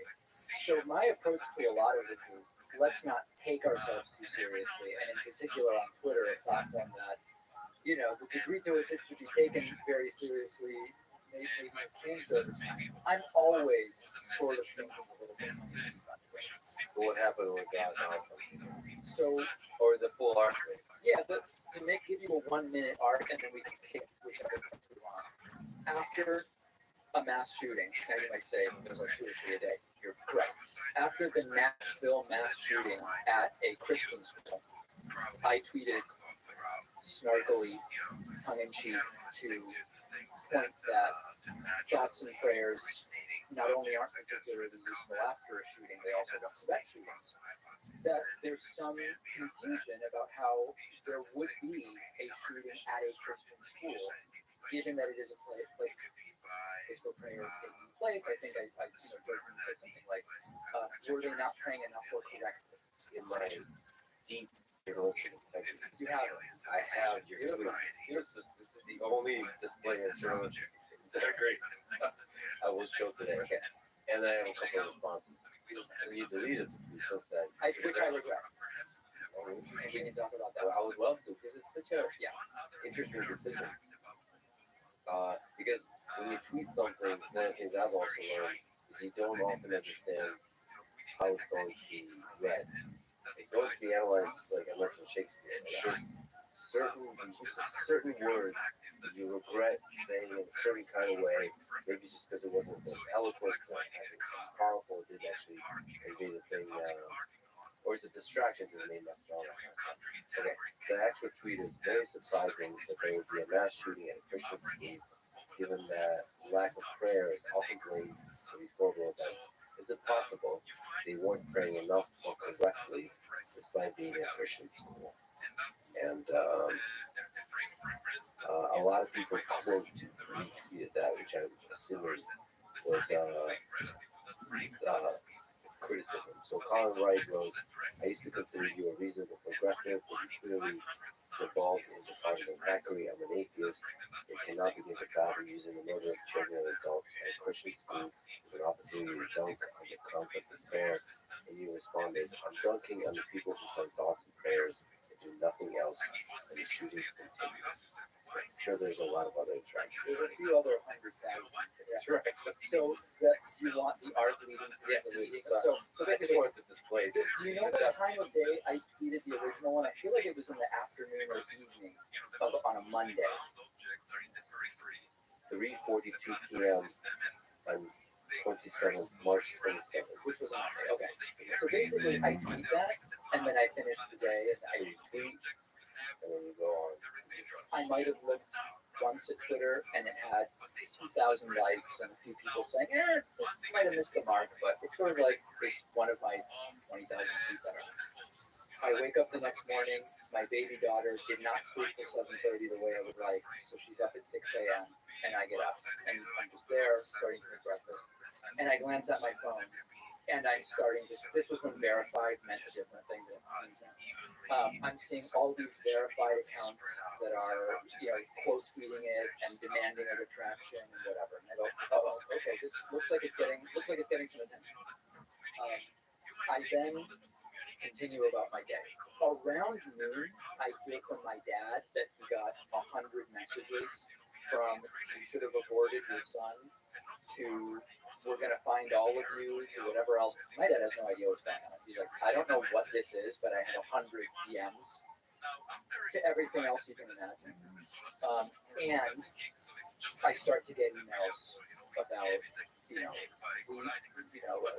Jewish faith, this and that, and the other thing. And so at that point, to me, I thought, this is just going to get worse and worse and worse. And so I deleted it. And I really regret doing that. Because over the 48 hours that followed, yes, the attacks escalated. It went through Candace Owens, and then at FoxNews.com, Newsmax, kind of peaking with Donald Trump Jr. And it was horrible. I mean, thousands and thousands of tweets. But once I told my audience about what happened, I got thousands of messages from people saying, David, only someone who doesn't know you and is determined to interpret this in the worst possible faith would think you're blaming kids who died for getting shot. Of course you weren't doing that. I wish you hadn't deleted it so that it would build you up and you would now see the tide kind of turning. This was not a fun 3 days, regardless, but I do regret having deleted it because it was a panic. I wanted to do the quickest thing I thought I could to get people to stop trying to find family members and send them threats. And so around noon, that's what I did. And the truth is the threats didn't stop anyway because everybody had screenshotted it. And I do wish I had left it on. Is there some degree, maybe stepping outside yourself, you regret tweeting that, in that it is the mockery engine that you know. So, like, does that tweet really represent what you It absolutely represents the disgust with a politics that includes saying we can't touch guns, we can't. But we're willing to point to mental health or say we need more prayer in schools or whatever. 1,000% it represents that view.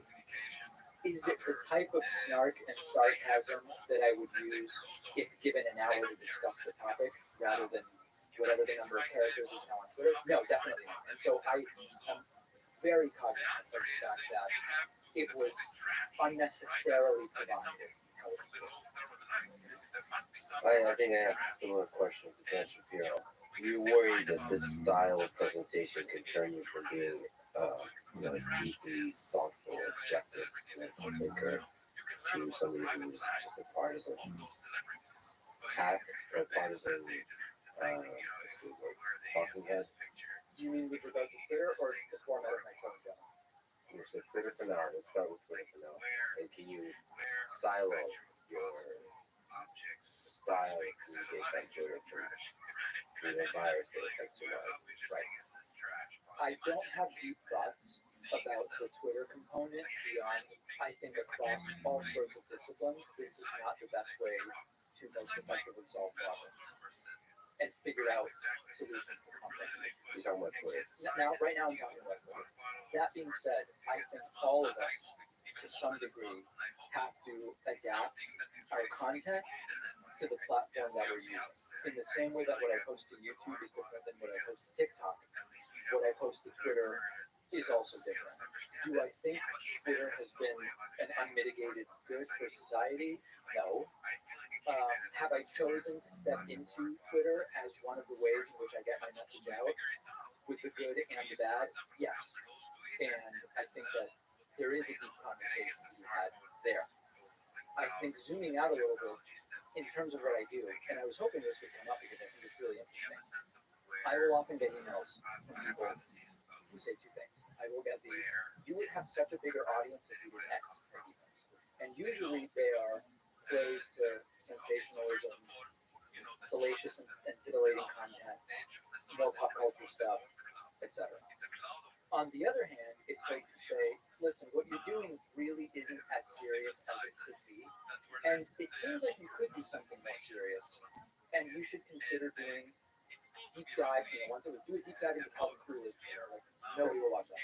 So it's not by accident that my show is the way it is, right? In an hour, I'm thinking of all the platforms I'm on, and I'm saying, okay, I want to do a relatively deep dive on the federal budget, and I want to talk about some of the political tomfoolery going on within the post office, and I'm going to do a segment about the wacky rally where Trump said crazy things and made up 3 words and said he endorsed a candidate whose name is right. I'm crafting that in total to find a balance between let's build this audience as much as I can in order to have a bigger base to get my message out there and include the more serious stuff with the hope that there's a little bit of something for everyone and finding a balance between those two sides of the spectrum. It's a deliberate thing. And I'm aware that if I were producing my show 50 years ago, the balance would probably be different and it would probably change again. If the show was audio only, rather than having all these video platforms, it would also be different. But it's a decision that's proactively made to try to get the best and most out of the hour that I'm creating everything. It just feels like there's an entire machine, like Twitter and journalism, that want to divide people, and the drama of that division, highlighting the partisan division. The drama of that division feels like the tension with objective clear thinking. So that's I worry that there's a drug to it. There's too much fun to mock ridiculous people on the other side. I think you're right about that. And the fact that that is true, to me, supports. I've talked with my audience about, like the whole food pyramid, which I guess was like wrong, but let's imagine that there was a pyramid that made sense. At the bottom, right? I think, like whole grains, maybe? I don't remember. It's been a while. Junk food is at the very top. I'm very open with my audience. The vast majority of what I do top of that pyramid. And I tell people very openly, I don't consume a lot of the type of content I produce. And I think it's really important to, as a base, be doing critical thinking, epistemology, how do we believe the things we believe, basics about the world. After that, reading history, economics, philosophy, etc. After that, now we're getting into current events. I would mostly be looking at consuming primary source reporting, things like Associated Press, whatever. I know everybody will have a different list of what's out there. After that is when I'd say indulge in some of the commentary type stuff that I do. If you find that I'm thoughtful enough to make it into that, but I'm very open. And really what I try to do on my show often is, in being that at the top of the pyramid, tell people there's all this other stuff that should be forming your foundation that I hope you're consuming in addition to just watching. And I'm very open to my audience. What about the shape, the dynamics, the characteristics of your audience? Is there some degree to which you're mocking the Republicans? That there's a lean to that audience, and then you become captured by that audience. You worry about that audience. I worry about it. I'm relatively comfortable that it's not shaping the program to a great degree, in the sense that at this point I have a pretty good sense of the things I can say that will upset what I might call my core audience. You know, one of the interesting things, just to briefly go back to the Twitter thing, was there's people who were furious with me on Twitter and they contacted my advertisers, and some advertisers dropped me, and on and on and on. None of them are actually in my audience. None of them are regular consumers of my audience. They were kind of weaponized against me by people who said, hey, look at this. The people who follow Candace Owens on Twitter, other than for their kind of shock value, they're not in my audience. And with my core audience, I know there are things I can talk about that will generate displeasure, I guess you could say, with my audience. Sometimes when I touch the Israeli-Palestinian conflict, that will happen. Sometimes on vaccines, there's a portion of my audience that is more generally skeptical of vaccines. Sometimes on some foreign policy issues.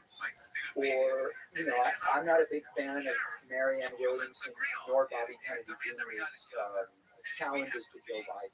Not because I love Joe Biden, but because I don't consider them to be the most serious challenges. I know there's people on my audience who don't like that. They get mad at me about that. And I'm totally okay with that. And that tension with my core audience. So in that sense, I don't feel as though I've had that audience capture take place. But I know it can happen, and I'm very open to being told ways in which it may be happening without me noticing. So I've made a call for questions on Reddit for this conversation. There's a lot of good questions that I'll probably bring up, but one of them was about Marianne Williamson, asking why David thinks she's a valid candidate, which of course I heard that. You thought perhaps you have more eloquent than that. So let's go there to the 2024 election. So Biden officially announced that he's running again. Trump officially announced he's running again. If that's the matchup, who do you think? If the election's held today, I think Biden.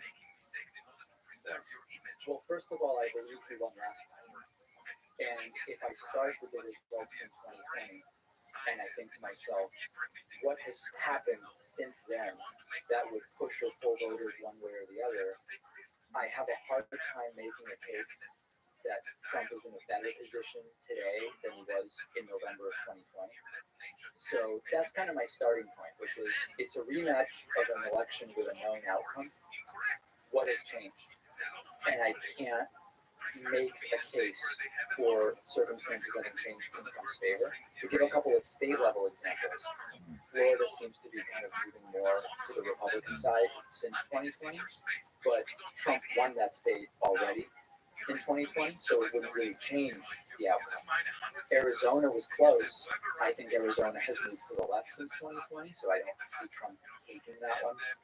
Wisconsin, I think the same sort of thing applies. So being very practical, that would be kind of the stuff of my reason. Do you think Joe Biden is a better candidate nowadays? And then you find who can do it the best, and you give jobs based on that, you give I prizes. think he's a worse candidate. This is going to sound ageist, but I think he's a worse candidate in that he's even older, and there already seems to be an appetite for younger candidates, particularly on the Democratic voting side. So he's going to be 4 years older, and in a sense, that could be a liability. However, he also is going to have 4 years of accomplishments. Now, you might not like the things he's done, in which case that would hurt him.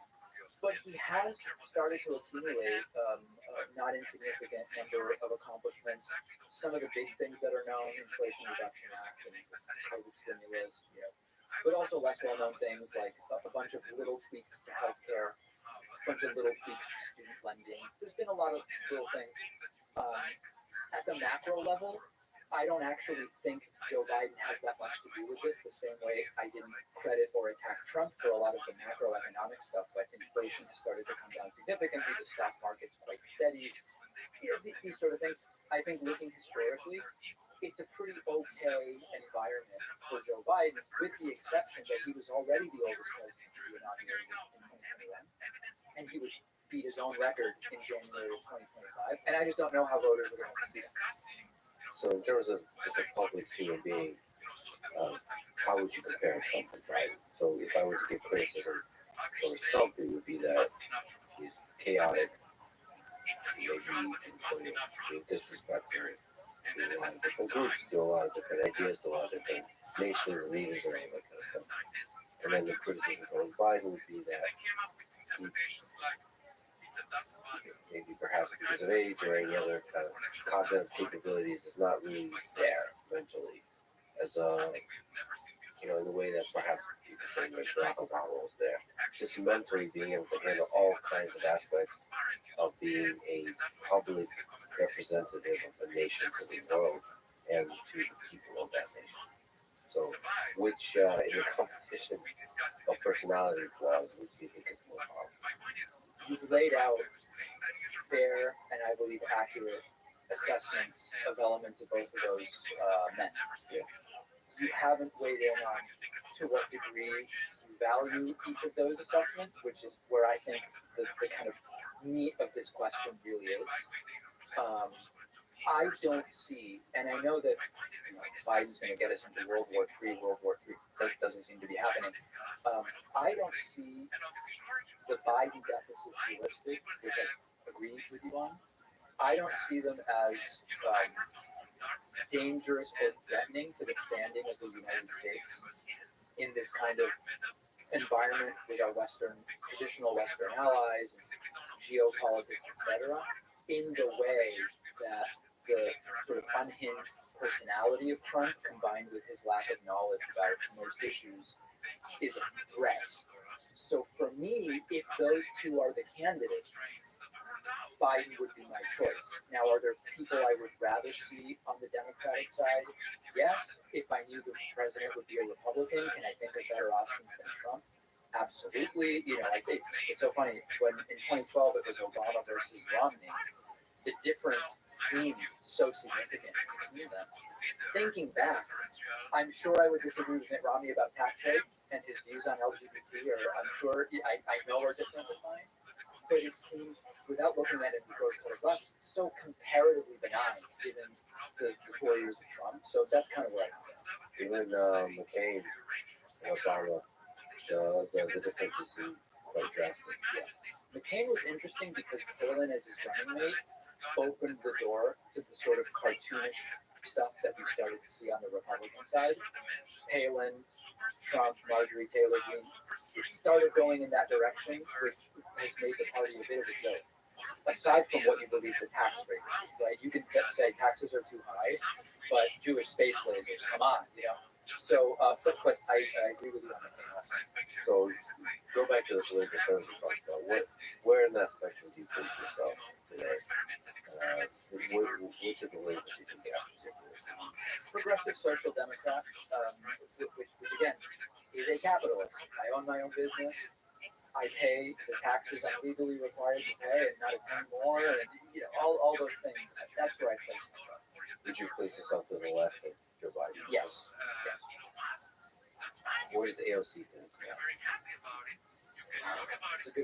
What do you think about AOC as a candidate? Do you think she eventually runs? I think that if she doesn't run into some kind of scandal, and I don't mean scandal in the sense of some personal improprieties, but I mean some kind of major political problem, it seems that she has the staying power to be in American electoral politics for a long time. Whether she would even want to be president versus maybe going to the Senate or being governor or whatever it is to be, I have no idea what her ambitions are in that sense. But certainly, like policy aside, she has this combination of charisma, likability to some, but also something about her personality that angers the people who don't like her in a way that only fuels her sort of presence, which I think applies to Trump as well. That I do think that she has the potential to have significant staying power in her president. I don't know.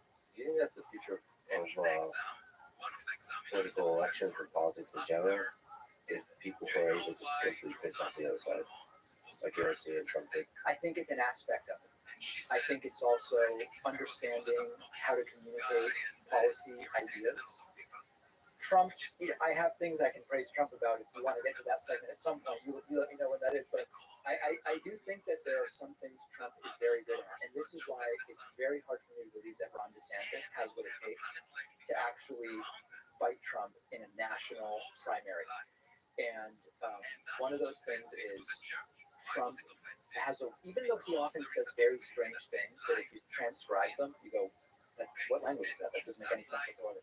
In the moment, the way he relates to adversaries on stage, etc., is very good in that he is very much aware of how it is going to be seen by the audience. And so that's why a lot of times it's more about, it doesn't matter that a word salad came out of his mouth, how he immediately responded and related to the person. Very good. So I think that knowing how to be good when clips are shared all the time, often out of context, is extraordinarily important. Knowing how to use social media, which every election cycle that means something different, but understanding how to use social media is very important. Those things are absolutely so important. And whether you're able to do a deep dive on the deficit, certainly useful, but I would say it's a bad thing. It's becoming less important figuring out who wants to represent us. So just lingering on the AOC, and then maybe let's throw in Bernie Sanders on that. Yeah. So where do you place yourself, and how do you think the layout of the land of Bernie Sanders, AOC, Joe Biden, and David Patrick? My instinct is, and I'm going to answer it, the thing that makes this tough is Bernie says he's a democratic socialist. He ran as a social democrat. He didn't run on anything that was really socialist. Right? So I'm going by the public-facing platform. I've been listening to it for many, many years, and I'll do it back to the Tom Hartman show. And I think using the terms as you've been using them, he has, I don't think, ever been a democratic socialist. I haven't heard him speak about socialism. I think I've heard him speak about social programs and the value of social programs throughout the history of the United States and how they've been beneficial. My understanding is very similar to yours, although there may be stuff from the 70s where he really was talking about qualified sharing the 70s. Yeah, you and I even weren't around, we were doing stuff in the My sense would be, Biden is like center left, and then I'm to the left of that, but maybe just inside of where AOC and Bernie are, and very, very similar to Bernie. I mean, I identify with a lot of Bernie's ideas. Maybe their implementation I'm more flexible on. I'll give you one example. Medicare for all. One way of trying to get health care to everybody, which Bernie's very big on, is you take the current Medicare program, you just eliminate the age limit, make it available to everybody, pay for it through taxation. Interesting. However, I'm open to other models if they get everybody health care. That is good quality and affordable. Singapore has an interesting model. Germany has an interesting model. I am more agnostic about how we do it than just saying let's expand Medicare. Whether that puts me to the right of Bernie, I don't know. But I'm not like exactly right there on it. Yeah, that's more of a It's more just flexibility versus dogmatism. I don't know if that puts it to the left or to the right. I don't think What do you think about the control manipulation of the collection in the DNC that perhaps tipped the scales against Bernie in the election? Do you think there was such a thing? 2016 or 2020. Both, I would say. In different, the dynamics are very different with Hillary Clinton and the pressure from Hillary Clinton as a candidate. So, yeah, was there, why didn't Bernie win? I guess is one way to ask that. Okay. I think there's a couple things. First, the DNC, I'm not a Democrat, just your audience may not know, I'm just a independent. I mostly vote for candidates that end up being Democrats. In local elections, often there's no party designation. So, okay, I'm obviously on the left, I'm not denying that, but the Democratic Party as an institution has never really been. You're still a rebel that resists belonging to you.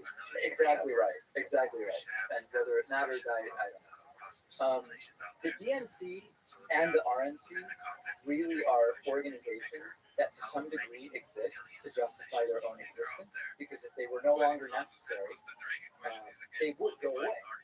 And so they have to assert their value and their importance. They do this in a number of different ways, organizing the way that the nominee is chosen, the convention, working with states on everything from redistricting to whatever else the case may be, setting the order of primaries and having some involvement in how that's all going to happen, and also coordinating behind the scenes.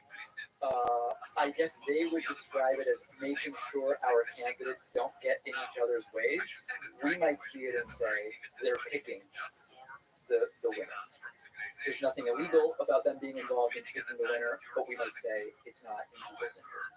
I think the 2020 primary was really interesting. Bernie supporter, myself, I started telling my audience after a couple primaries and even before, based on polling and different things, I see a real uphill battle here for Bernie. And it's really important. People in my audience are not the average, union worker in Michigan who is mostly working and raising a family and then goes to vote on primary day and goes to vote on election day. If you spend a lot of time on Reddit and Twitter, you're going to have an inflated sense of Bernie's popularity within the Democratic Party. That was my sense. And to some degree, we saw that in certain states. I don't have the exact primary order and results in front of me or in my head, but the big turning point was South Carolina. South Carolina was when Joe Biden won and won handily, understood to be because of the larger African American population in South Carolina. And right around that exact same time, I actually don't remember now whether it was the day after or the day before, some of the smaller Democratic candidates, smaller in terms of support, got out and said, I'm endorsing Joe Biden. And to some degree, of course, it was all organized and timed to help Joe Biden. There's no doubt about that. This is what the DNC does. It's hard for me to be mad at the DNC because this is sort of like, if we believe they were there to be unbiased arbiters and to stay as much on the side as possible, it would make sense to be furious that they've gone against their stated kind of mandate. But we know that the DNC negotiates and is it working behind the scenes and has a favorite. That favorite is Hillary. So I share the frustration about the power that the DNC has, but for people who are saying they did something illegal or whatever, the case may be, that doesn't seem to be the case. But this is part of why. I would love there not to be this duopoly of Republicans and Democrats. And there's probably 4 major changes that have to happen in order to make that a reality. But I share the frustration of folks while recognizing that Reddit was not accurately representing Bernie's popularity.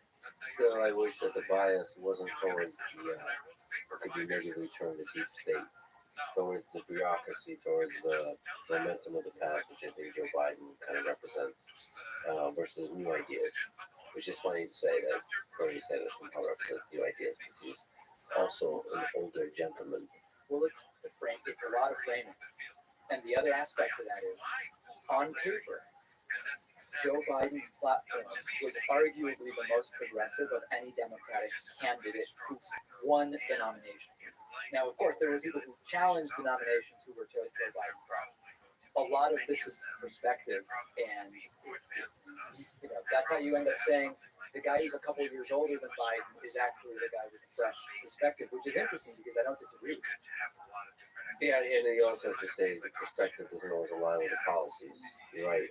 The actual policies of Joe Biden are different than maybe the perception of Joe Biden. Or what he wants. I mean, just two examples I would give are during his campaign, he played up a little bit his interest in doing student loan forgiveness and something on cannabis. I never bought it. I told my audience, I think he's saying this stuff because this is the way the tide is kind of, the wind is blowing and he's being advised to say this stuff. I don't think he's going to do very much on either of these things. He did actually do some student loan stuff, but that would be too expensive. Okay, let's go to the something you alluded to, which is pros and cons of this particular candidate. Well, what to you, as a critic of Trump, what to you are the pros, the strengths of Donald Trump, and what to you are his biggest weaknesses? The strength of Trump, see how I can frame it in a way that is both accurate and accurately assesses my feeling about it. And if you take it out of context, most masterpieces including Yes, Trump's strengths are mostly superficial and in terms of presentation. Trump was able to, I call it a gift. Some on the right say he's just so good at relating to different types of people. Trump, as a rich guy in New York City, was able to convince people that he spent most of his life trying to be kept isolated from, that he had their best interests in mind, that he knew why they weren't doing well in the 2016 economy, and that he had solutions that he was going to bring forward. The truth is, he never really liked those people, and as soon as they weren't useful to him for a brief period of time, that love affair with his followers stopped, and then now it's back and he's again. He didn't really understand the causes of the problems that those folks were experiencing, and his solutions were laughable, right? Like Jared was going to solve the Israeli-Palestinian conflict in year one. He was going to replace Obamacare in 2017. Things that were never going anywhere. But what he did really well was he put up a united front of, I know what is ailing you, I know how to fix it, and I know how to fix it, I guess because he's a businessman, and he's been above the fray of politics for so long, knowing how to use political donations to his advantage, and all that smart. But I think that's his greatest strength. Why do you say that the Jared plan for Israel-Palestine and the plan for healthcare to improve Obamacare, why do you say that's not?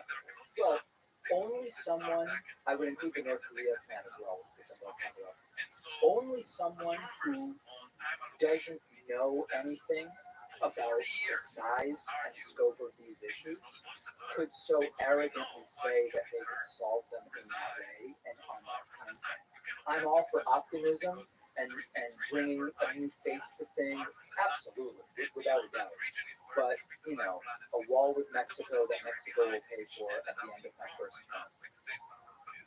I know there are people who believed it because they would call into my show and say, I'm voting for something like this. But it's hard to believe that anybody serious would fall for that unless you were deliberately wanting to just believe whatever was being fed to you, or you just hadn't ever thought about these issues before. The healthcare plan, in 2017 they proposed one that would have led to 24 million or so people ending up without healthcare. Didn't go anywhere because it was so terrible. And then in August of 2020, Trump said, in 2 weeks, I'm going to finally have my healthcare proposal. It's 2023, he's still never got it. With all of these things when these things came through, it was just sort of arrogant. And I get the perspective of, I want optimism and I like that optimism. It works. Fair. A lot of people saw it and liked it. As someone who followed a lot of those issues closely, they seemed, of course, like impossible problems. Like a double-edged sword, to push back a little bit, to look at things I have a little bit more knowledge about, which is space artificial intelligence. There's a company called DeepMind, there's a company called OpenAI that were laughed at for a long time and they were talking about that they're going to solve intelligence. And now they've made, especially DeepMind, most recently OpenAI with GPT, they've made progress that most of the community could not have imagined they'd be able to make. Everything from AlphaGo beating the world Go champion, just all the different steps of progress they can get into and surprise to everybody. And they are legitimately, fearlessly pursuing the task of solving intelligence. The other aspect, he gets a lot of criticism now, but another example is Elon Musk. I could say a lot of things, like SpaceX, like commercial space flight. He was laughed at for a long time. Same thing with autopilot in Tesla, autonomous vehicles. His approach was harshly criticized by all the experts, and still criticized. To this day, deeply criticized. And as a person that I believe objectively can look at the progress of autopilot as a semi-autonomous vehicle system has been incredibly surprising. So the reason I mention that is sometimes it feels like you meet the guy or the gal who makes those preposterous, ambitious statements like, we're going to solve healthcare this year. Right? And then there's experts like yourself that are looking, thinking, have you read anything about the history of Israel Palestine? You know there's a history there? Do you realize how complicated, how many people have tried, how many people have failed, how many millions of people hate each other in this little place, in this land? Like, sometimes the expertise can really weigh you down. So you sort of to push back. Sometimes you have to have almost be naive and stupid and just rush in with an optimism in order to actually make some progress. I agree with you 100%. I think it's interesting that all of the examples you gave of the successes are from the technology space. Not politics. Not from politics. Which, I mean, listen, I would love to be able to make headway on some of these issues more quickly, without a doubt.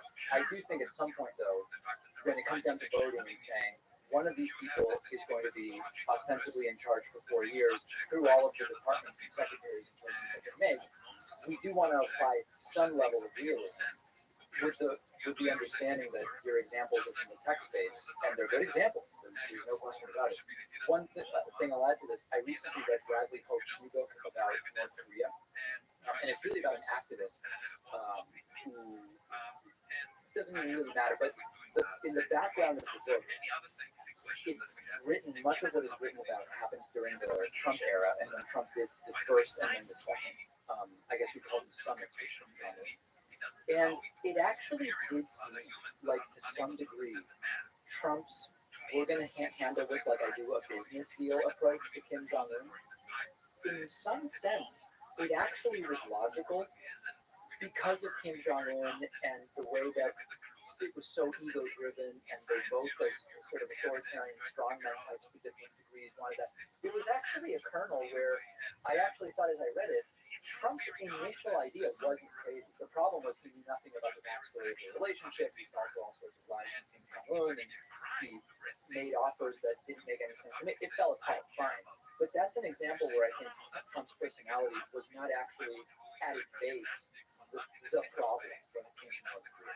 But there's other things of this nature that some people argue goes into the strengths and pros of Donald Trump. In China, for example, tariffs on China. Can you make the case that there's some positive outcomes of the way Donald Trump acted in China?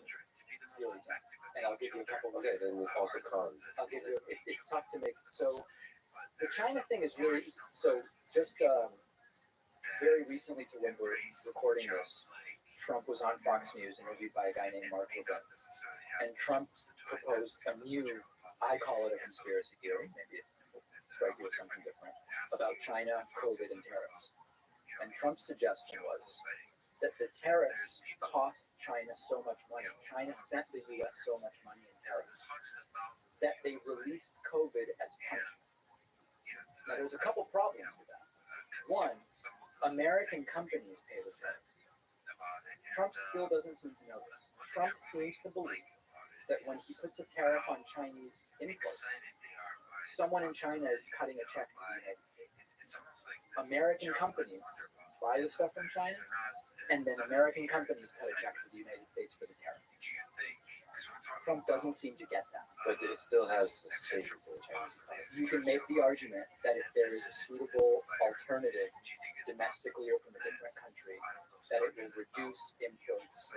But it didn't happen. And we actually have reports now that the tariffs on China cost about 250,000 American jobs. The other problem with that idea is China created and released a virus in order to hurt you, but as of today, 5.7 of the 6.8 million deaths were in other countries. It's a very indirect way. You're mostly killing people in other countries to hurt Trump. Maybe there was a... This is the sort of thing where when I think about how Trump dealt with China, it's very scary. Because given another 4 years, who knows what he might do if he still doesn't understand how tariffs work. The geopolitics operate in complicated ways with carrots and sticks. And Henry Kissinger has written quite a lot about this. And in some sense, the positive aspect here that Donald Trump is willing to take big risks in the game of geopolitics with this giant superpower that is China. And a lot of others are too afraid to call them out and come to the table. I certainly think that's an argument that can be made. My question would be, what tangible positive outcomes did it lead to? And it's tough to identify any. But I think it's a great thing. I mean, listen, one of the things you're kind of getting at, maybe indirectly, is that there's been this sense that politics has been done very similarly for a long time, and even between Democrats and Republicans, still, even with some policy differences, there's still the kind of feeling that it's disconnected folks in DC, mostly dealing with issues that don't directly affect you. I get that. I'm with you on that. I think the question as to whether Trump's bluster was positive rather than extraordinarily humiliating in many ways, I just come down on it was an absolute and total humiliation. But I understand that you can recognize Trump doesn't know a lot of stuff, but his attitude was refreshing in some way. That's a reasonable position for someone to take. I disagree with it, but I understand it. Well, trying and failing better than not This goes well beyond politics. You know, Wayne Gretzky has weighed in about this. Michael Jordan has weighed in about it. I mean, this is, is it better to have tried and failed than never? Is it better to have loved and lost than never to have loved? I don't know. I mean, listen, we lived through 4 years of Trump. We know what that 4-year term was like. And it's very hard for me to say that the things he tried were overwhelmingly reasonable. But I get the point you're trying to make, and I appreciate it. And if we don't do any of it, then where do we end up? Sure. We know where we ended up with Trump, and it's pretty embarrassing. Okay, let's linger on some more strengths. We didn't start any new ones. There's something to that. Yeah, it's interesting. There's a few different approaches to dealing with that. First, it's really important to remember that the counterpoint to that from the folks who like to say that was that Hillary Clinton was going to start 3 wars. Sometimes they say 4 wars. Sometimes they say 5 wars. The geopolitical situation during the 4 years that Trump was in office, I don't know that they obviously lent themselves to wars that Trump just barely was able to keep us out of. I think the Russia thing is interesting because now it's very popular to go back and say, you know, the reason Putin didn't do the Ukraine thing when Trump was, right, and to somehow give Trump credit for that. There's a counterpoint to it, which is Putin under Trump, particularly if Trump got 4 more years, would have been able to maybe consolidate power in other ways because of his relationship with Trump. I'm not coming down on one side or the other. It's not my area of expertise, but it's not the open shut slam dunk that Trump likes to say that Putin didn't invade because he knew I would crush him. Okay, so it's not obvious to me that there were imminently wars that would have started during that time. That being said,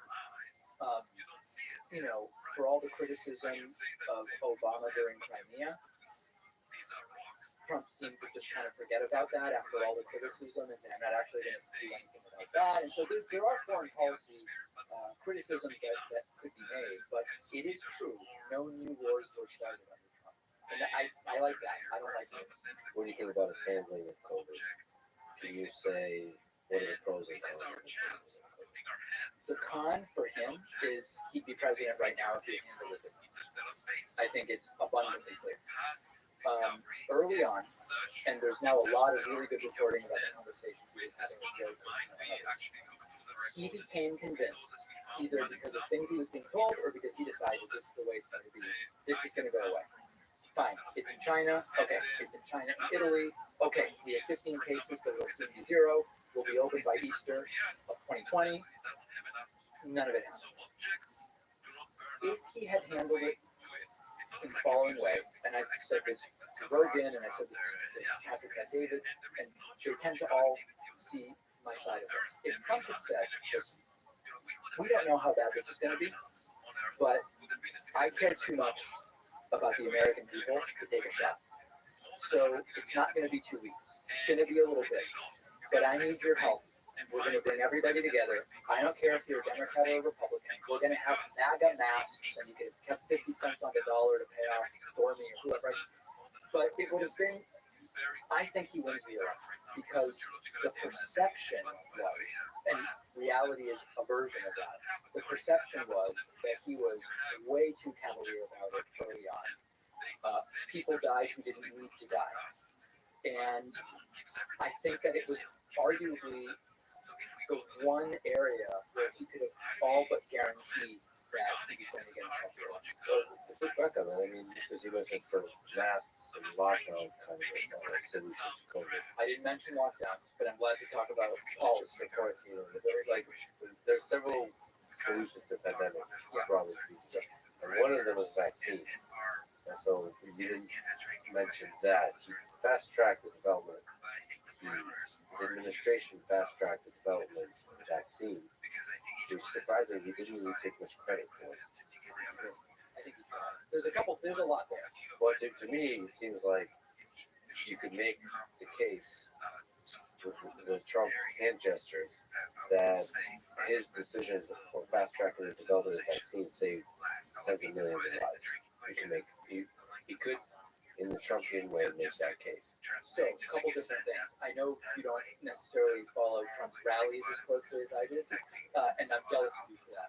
But he did tout the vaccine stuff hugely for a while, until his audience turned against him. And then he had to draw this line where he was going, I made the vaccine, which none of you have to take, by the way. Freedom. You don't have to take it, but it's fantastic. And nobody else could have done it. But don't worry, nobody's going to make you take it. And he actually got booed at a couple of his own rallies when talking about the vaccine. So let's back up a little bit. Fast track. My understanding of what he did is he did what any president in his situation would do, and what many world leaders out there did as well, which is he agreed to pre-purchase supply of vaccine in order to provide money to pharmaceutical companies to scale up the manufacturing, which is absolutely fine. But he wants, one of the stories he tells is it usually takes 12 years to develop a vaccine. We did it in 9 months, thanks to me. Decades of mRNA technology being developed created the platform in which you can make a particular vaccine in 9 months. Didn't have anything to do with Trump. He did pre-fund and say we will buy a huge supply, and that provided liquidity to the pharmaceutical company. But he also delegated control to experts that enable that kind of fast-tracking vaccines, right? He was very eager for the FDA to approve it because he saw that there would be a political But benefit. he didn't get in the way. He didn't get in the way. Fair. I think now we're on the bit. He did not get in the way of vaccines being developed, which is good. Presidents and bureaucracies have a way of getting in the way. I don't disagree with that. I'm not aware of really any governments that got in the way. I mean, it seems given the global situation, everybody, European countries were pre-purchasing vaccines. African countries were going to be later to receive vaccines. We're partnering with the European countries that have pre-purchased. But the most interesting thing about all of this is Trump did play up the vaccines for a long time until his crowd didn't want to hear about it anymore, which is crazy. It was sort of like he became a victim of the monster he created. One of the effects of that is that you can see is that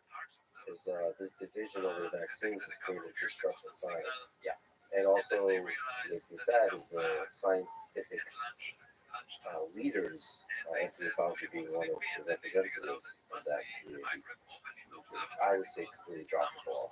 And they spoke with arrogance, they spoke down to people, they spoke in a way that great scientists does not speak, which is they spoke with certainty, without humility, like they have all the wisdom and all of us who don't understand it, but they're going to be the parent that tells us exactly what to do, versus speaking to the immensity of the problem, the deep core of the problem being the uncertainty. We don't know what to do. The terrifying thing about the pandemic, we don't know anything about it as it's happening. So you have to make decisions, you have to take risks about, well, maybe you have to overreact in order to protect the populace. But it's in the face of uncertainty you have to do that, not empowered by science and the deep expertise that somebody like Anthony Fauci claims to have. But I'm really troubled by the destructive science that resulted from that.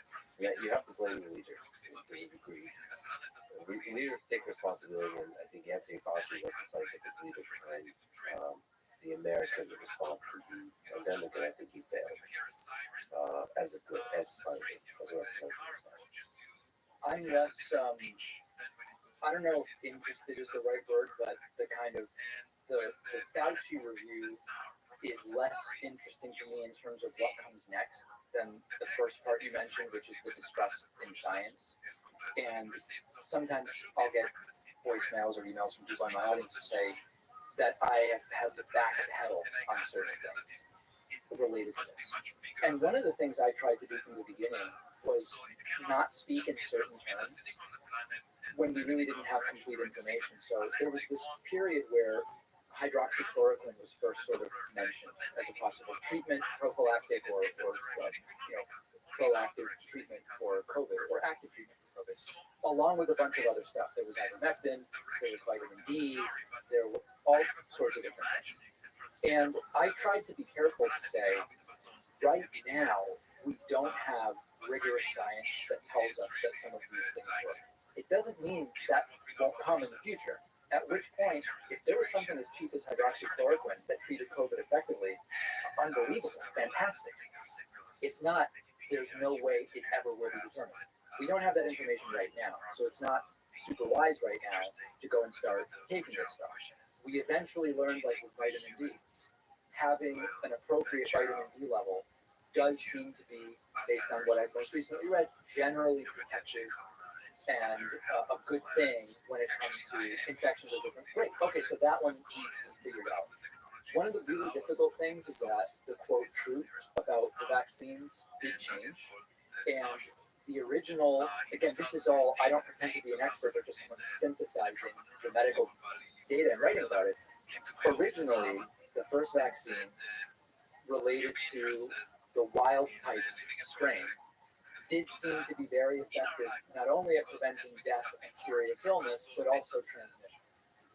There were people then saying it doesn't prevent transmission. Over time, as the variants came forward, the vaccine became less effective at that. At that point, I started telling my audience something different, because as far as I was concerned, the reality on the ground had changed. In my mind, that's how science works. It's not backpedaling. It's we're adjusting our beliefs to what is taking place in the real world. Well, to be fair, the scientists, many of whom are my friends, biologists, they have way more humility than people like Anthony Fauci with people in office, or the CEO of Pfizer with people in office. This is the fundamental problem here. Because the way science works there's usually a lot more humility and a lot more transparency about what we know and what we don't know. And people like Anthony Fauci thought it would be beneficial for the world if he speaks with more certainty. But because of the political division that formed around that certainty became completely counterproductive.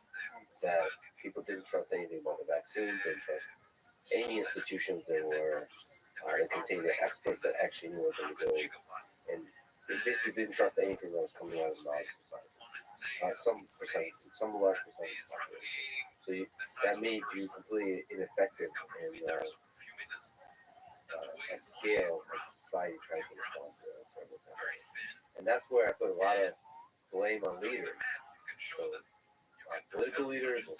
shooters are the ones that should inspire us to all get together and respond. And that should be the case for the pandemic. It should be the case in a time of war. I generally agree with you, and for me, it's really about shared blame, and there were a lot of different reasons why that early communication wasn't good. Part of it was, I mean, for me, I prefer accuracy rather than overconfidence. I would prefer, listen, we don't really know right now whether masks do X or Y. What we do know is the supply is really limited of this type of mask. We're going to try to keep them for the frontline workers. I love that. That's the way I want to be communicated. A call was made to do it differently, which is to say the masks don't actually help. But the real reason is they want to keep them for healthcare workers. And then later, the masks are what's going to solve. I'm with you 100%. I think the other layer to it is you can't ignore the political situation at the time. If Trump had won re-election and the vaccine distribution had taken place while Trump was president rather than Biden, my belief is that the same number of Democrats would have gotten vaccinated, but way more Republicans would have as well, because they were following not science but political leaders. And when it was Biden in DC instead of Trump, a lot of those people said, I don't trust the vaccine. But wait, it's Trump's vaccine. Yeah, but something about the way Biden's distributing it. So I do think we can't ignore that political layer. I agree with you with communication with that. Let me ask you about Joe Biden. What is his strengths and weaknesses? Weaknesses, I think, are some of the things you've identified. He is not seen as high energy. He is not the same Joe Biden that debated Paul Ryan in 2012 and ran circles around him and just an incredible debate performance. He is not inspiring in the way that someone like a Barack Obama was to people coming up and starting to get interested in politics. I think a lot of those are fair criticisms. I think on policy, he's not interested in a lot of the things that younger voters are interested in. I mentioned cannabis reform. I mentioned student loans. So I think that's a deficit for Biden. I think the upside to Biden is when it comes to foreign policy, diplomacy, high-level negotiations, knowing how to engage with allies in a productive way.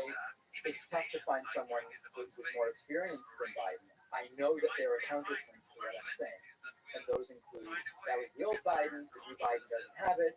That includes that's just a sign of rot because he's been around for so long. Nobody should be around that long in public. Perfectly reasonable criticism to talk about, but I do see that as one of his strengths.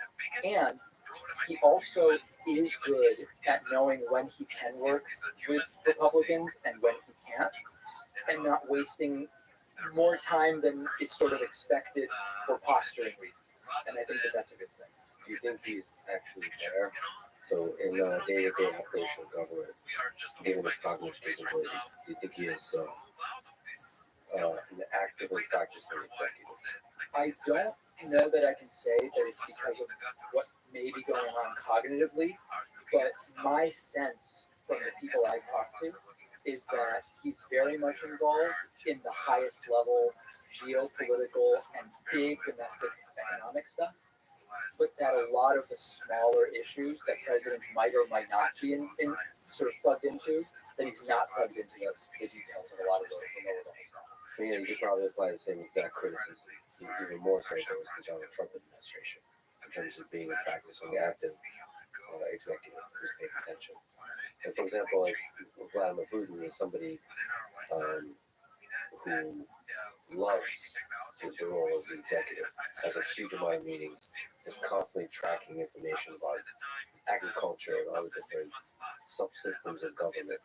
Stalin, funny enough, was also extremely good at this. Certain people just love the job of being an executive. And I'm not sure if Donald Trump did, and I'm not sure if Joe Biden in his current state has the cognitive capability to. It's a good question. Kim Jong-un's another one, by the way. There's videos of him examining a pottery, a factory where they make plates, and making very specific comments about how the plates should be made. I think that in that case, there's a lot of propaganda value to it. With Trump, I think you're probably right. He did get involved in the minutiae of things. I mean, once he pulled out a weather map, and with a Sharpie drew a different hurricane path that was more politically convenient. That's pretty micro, saying the Weather Channel's wrong. I see what you did there. This is okay. I see So what you did that's there. micro. He went to Puerto Rico and he gave out paper towels after a hurricane. Now he was shooting them like free throws, which didn't look very good. So he will get involved in the micro when it's advantageous. You know what I mean? But I do agree with you that he wants to just kind of make it so. Build the wall. I don't know. Just build it. Figure it out. Get it done. Quick one, Captain. Sure. And just for the sake of completeness, I should mention the subreddit what Biden has done. That is also what Trump has done, but that is active. And it has like this master list of all their accomplishments. I recommend people look at it because it's kind of rigorous and interesting with links, list of all the things he's done. Just to list some of them, restored daily press briefings, canceled the Keystone Pipeline, reversed Trump's Muslim ban, required mass federal property, rejoiced the Paris Climate Agreement, extend student loan payment fees, extend eviction fees, restored stimulus bill, as we mentioned, and funding the border wall, so on and so forth, DACA, border strengthening of DACA, rejoins the World Health Organization, and the timing of this, which is important. Yeah, several historic which of course you criticize. Raising the minimum wage for federal contractors and federal employees for $50. There's a lot. There's a lot. It makes you realize with both Trump and Biden, there's a bunch of small details that matter. Yeah. Like that matter in people's lives, like actual little policies. Trump did a lot of stuff as far as I heard for the military. Like not big stuff, the small stuff. Yeah, I'd be curious what you're thinking of. I mean, I know one of the big things under Trump was we're going to get trans people out of the military. That's not what I was thinking. You weren't referring to that. Trump's hilarious with these stories that he tells. And one of the stories, and you get to know them if you follow him at all. He tells the story, when I came into office, the generals came to me and they said, "Sir, the cupboards are bare. We have no bullets." And so I rebuilt the military. The cupboards were bare when Obama left it, and it was just terrible. But I rebuilt it, and the generals, I've got the best generals. They said, "Sir, it's incredible what you were able to do." You look into it, and it's like, yeah, that's not really true. Like, it is true that there are armaments that just like on a schedule to get replaced, and that's part of the military-industrial complex. But there's nothing like special Trump really did. But these stories become, they take on like a life of their own, and it's interesting to sometimes try to dig down and figure out like, is there any policy connected to that, or is that just a story? Do you think it's possible to have a good conversation with each of them? Donald Trump, Joe Biden, in a podcast context or Absolutely. Yeah, you're saying like, could I with you? Oh, 100%. Yeah. Joe Biden? Sure. Yeah. Can we dig into that a little bit? Well, I mean, I don't know what. I think there's maybe something implicit in your question, but This deeper about the nature of politics and politicians. Yes. I think with either of them, I mean, the political differences wouldn't be an impediment to having a good conversation with either of them. I think one of the things that's really tough in my experience when talking to elected officials is they could be super interesting about 100 different topics, but handlers decide or try to get you to talk about something you don't really care about and something really narrow, which doesn't bring out your best nor their best. And that's a frustration. But I think that given an unstructured 3-hour conversation, I think it would be interesting to talk about. I mean, listen, with Biden, aside from his view on cannabis or whatever, his background and the incredible, unimaginable family tragedy that he had in his first wife and multiple kids dying. I mean, it's just incredible, and with Trump, I think also you could have an interesting conversation. Yeah, those human beings with a life story. Yeah. And they're some of the most successful humans who have ever lived. They've rose to this highest office in interesting, complex ways. Yeah. So one of the things I'm troubled by, maybe you can speak to, is why we're so negative towards presidential candidates and presidents. Why it's just they go through this shitstorm no matter who they are. Yeah. They're like hated.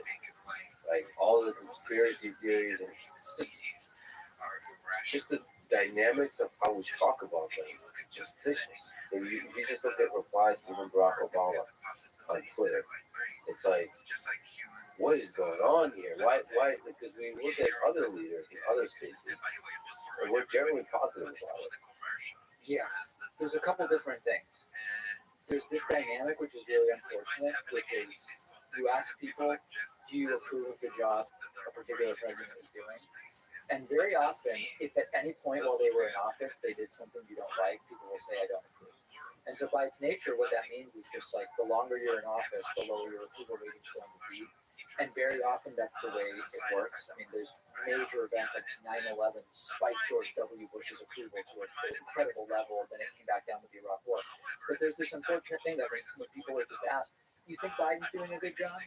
If 4 months ago Biden did something on healthcare that somebody didn't like, even if you like most of it, a lot of people from that point forward will say, I don't approve. They might still vote for him because they like him better than the alternatives or whatever. It's just the dynamic of politics, and I agree. It's very. Does it have to be that way? I don't think it has to be that way, but to unwind it, so many things would have to change. I think our election system is part of why politics is the way it is, where you have two choices, and it's first past the post, and we have this electoral college, so that depending on which state you vote in, the kind of meaning and significance of your vote is different. If you vote in Montana, it's the Republican candidate's going to win, and that changes the dynamic. I think that's part of it. I think that at a personal level, I've experienced this in my life a lot. We've become, and by we I mean people in the United States to some degree talk about this stuff. We've become uncomfortable when there is disagreement, and it bleeds over into now we can't have a normal interpersonal relationship anymore. I'm from Argentina, and in Argentina, it's really common, even in my family. There are incredibly heated political debates at the start, the middle, the end of some kind of gathering. But then everybody just goes back to like, okay, we disagree on some things, but that's okay. And we can now go and, finish cooking the beef or whatever it is that we're doing. And I experienced this even with people who come up to me on the street and they go, just earlier today, a guy came up to me and he said, RFK all the way, baby. Talking about Bobby Kennedy Jr. And I just kind of, think, oh, all right, yeah, let's see what happens.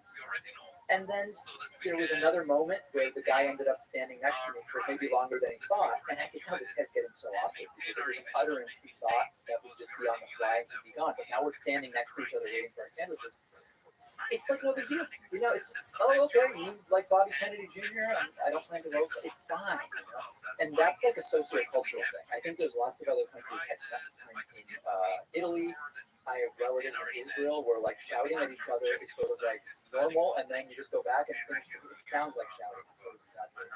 Very animated, what seemed like big disagreements, and then everybody's cool. I wish it were more normal. So maybe the mechanism of going from shouting to cool again. Because maybe we can't solve the shouting at each other. So maybe we need to somehow figure out the de-escalation, like making up. I've had a few recent fights with friends. Yeah, politics. No. But political style, emotionally drenched stuff. And it was interesting. You go through that whole process and then make up at the end. But it was a process. And it was a process that required being in person and talking through it. And it was stressful. The whole thing. And then maybe because most of our interactions are online, you don't get a chance to do that in person. I don't know, but do you think it's a feature or a bug of the system that we just hate the powerful? You mentioned the online part. I think you mentioned it earlier perfectly, which is you take contentious political issues, you create a platform that rewards controversy and disagreement and limits the number of characters you can use to express yourself. You kind of throw it into a baking dish and mix the entire thing up. It's complete and total chaos. And one of the things that, I've talked before about all those angry emails and threats and stuff that I get. I'm acutely aware that if I had in-person conversations with most of these people, the conversations would basically be like, oh, we have different views about how to solve some of the problems we're facing. We probably agree about what the problem is, and we probably share many values, but on these particular 4 issues, we may have very different views. but that's okay. Online, that's not the case, and it leads to the mess that we get ourselves in. But I think that it's a feature of a lot of the systems that are being used to disseminate information.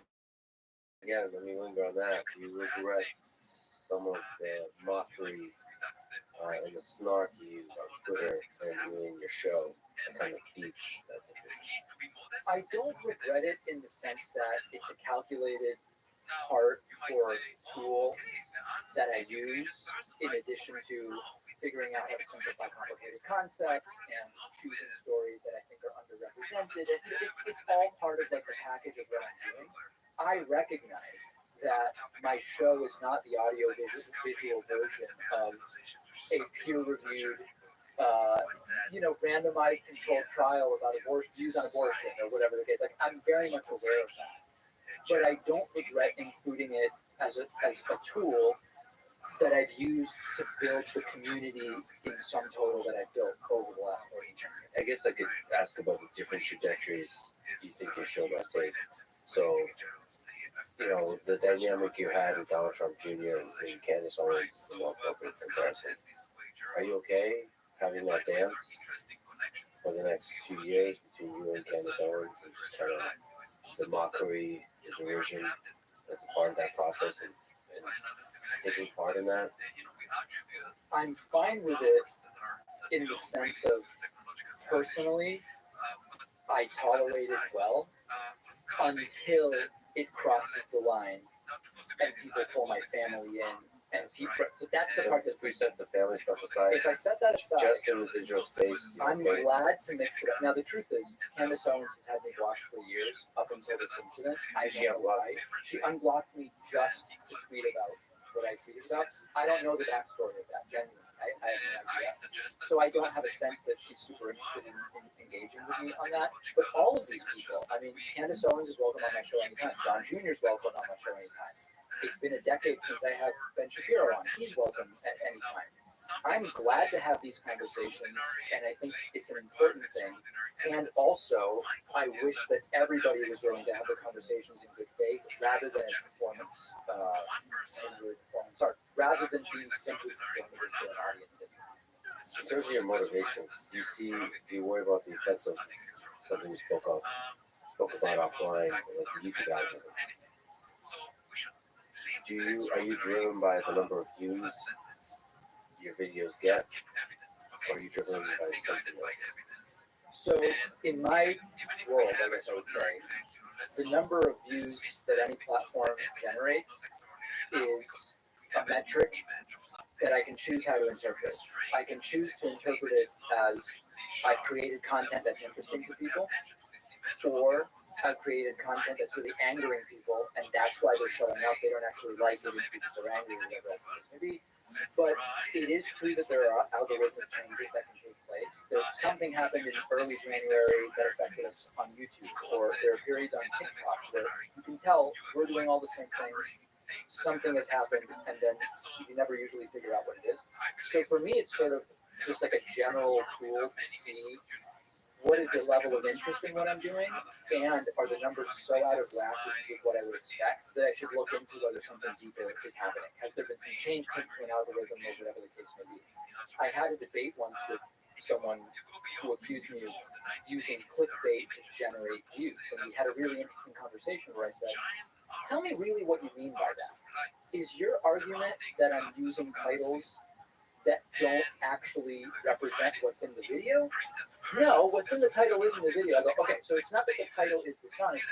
Are you saying I'm deliberately picking titles that will garner a larger audience? And they said, yeah, that's kind of what I mean. Isn't that kind of what we're all doing? The alternative would be choosing titles to generate a smaller audience, which seems like a real kind of waste of time. So I'm trying to navigate and play the game in a way that's comfortable, but use the metrics more as a tool than as something to obsess with. Nevertheless, the metrics are what they are, and that they are able to affect your psyche. It's very difficult, which is why I have a comment section that hides all views and all that for me. It's difficult not to let it affect how you think about ideas. inspiration on a particular topic like healthcare generates very few views. It's difficult for you to still care about healthcare. There's some aspect of the human mind that starts being affected by those views. Like, I think that's a really dangerous thing. Mostly, it's probably beneficial. It probably makes you a better presenter. If you do care about a topic a lot, you become more charismatic, you learn sort of in a Jimmy, Mr. Beast way how to present the ideas better. But it also can affect which topics you choose to cover, when you choose to think about this topic, the audience capture those topics. That's a really scary thing. I'm really worried about my own running that. I run from that aggressively. One of the things that I include in my overall approach is I don't think about any one clip. I think about an entire show or a week of shows or a month of shows. And so it's less about does anyone clip you well. My view going in, I'm going to do stuff that won't do that well, but I think it's really important to do, and I want to make it part of my show. And so when I do a clip with 10 ideas for reducing gun violence, I know that that's not going to get 500,000. I know it's just not going to. And the first day or get 12,000 and I'll go, I don't think that's fine. There's a group of people in my audience that values this stuff and I want to keep doing this stuff. I'll end up surprised. And 2 weeks later, has 150,000 views because it started being shared. Great. But I don't go into it thinking these all need to be home runs by that metric.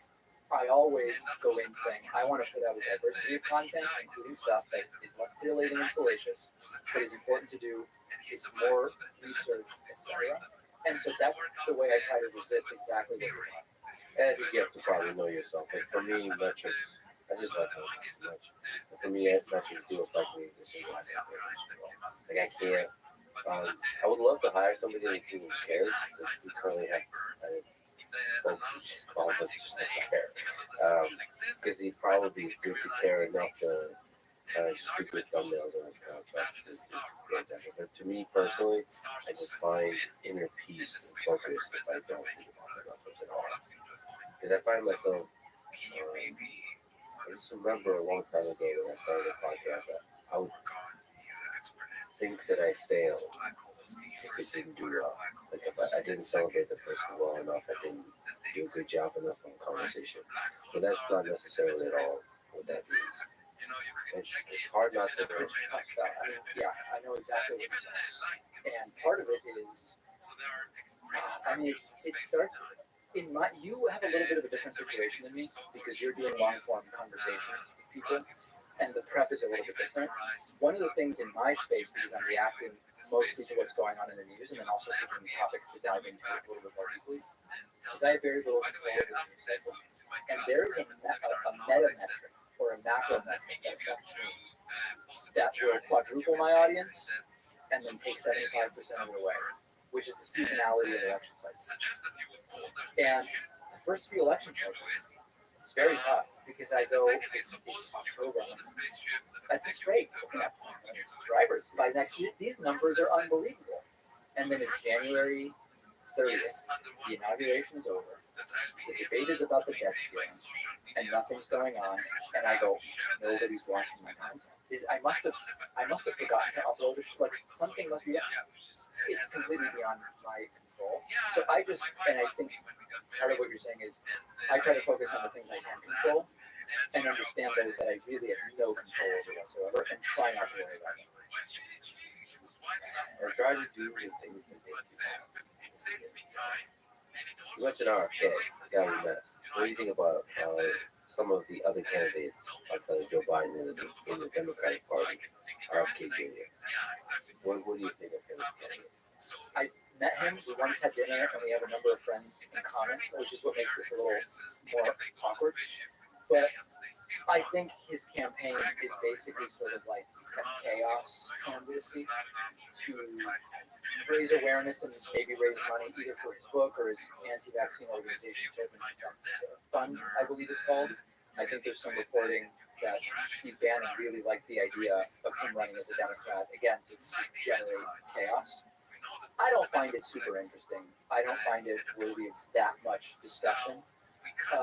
Smart guy, nice guy, has been doing anti-vaccine work that I don't find particularly inspiring. So it's not just anti-COVID vaccine, it's more broader than He's that. been in that space long before the COVID vaccine. Yeah, I don't find it super. So he also wrote the book, The Real Anthony Fauci. Did you read the book? Did he write that? That's I don't know. I'm not sure.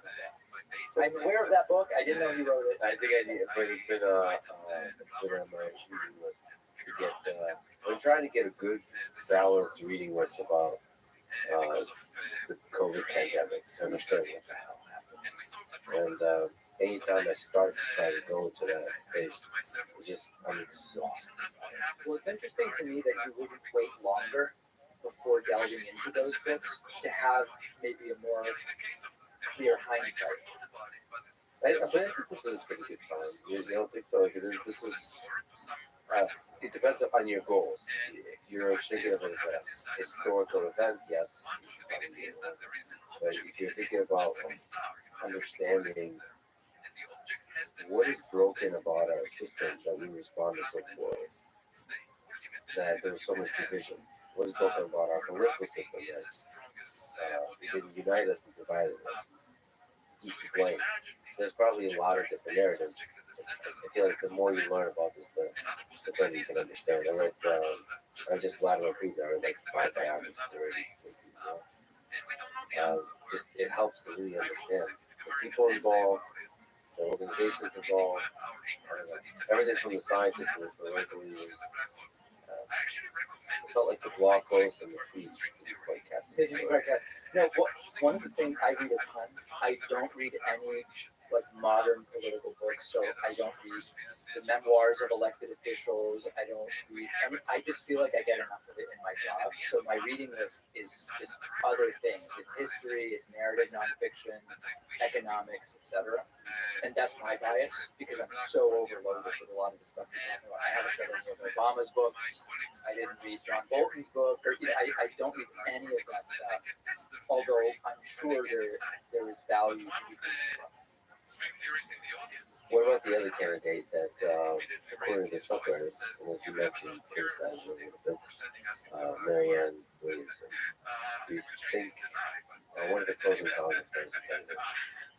This is another area where many in my audience really are angry with me. I don't find her candidacy super interesting. I'll tell you the pros and the cons as I see them. I do think that we have elected officials in the U.S., particularly presidents, from a really narrow range of backgrounds. So lawyers and sometimes business people, very, very often lawyers. I think we would benefit from a much greater diversity of backgrounds. And I once said, and that would include people from education, people from the science world, people with backgrounds maybe running nonprofits and stuff. Now, Marianne Williamson did, I guess, at one point run some kind of small nonprofit, and some in my audience thought that credential alone would make me fall head over heels in love with the idea of a Marianne candidacy. I've interviewed her. It's just not for me, is the way I like to say it. It's the background of the woo-woo type stuff is a bit off-putting to me. I understand that someone with literal Christian Bible beliefs that also I don't like, maybe I'm more willing to accept, as most of our presidents, of course, have had those views because they're otherwise more qualified. But some of the things that she says just strike me as, I'll give you an example. When she was on with Russell Brand, she said there's no such thing as clinical depression. It just means someone in a clinic told you you have depression. I don't believe that to be the case. I think you have an understanding there's 2 types of depression. There's like a genetic predisposition depression. There's like a acute something's happening in my life, temporary depression.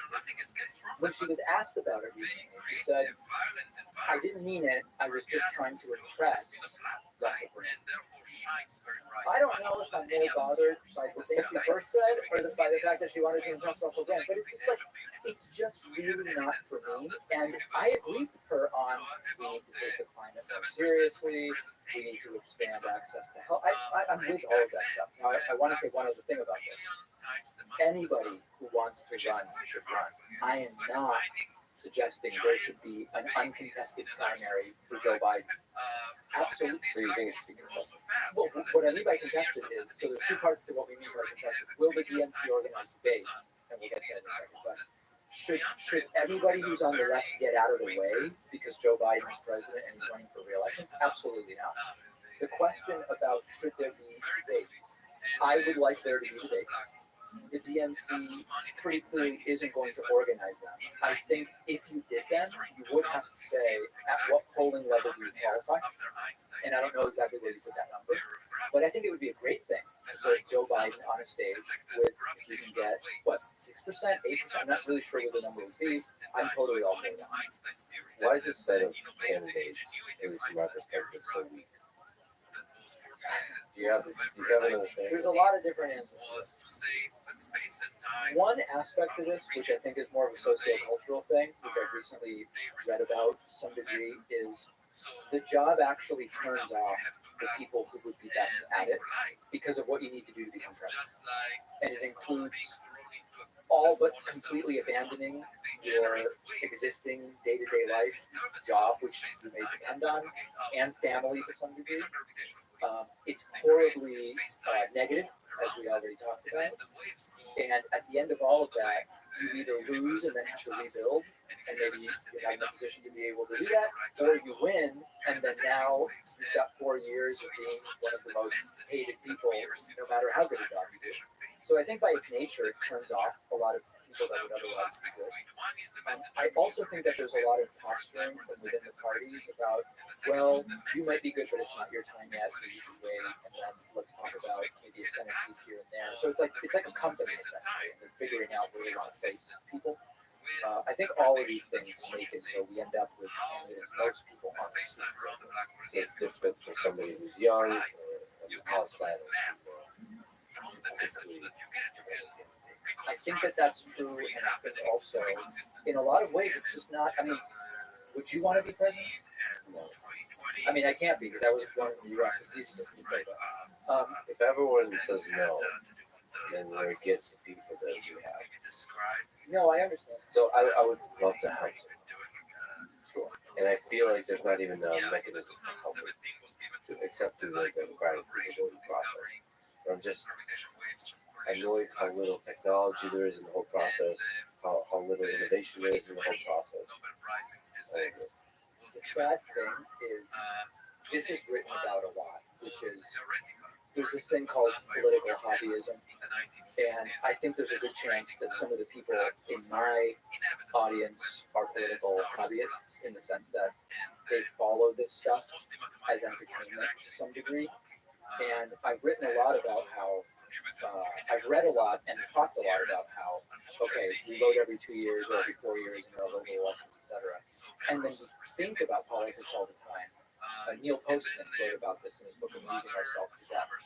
But what are you actually going to do about the kids starving in this country and the nuclear buildup in that country? Okay, if everybody refocused their attention on their immediate communities, and that could mean any number of communities, town or city you live in, or it might mean an athletic club or whatever.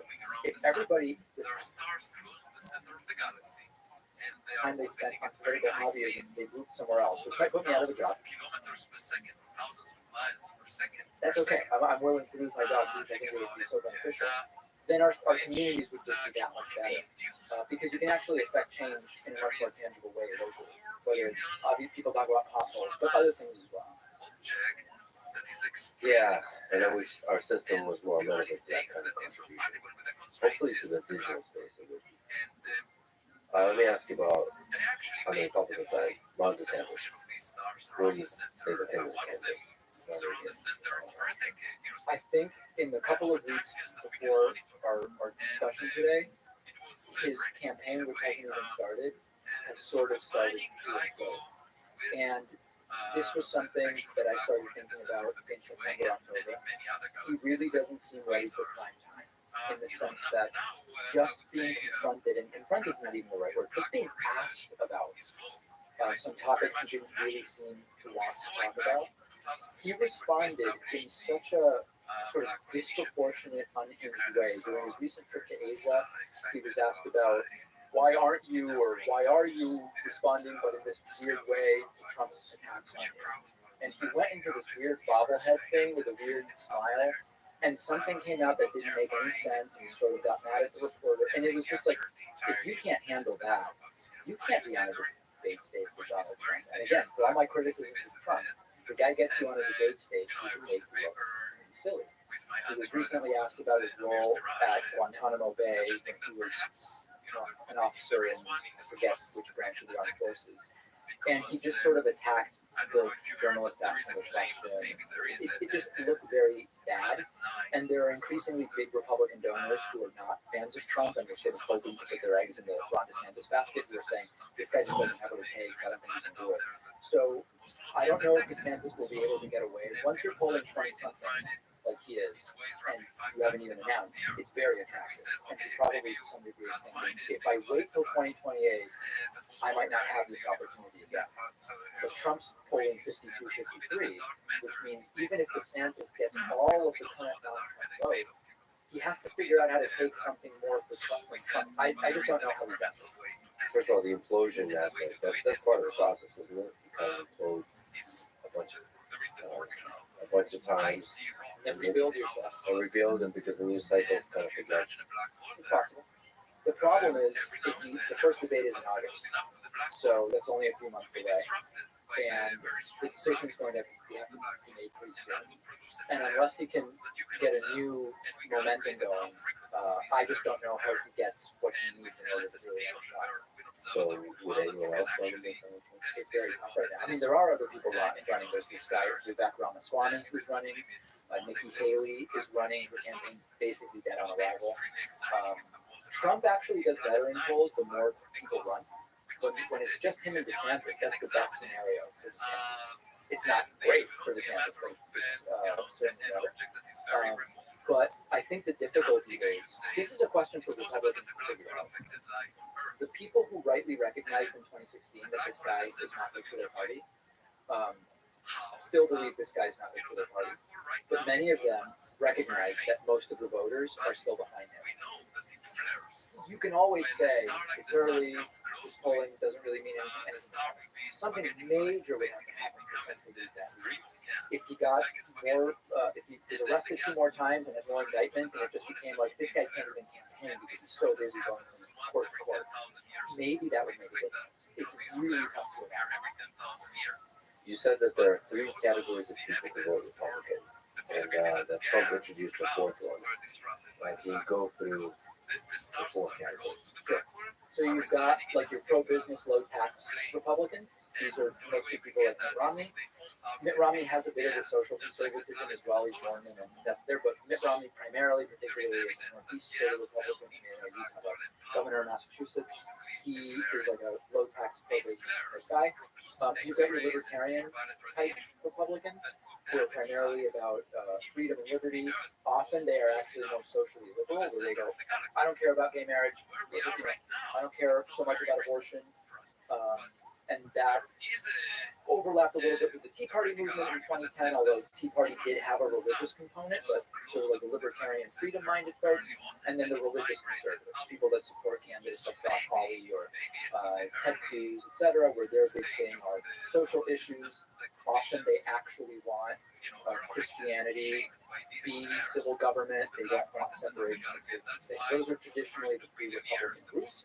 The one that Trump introduced was people who just didn't really pay attention to politics, but either followed celebrity or had grievances that they didn't have a scapegoat for, and were sort of right-leaning culturally, even though they didn't attribute that to republicanism. And Trump was able to bring them into politics often for the first time as voters. They could be part of any of those 3 groups if they get more into politics or kind of do their own thing, but they're more kind of like cult of personality, I'm here for Trump. Does it have to do with like the culture wars and the identity politics, all that kind of stuff?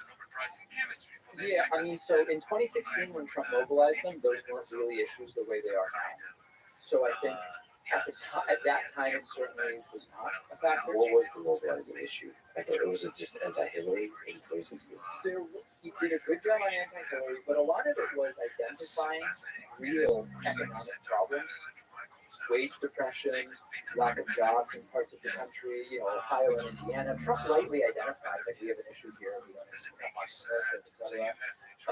But there was also a lot of scapegoating. That was, China and people coming through the U.S.-Mexico border were popular scapegoats for a lot of those problems. This gets us kind of to populism. Populism is a rhetoric, and populism as a rhetoric doesn't necessarily come with particular policies. You can be a populist, a user of populist rhetoric and propose solutions that would be more aligned with Bernie or Tucker Carlson. Populists will often identify the plight of the middle class. The difference would be Bernie will say, we've got to put some restrictions on how much billionaires can make, and we've got to reinvest in new social programs. Tucker will say, BLM taking your house and a brown person from Mexico taking your job are what we need to deal with.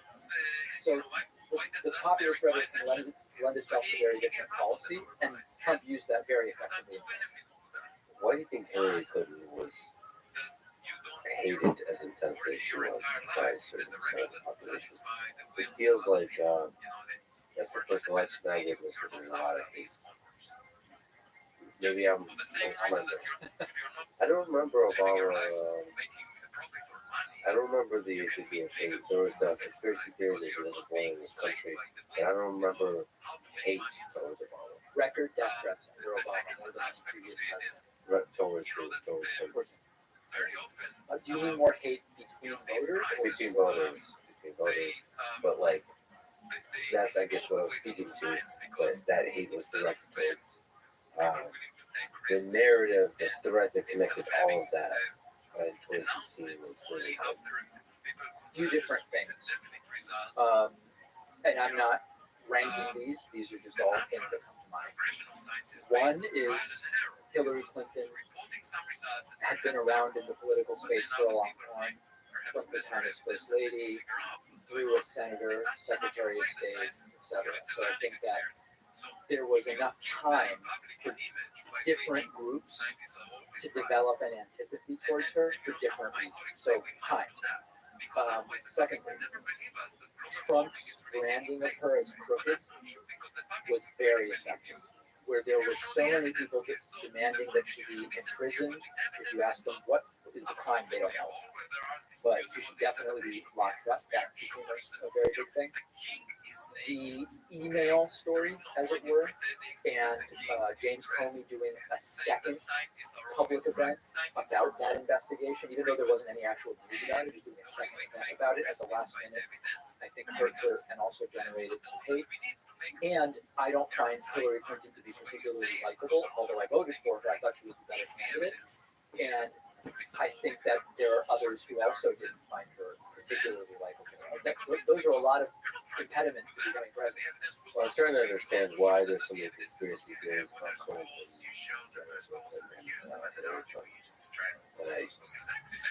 Maybe I'm not researched well enough. The why of it.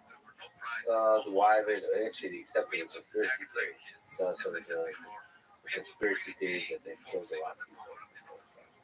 It's hard for me to speak to them because I'm aware that they exist, but I'm not an expert in them because they seem so obviously baseless to the degree that I research them a little bit and then I move on. And it's been years since I've looked at this stuff. I know there's the Seth Rich one, and there's the Clinton body count one. I think there's one connected to Epstein, if I recall correctly. There's all sorts of these different ones. Without speaking to any of them specifically, because I'm not the expert on Clinton conspiracies, it does seem as though this stuff for so long has generated an audience. I mean, I remember in the supermarket when Bill Clinton was president, at the checkout, seeing the tabloid, and there was stuff about Hillary birthed an alien baby, and all the, it seems like it's been titillating for people for a very long time.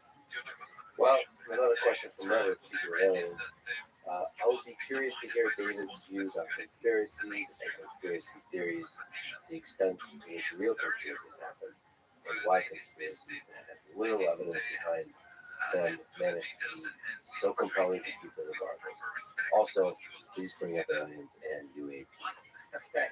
Where do we start? The conspiracy. What? So, what is general as a person who thinks about politics, thinks about this world? Like, where do conspiracy theories fit into? I think there have been conspiracies, and by conspiracies, I'm using a colloquial definition, which is basically individuals working together to, in a clandestine way, impact or affect some kind of event or phenomenon very, very broadly. I mean, certainly that those things happen. Jump around to some of the things that were in there. I think the reason that conspiracy theories are so compelling is that it's really tough for a lot of people to accept. There are random events, not predictable specifically. At a stochastic level, we might be able to predict them, but specifically unpredictable. Bad events in other ways. I could be the victim of one, or you could, or my family could. That's really scary to a lot of people, understandably so. And for some people, it's less scary and more soothing in a way to say there aren't really random events like this. Somebody planned it, and if we had just known who planned it, it just could have been stopped because we would have known exactly when. That's just at a psychological level easier to accept for people. And I get that to some degree, because listen, it's not the most exciting thing that everything can just be going fine and something absolutely horrible happens and kills, who knows, some number of people. So I think that's the biggest attractor to a lot of these conspiracy theories. It doesn't apply to all of them. But yeah, but there's still kind of a basic understanding of human nature. Some people are greedy and want power and are corrupted by power. So there's kind of these compelling narratives that stick. That I don't know. The vaccine is an opportunity for a powerful billionaire to implant chips into you so you can control you further. It doesn't seem. What do I want to say? It's like, for some reason, that doesn't seem as crazy as it should. Because you think, like, maybe Hollywood contributes to that. You think, yeah, you can imagine an evil person, a person that wants more control, more power, and is also at the same time able to convince themselves, as history shows, that they actually have the best interest in the population, that they're trying to do good for the world. So they do evil while trying to do good. You can kind of imagine. So it's like, why not? And you listen to people in power, authorities, it kind of makes it sound shady. You know? Like, yeah, the transparency, especially the older ones, I think younger folks are better at being like real and transparent, like revealing their flaws and the basic humanity. The people that are a little bit older in the positions of power, they're more polished. They're more like, it feels like they're presenting a narrative where the truth is hidden in the shadows. I don't think there's anything wrong with suspecting. Maybe a public figure isn't giving me the full story. It's a totally reasonable thing to question. I don't think there's anything wrong with exploring a lot of these different things. I think the problem becomes, and I know you've talked about this in so many different ways with other guests, the problem becomes when we lose a shared understanding of how we would assess whether any of these things are true. And then both alleged evidence and an absence of evidence both become supportive of the conspiracy theory, because if there's bad evidence, you manipulate it and say it's good evidence. If there's no evidence, you say the evidence was obviously hidden by the people who carried out the thing or whatever. So unless we can have a shared understanding of how we would determine what's true, these are common conversations often between atheists and religious folks. How can we determine, like, is my faith in something or my desire for something to be true a good way to evaluate whether it is true? They're really similar questions. Well, let me ask you about Trump on that front. About the election, 2020 election. Maybe the better question is about January 6th. You think January 6th is a big deal? I do. is made by the community right now is to come up with the right degree. I think it was less of a big deal. Yeah, I mean, so it's a very interesting thing, though, right? Because Just sit in your office. we have not only the event, that's clever actually. It's not only the event, but it's what led up to it and what has happened since, and did it change what is considered on the table that citizens can, should, or might do if they disagree with the results of the So I think that there are further reaching consequences than just was the 6-hour period on January 6th, a bigger or smaller deal than the Civil War, and there's so much wrapped up into it. Many conspiracy theories flowed from January 6th as well. 60 Minutes recently featured a guy named Ray Epps who was targeted by some on the right, claiming that he was an instigator or an agent of the FBI or something along those lines. There were people claiming that it was like a no true Scotsman sort of thing. Like Trump supporters wouldn't riot, so by definition, it must have been Antifa. Police let him in, or police were, all these different things. I think it was a big deal in a lot of ways because it completely made us have to go back to the top to say, okay, what are the parameters of valid discussion and activism in the United States? Well, what aspect of the gang was that? Well, I mean, If you were thinking of it from a big philosophical political perspective, so presumably the number of people hurt and the number of people who died is not the only metric to consider. absolutely. I think the sum total of what it means about how the United States operates is what's most concerning, and I'll kind of just like flesh it out a little bit. So, summer of 2020, Trump's already saying they're going to cheat. Now, the polling is close, but it shows that Biden's in a good position. People aren't happy with Trump. Any reasonable person would look and say, it's going to be close, but Biden certainly wouldn't be a crazy thing if Biden won. Trump's already saying they're going to cheat with mail-in ballots, or they're going to cheat with early voting, or they're going to cheat with machines, or you could do only in person, or whatever else it is. We have the election. We knew in certain states how the vote count was going to go. Some states stopped counting at 10 p.m. Some states count all of the mail-in stuff up front. Some don't. Everything was completely predictable. At 2 a.m., Trump comes out and says, I won. Okay, but where are you getting that, sir? As people always refer to him. Where are you getting that? And with that statement, immediately we see that there is a large portion of this country that either is unable or unwilling to say, wait a second, the polling all said this was a real possibility. The counting schedules are all being adhered to. Oh, but Trump won? That doesn't make any sense. That doesn't happen. It builds. People are donating millions to Trump for supposed audits which nobody can define, and lawsuits which they know where, and it builds and builds and builds. And we have a total separation from a factual reality. There's no reason to think by December 1st, right? Get 3 weeks to look through some of the stuff. By December 1st, there's no reasonable case to be made that Trump actually won. But it doesn't end there. It goes into maybe we can just like send different electors. Even though Biden won Arizona, let's just like send, I don't remember how many electors it is in Arizona, let's just like send Republican electors to say we vote for Trump. But that's not democracy. That's not the way the system works. Let's make sure we're ready. Ready for what exactly? And then it builds to maybe Mike Pence can just like prevent Biden from being president, or maybe we can just interfere in this other way. And then it gets to let's break into the Capitol. It's the height of saying we no longer comport ourselves attached to what is a verifiable factual reality. And when we no longer do that, we're also willing to commit crimes, property crimes, violent crimes, different degrees, in order to try to have something other than democracy. It wouldn't be democracy if any of those things were happening. Yeah, I think it's not the height of it.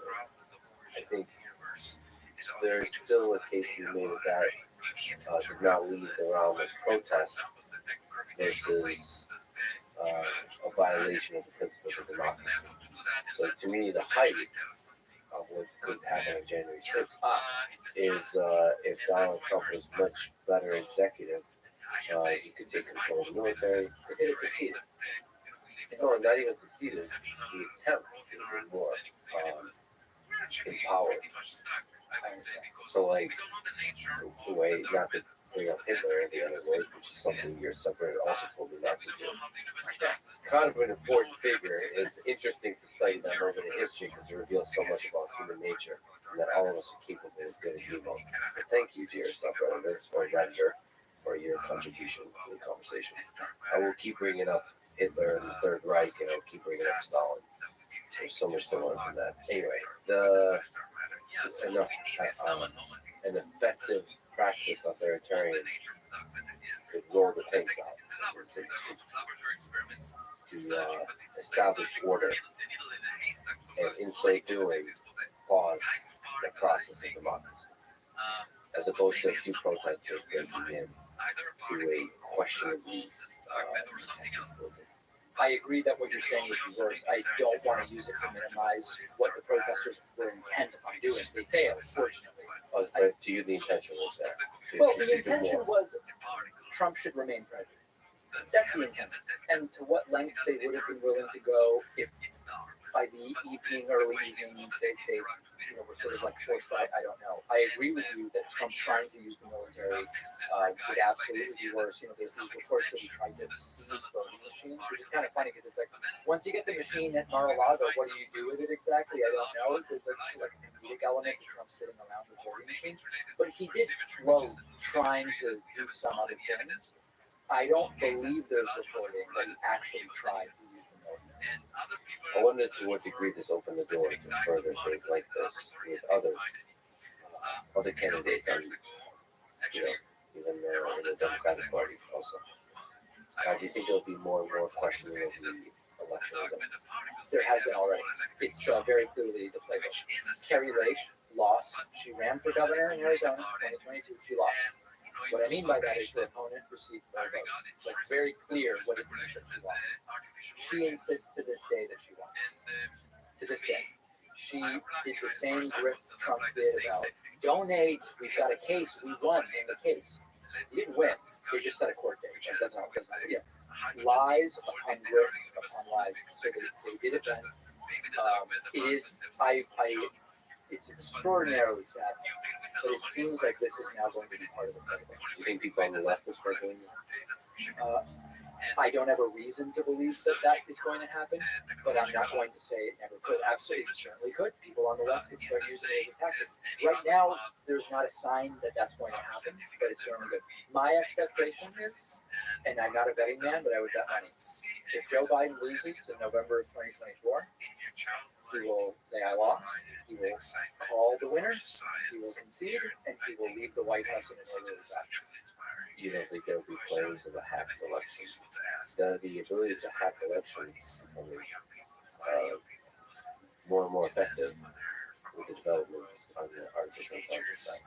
The difficulty is you're basically saying, will something happen without me knowing anything about the election? Imagine there really was evidence of a hacked election, then I would want those claims to be made.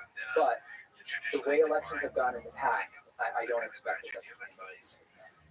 Speaking of evidence of things or claims, what do you think about Hunter Biden, or as you tweeted, the laptop from hell?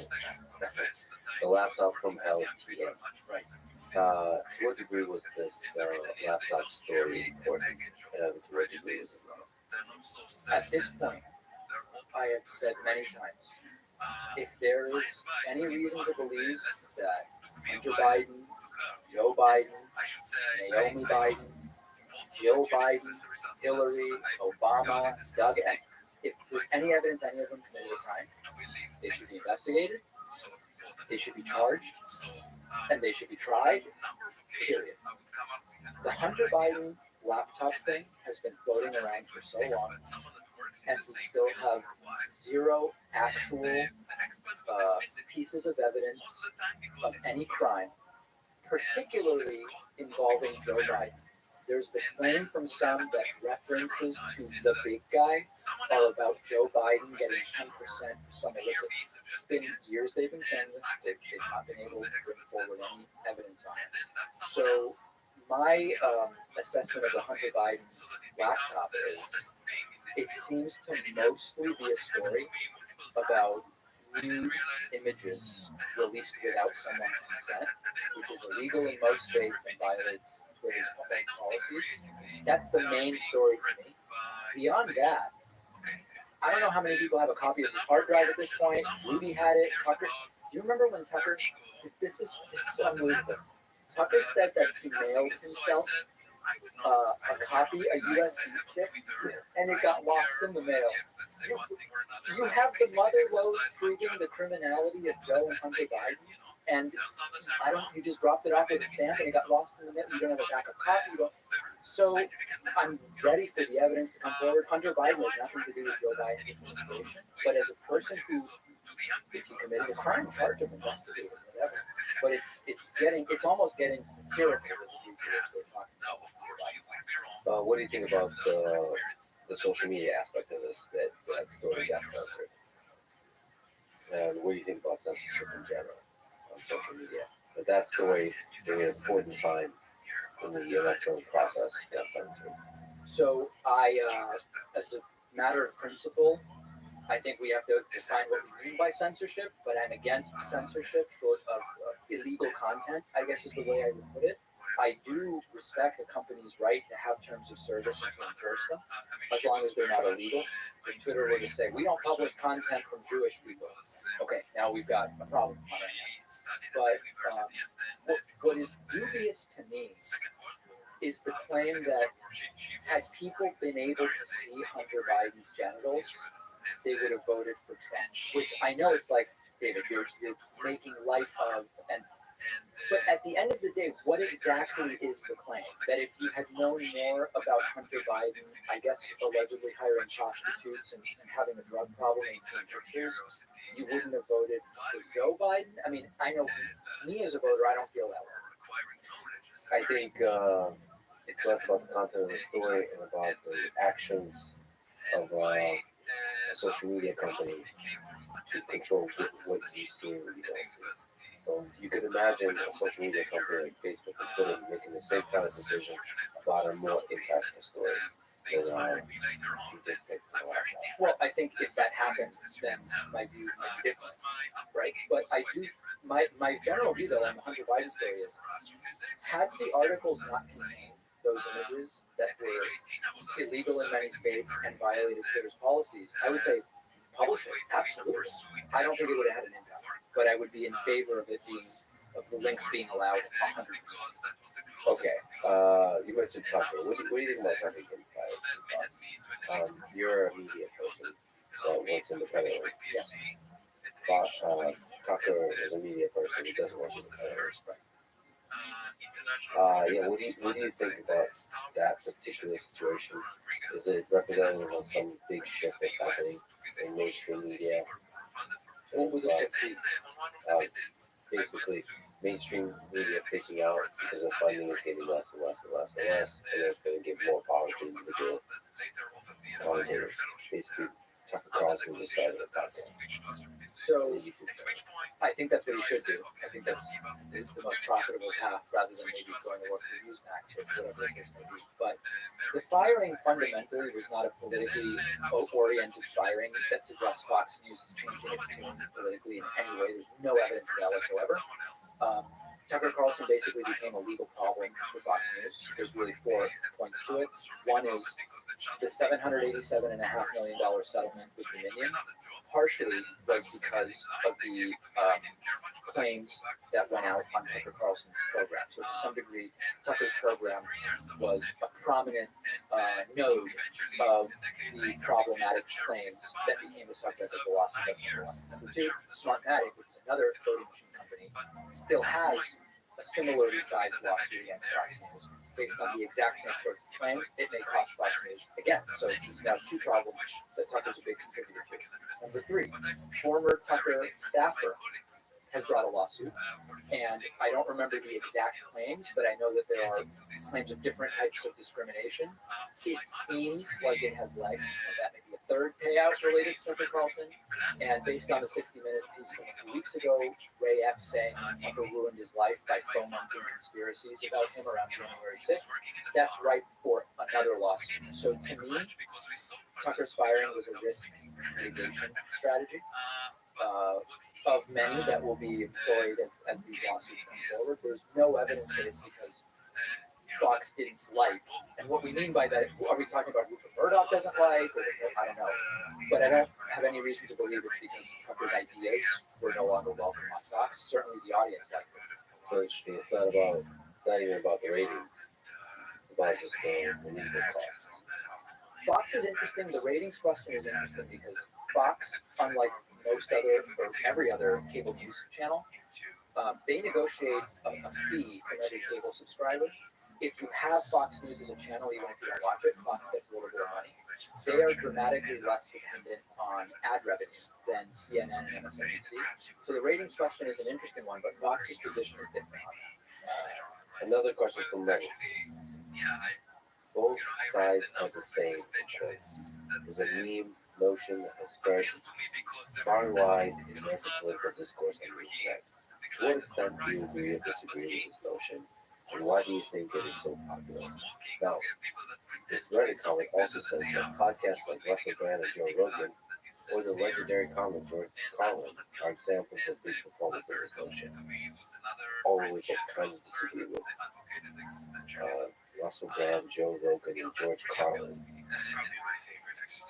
claim that Both sides are the same. and use that, all politicians are crooked and suck and I don't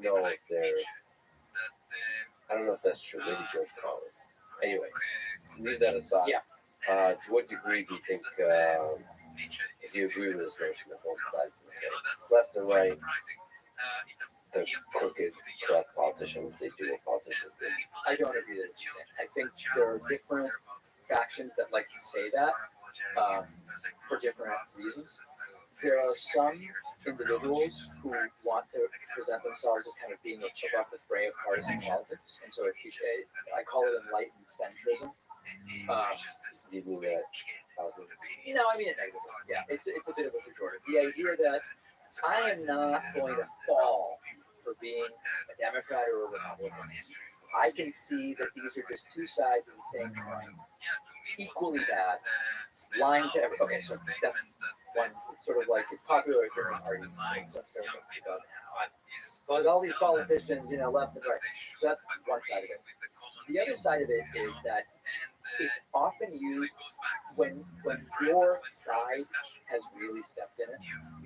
It's a popular way to acknowledge that your side has done something wrong, but while framing it as it's not uniquely wrong and it's not worse than what anybody else does. And I find that it's one of the lamest and most kind of cringe-inducing things to hear because of what comes next. And usually what comes next is not a good, accurate criticism of something that took place and a discussion of how to solve a real problem that we have. I find it a conversation stifler. It also is used to kind of suppress voter turnout, not actively, not the people who say that go around saying don't vote. But the idea, of course, is the more people that believe that it doesn't really make a difference who you vote for, it's going to suppress voter turnout. And I want voter turnout to be as high as possible, not as low as possible, so I also dislike it for that. So is it possible to say that one side is worse than the other in modern terms? I'm a person on the left.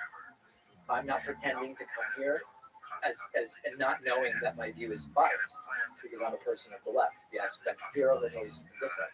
I think in 2023, sum total, the influence of the American right wing, if the American right wing were to get everything it wants, it would be a terrifying reality. If the left were to get everything it wants, we'd have to figure out a few things, including exactly how we pay for certain programs. But they're mostly noble goals, and I believe that they are more supportive of an individual self-determining what they want to do in life and how they want to live, and is more in line with the idea of freedom and liberty than what the right is currently proposing. That's my view. And of course, people will disagree with me and say, no, we get the freedom and liberty the way that the right wants. Okay, well, you can have that. So I think you implied in your answer it was kind of focused on policy. It felt like it was focused on policy.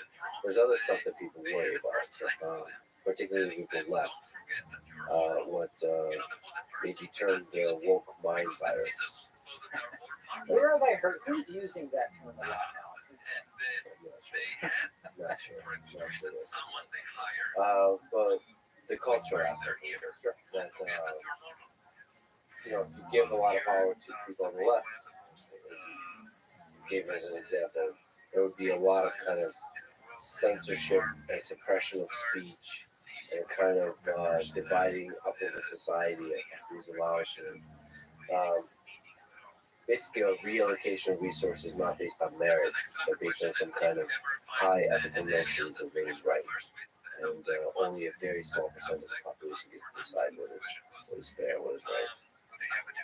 Which is, we already have a small portion of the population deciding fair. but I don't know how many different ways I can say kind of a negative characterization of folks on the left when you're now comparing it, just as if to play devil's advocate. So is that something that you worry about? So setting policies aside, wokeism, yeah, how big of a problem is it? This is a great conversation. So two sides of this. Okay. We have new polling that seems to suggest so-called wokeism is kind of more popular in the United States than anti-wokeism. And I'll tell you what I mean by that. This is the less interesting part. We'll go to the more interesting part second. People, sometimes what people mean by wokeism is an overreaction to a perceived injustice that goes beyond what would be fair and equitable. It was really interesting poll, and it asked questions like, for example, do you believe society has gone too far, not far enough, or just about the right amount in dealing with issues affecting the trans community? The woke position, which is society hasn't gone far enough, was far more popular than we've gone too far. Now, the right-wing media narrative is we've gone way too far, this is out of control. And there are lots of other similar answers. It's not a huge margin. A lot of these are like 58 to 42, 60 to 40. It's not like 90 to 10, but by a small margin, the so-called woke perspective of we actually haven't yet done enough to fix some of these issues is a little bit more popular. So if we went back to DeSantis, this is part of why I think DeSantis' anti-woke agenda may just be a political misstep. That's a really interesting result. I wonder how the questions are framed, but it's still interesting nevertheless, no matter what, to hear that majority of people in America are woke. And not in the negative sense of the word. The poll didn't use the term woke. Right. It was a critical thing. Let's use the term woke positively. The term has kind of been perverted. 4 years ago, when the term was started to be used, I would have said, oh yeah, woke just means that I have become aware of problems that are bigger than any one person can fix for themselves that relate to the system. I think that's what, and we might disagree on which problems fall into that category, but like it was kind of benign. I think now it just means like outrageously left-wing, maybe even with socialist or Marxist undertones. It's become a pejorative. But also like bullies. Like people, censors. yeah, but people that go around calling others racist. Sometimes, oftentimes, without any proof or justification. But that's if you folks on Twitter, you're saying like the polling is starting to show that no, there's still most of Americans still care about these issues. Want to improve, want to make progress. I think that's the case, and they want to do it in a genuine way that doesn't suppress or oppress anybody. But now let me get to what degree do I think that actual, when it goes too far, is a problem. It absolutely exists. We can find instances where this exists on the left. I've been told many times that as a Jewish Argentinian immigrant to the United States, I actually don't qualify as oppressed enough because Jews are privileged now in the U.S. and my family had just enough money to leave Argentina. So there's this kind of like oppression Olympics thing where I've been told you don't get to comment.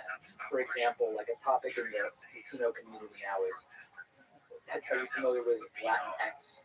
Okay. In Spanish, there's an analogous movement where words by their nature sort of like have a gender.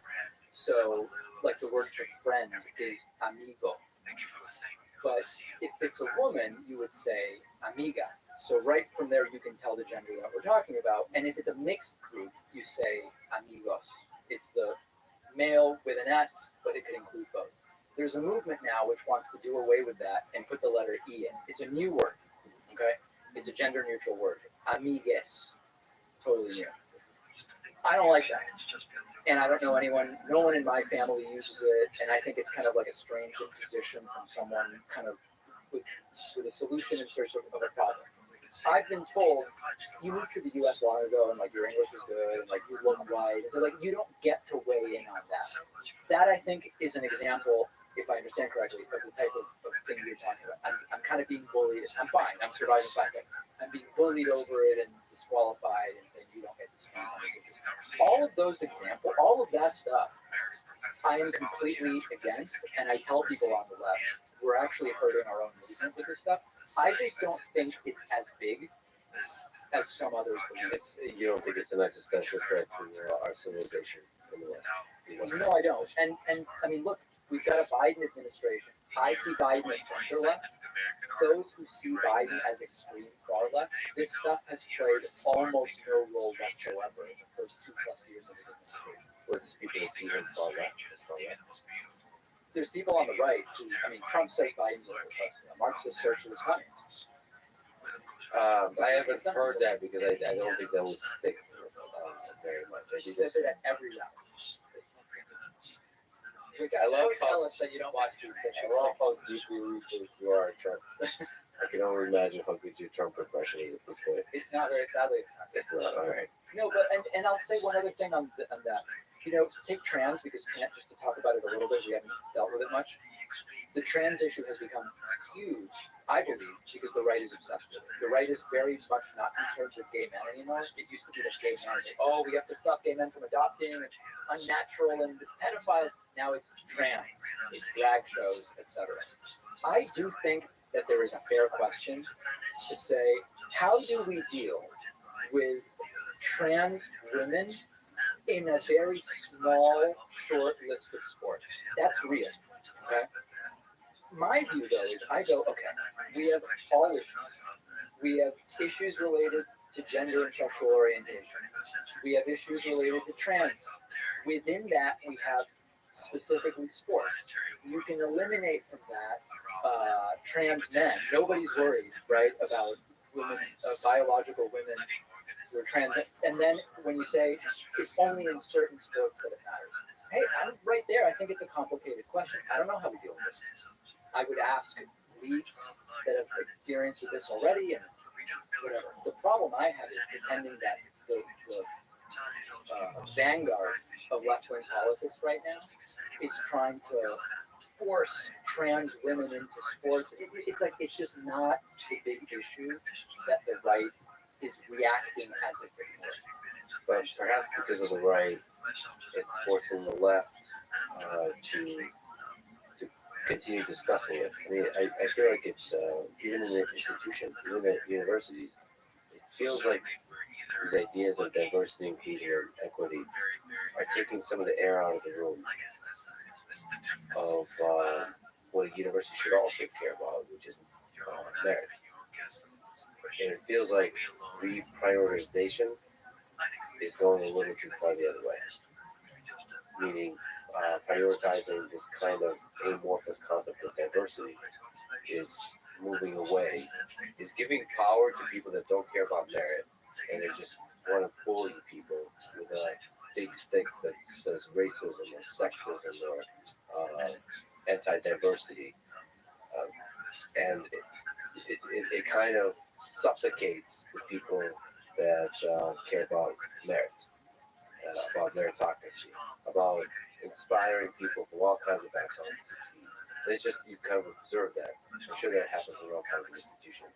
And the concern, I think the people that are concerned about wokeism are concerned about, at scale, what impact does that have on a society? When there's so much conversation about racism and a pressure not to talk about merit, like who's the actual good person in the room, the best person in the room.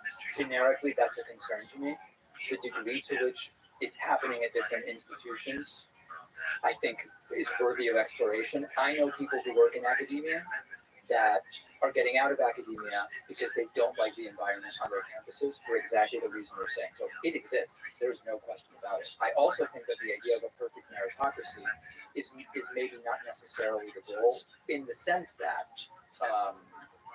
when you talk about perfect meritocracy, someone wrote a book about this who I interviewed about a year and a half ago, whose name escapes me. There are problems with a perfect meritocracy. I think what we want to do is generate roughly equal opportunity for people, understanding that there is going to be an outcome on a gradient or a bell curve, allowing people, generally speaking, to determine the path that they want to take, and giving them, if it's possible, the ability to pursue that without suppressing, limiting. I mean, this is like relatively uncontroversial stuff among, I would argue, 95% of the left, with the caveats of what you're talking about, which I agree exists. It would be nice to know the actual data. Sometimes people pull stuff out of proportion. It's hard to measure how much self-censorship happens at university campuses. That's true. I think also it's sort of like the pit bull bite stories thing, where when a pit bull bites a person, it's more likely to be reported on because it fits a certain narrative. And there are right-wing publications that are very interested in making this seem as if it is an epidemic. I'm the first to say it is happening to a degree. I don't know the degree that it's happening to. I know a lot of people in academia, only a couple of them say that it's an issue. Would they say it though if they believed it? I think they would say it. To me, these are just personal contacts. It's not like I'm going to go blabbing. To push back, I kind of agree with you, but at the same time, I'm deeply connected in academia, usually about colleagues.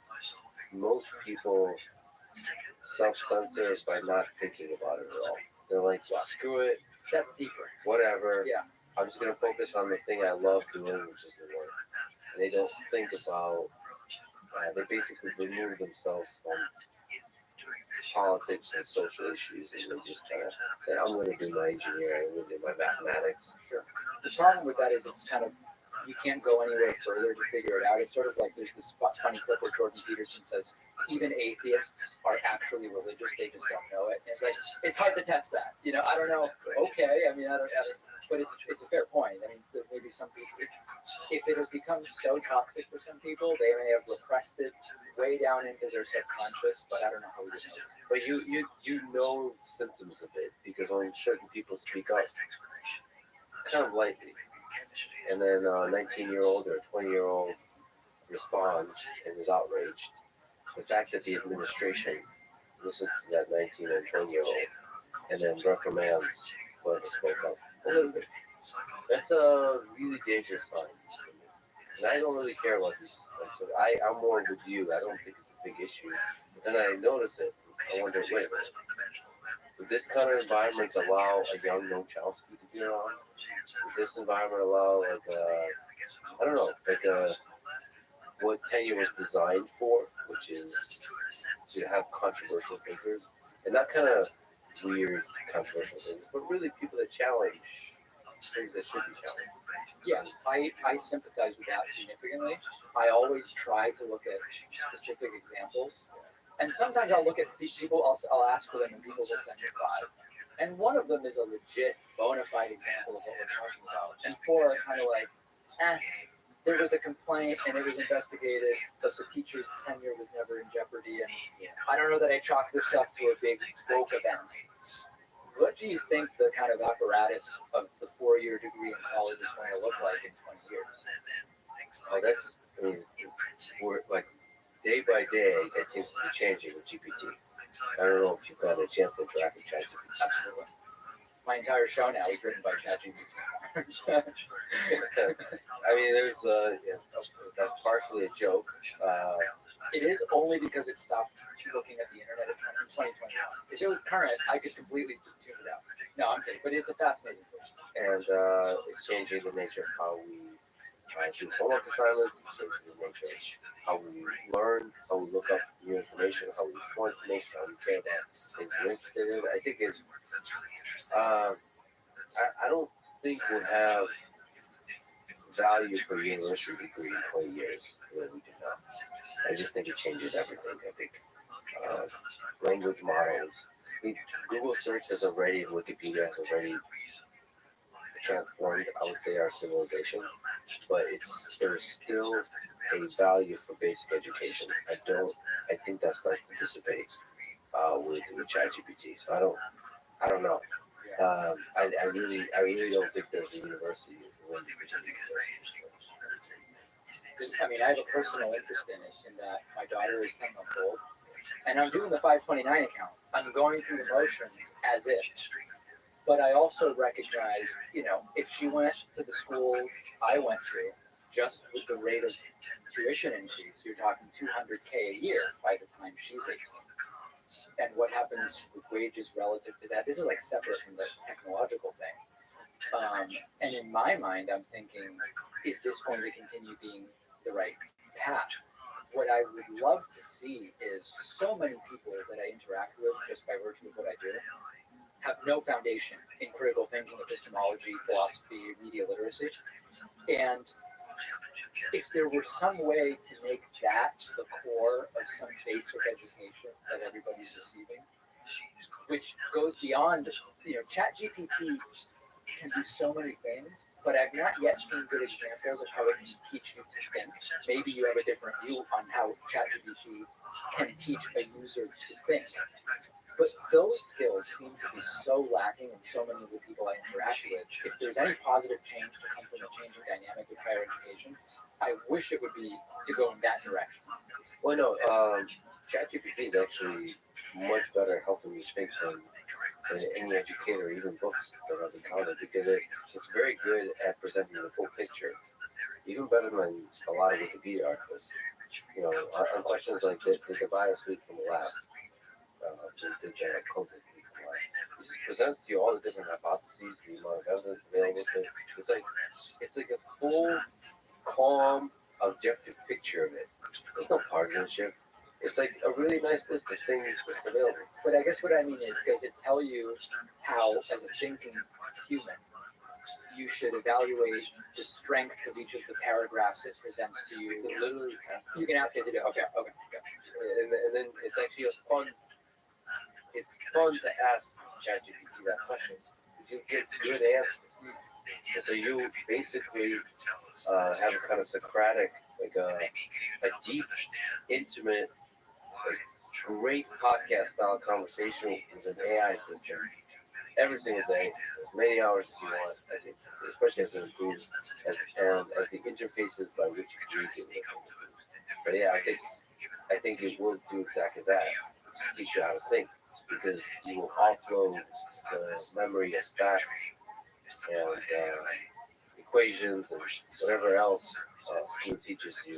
You'll offload that to AI, and instead you'll be using your human mind, which is what it, for now, at least, uniquely good at, which is asking good questions, thinking through the complexities of issues where you have multiple perspectives on it, all of that. But then I stand corrected. Maybe then I don't know what college is going to be in 10 years. Well, but you were sort of commenting at, I see, to the financial aspect of it, like why does it even make sense? Yeah. I'm thinking about the transformative effects of AI as what it starts to ask, what is even education? What is the purpose of education? So one is to give you kind of background knowledge on a bunch of different topics, but the other is to discover the thing you're truly passionate about and the thing you're really good at, such that you can make money and you can contribute to society and have a fulfilling life. Yeah, And I and think- also learning to interact with other people, That relationships to build, socializing, and so many other things as well. But is that, that is the big value of university. And maybe it should be called something else.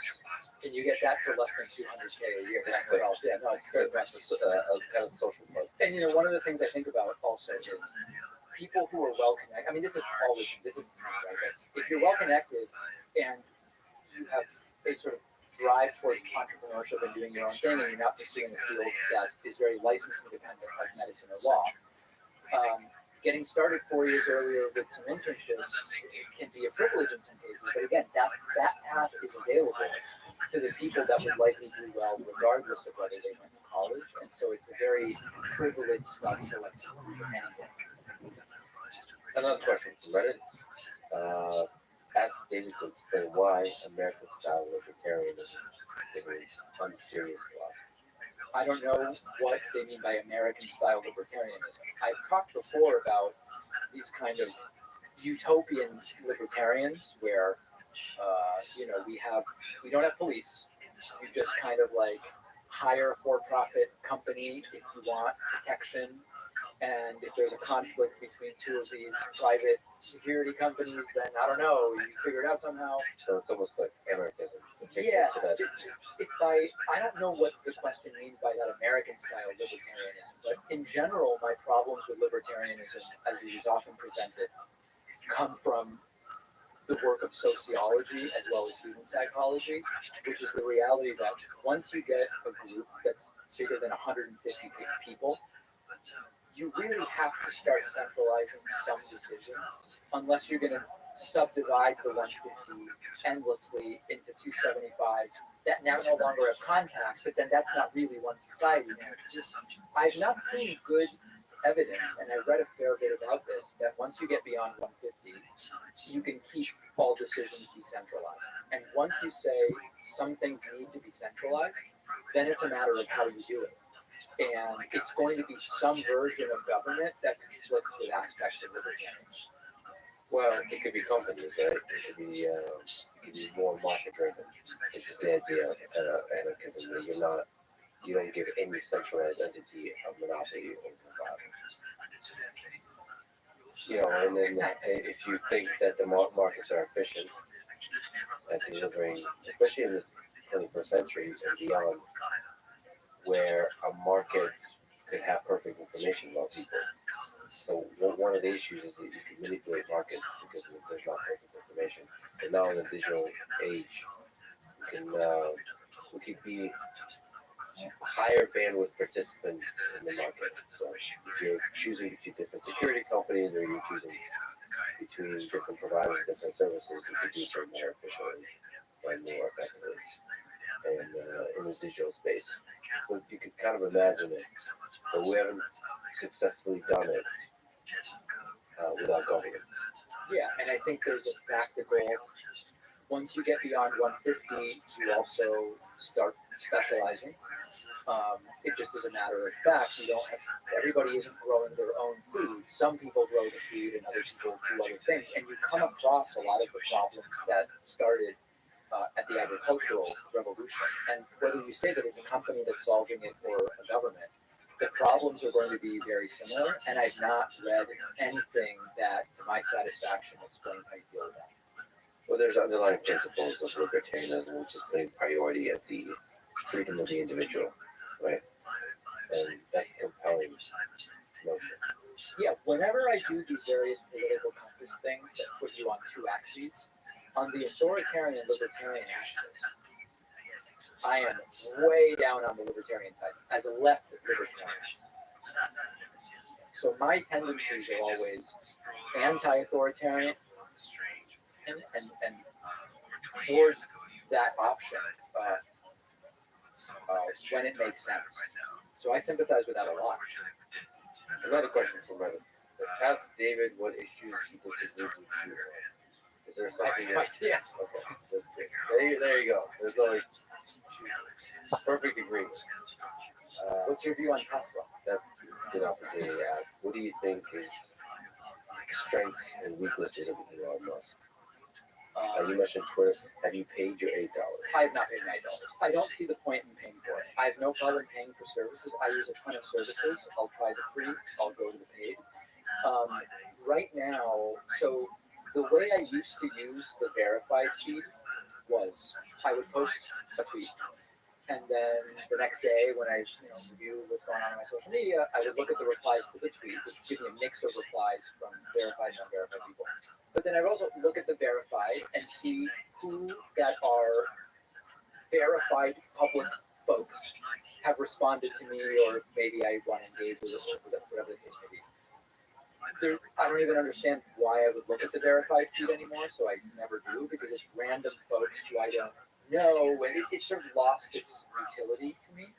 And then, yeah, sorry to interrupt, but the idea is if everybody who's human pays the $8, it shows to you that it's not bots, that it's humans.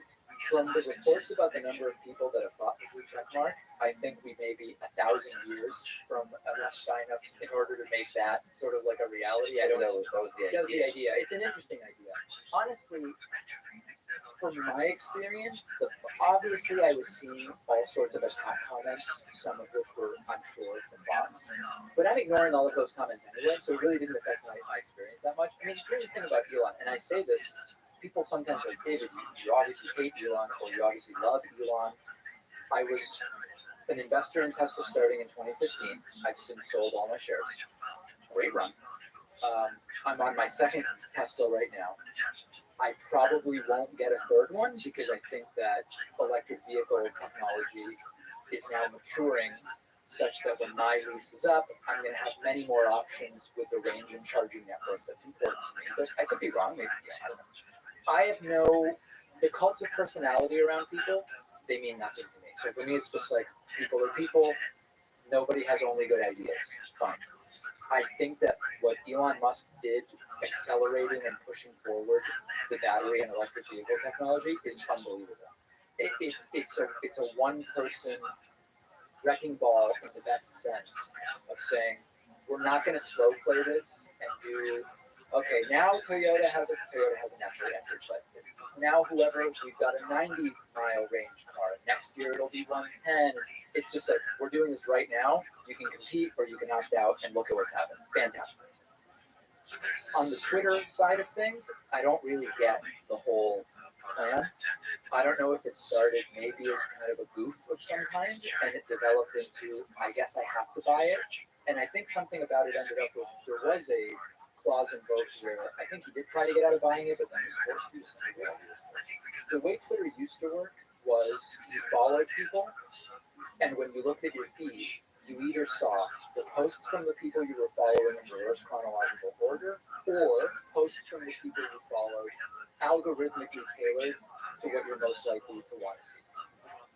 And if you didn't follow someone, you generally wouldn't see their post unless it was like a sponsored tweet or someone you follow quoted or retweeted.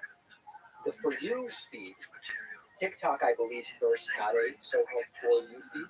The idea is this is stuff you might like based on, I don't know, either demographic data about you, your other habits, whatever.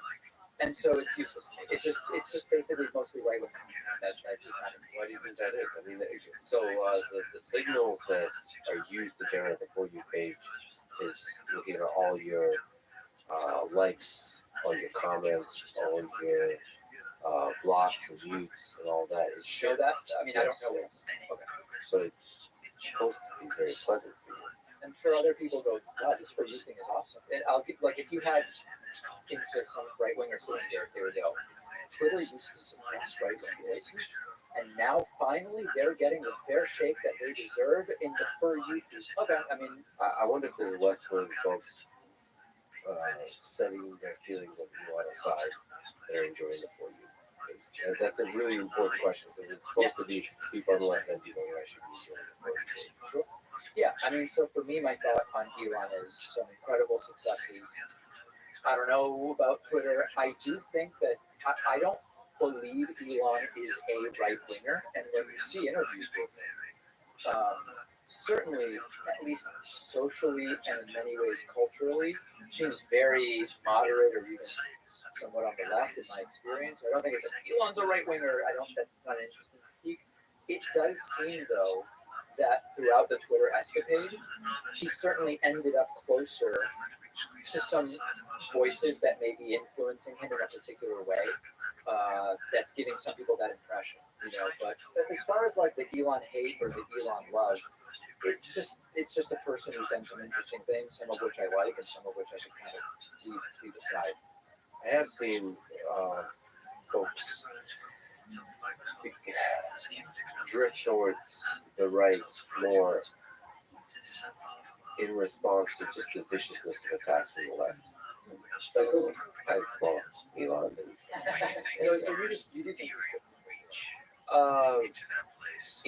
So I don't think at the core, but I think on the surface.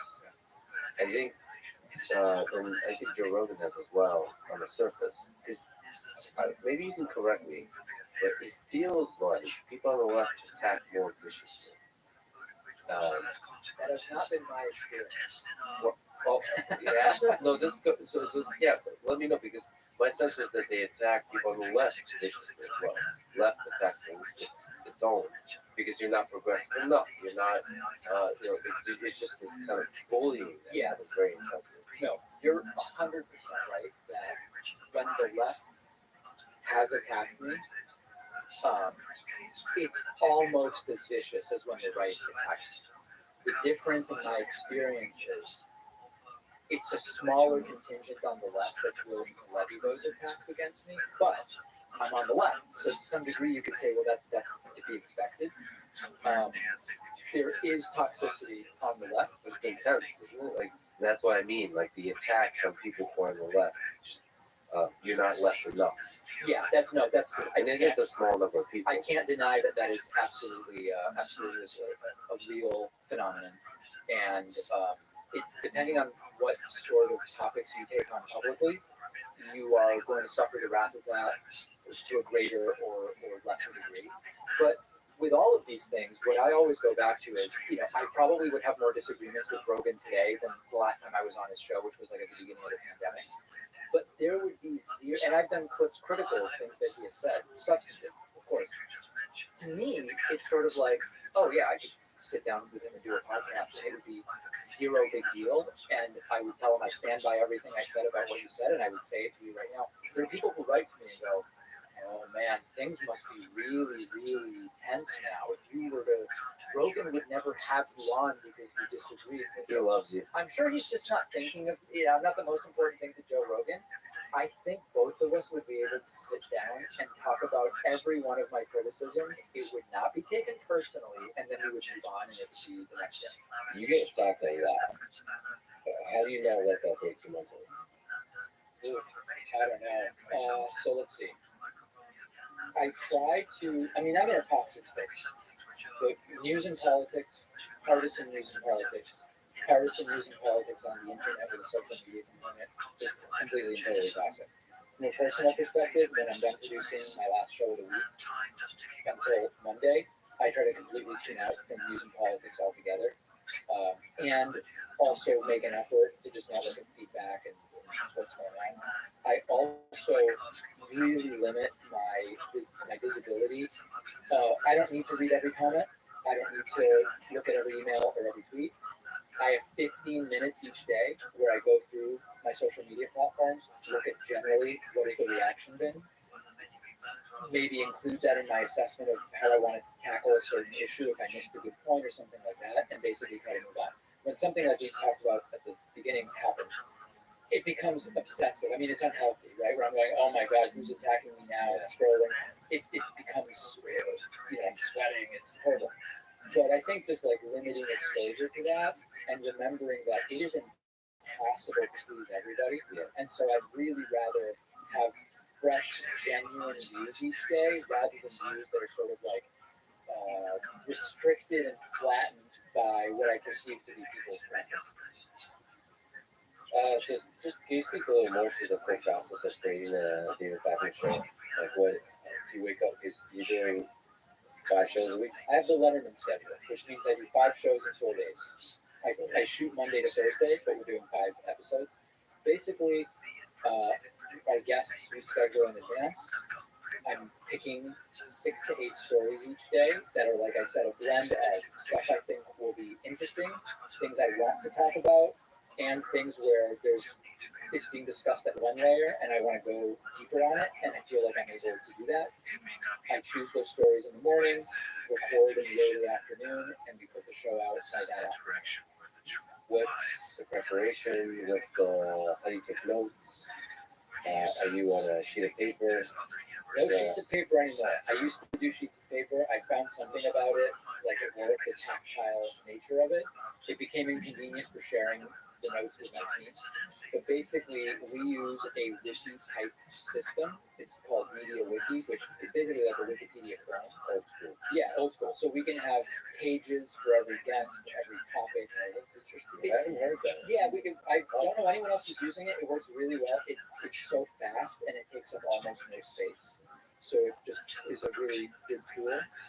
When my team, when we book a guest and they have notes from the publicist, they'll put it in there and then I can access it. So I'm basically working off of notes rather than a script. I'll pull in the audio visual stuff that I want so that's available. And it's really a very seamless, we're doing this every day, 4 days a week, so we have it down to a level. Where do you get ideas from? Everywhere. I have a bunch of subreddits that I follow that I think are talking about interesting things. I have a curated list for which I still use Twitter, and it is very good for this. It's a curated private list of journalists that I think are doing interesting work, so I see what's there. Look at the sort of standard news reporting, wire services, AP and Reuters, glance at what everything from Drudge to CNN to whoever is covering that day, the Google News. How do you try to fact check that on your show? So it's just the sources or the process? I always try to get to a primary source first and foremost for the facts of the story, and then I'll use other tools for background research. Oftentimes, Wikipedia's footnotes I find to be useful tools. ChatGPT is a good one. You really have to fact check it, but it'll give you ideas of where to do the fact checking, which I think is fantastic. Sometimes it gives me information that's flat out wrong, and when you ask for the source, it's like, oh yeah, that's actually not real, which is hey, it's part of the process. Yeah. But and then when there's like an expertise type of thing, if it's a breaking legal matter, I'll just call like a friend who's a lawyer, or call a friend who's a doctor, or something like that. It lends itself. Let me ask you about the nature of truth. Do you think it's becoming more and more difficult to know what is true? And will it continue to get more difficult, especially with GPT? I think the big difficulty is in getting people to agree as to what is a statement of fact and what is a statement of opinion. I think once we can do that, reasonable people can more or less agree on how to get to the truth. Or if we can't get to it, at least figure out how we would if the information were available. But the bigger challenge I'm having is someone will call in with an opinion, but say they want to talk about fact. And I have to explain to them, you're talking about an opinion and not a fact. And this goes back to the lack of critical thinking and lack of media literacy. But that's the bigger challenge. But I think the big statements are always going to be somewhat opinion. Like, was the 2020 election fair? I think any answer to that is an opinion. I disagree. If we define fair. Well, yes. So then, I don't think it's possible to define fair in a way that's not several paragraphs, but each sentence is now has facts. Like, what do you mean by fair? Is it who can show up to vote? What was the process of how easy it is to vote? Was there actual cheating going on? Just going to what is the evidence of that cheating? You have to actually get to the actual details of the thing. High level, everything is just going to be an opinion. It feels like and you can approximate that to like it's a well-founded opinion. But most of science is an opinion. Even physics is an opinion. Like, I think there's a threshold beyond which an opinion becomes like a pretty reliable thing to assume for now. But Okay, family revive. So I think maybe better said. I think that the difficulty. I mean, the process you described is probably the right process, and it's exhausting for mundane things, and that causes major problems. If we were to say, is it better for the economy to have a tax rate on people making over $1 million that's 20% or 50%? Okay. What do we mean by better for the economy? It's not an overwhelming path to decide on that. We could say, well, we'll say it's better for the economy by looking at what was the unemployment rate based on the tax rate on millions, people earning $1 million a year, and what was GDP and whatever. Okay, we've agreed. This is a statement. We are now in the realm of just determining what is, given the parameters that we've established. I think that's relatively doable. The issue is with the bigger ones that we're talking about, where what do we mean by a fair election and fair in whose eyes? But I am with you that it often devolves into a conversation about opinions about what is fair, rather than an ascertainment of the facts. But it feels like maybe avoiding some of these big, maybe this is trigger words too, maybe avoiding them allows you to actually talk about the facts, and through that, educate yourself and learn about like, whether the virus leaks from the lab or not. To me, it was always a super interesting question. I don't know why everybody got super touchy about it. Most of the people I know, my colleagues, biologists, thought it's pretty good likelihood that it leaked from a lab and everything. They just didn't, the evidence is not there for either one. And so, like, you should be able to just openly talk about it, unless you're in a high political office where there could be geopolitical consequences. In general, it's an interesting question. You should talk about it. There's no, first of all, there's not many facts in there, unfortunately. And a lot of very conclusive statements about it, especially in the early days of the city. So you have to, like, the idea of what is true or not, because you didn't mention the word truth in that context. Yeah, I completely agree with you, which is strange. Like, I think it should. One of the really good opening questions that I've had work to my advantage when talking to people who I know disagree with me about a contentious topic is, how do you think we would figure out X? And it often gets people thinking first collaboratively. And obviously, we might have very different opinions, but with something like the COVID lab leak, I think it's an interesting one because you say, okay, maybe it leaked, maybe it didn't. How would we figure that out? Who would we trust to weigh in on that? What evidence would count? Now we're kind of on the same team. And then if we can establish that, then we're on a search for capital T truth together or whatever. It's kind of pie in the sky, but in some conversations, I've actually had success with that. And then you can kind of realize if there's no amount of evidence that's going to prove and show to you that you're wrong in your current opinion, but that's probably a really bad science. It's a waste. It may be a waste to pursue the conversation further at that point. Yeah, I mean, so okay, you think Trump is a good president.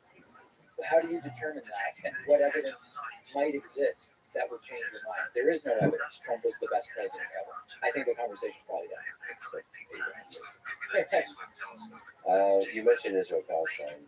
What do you think about the situation in Israel-Palestine? Something you've thought about, spoken about for quite a time. Do you think we'll ever see peace in this time? I mean, I could say yes. Answer. I could say yes. One of the problems is, and I'll give, you may not know that there are people on the left of my audience who call me Netanyahu shill, even though I've never been a supporter of Netanyahu and I'm on the left. I just don't think that some of the kind of black and white characterizations about Israel are even remotely accurate, and I think most people, it's become a sort of litmus test. Are you criticizing Israel enough? Are you showing us that you're actually left wing? I don't do any of that stuff. I can really look at the situation. That's become a litmus test in American politics, in the spectrum of American politics. Yeah.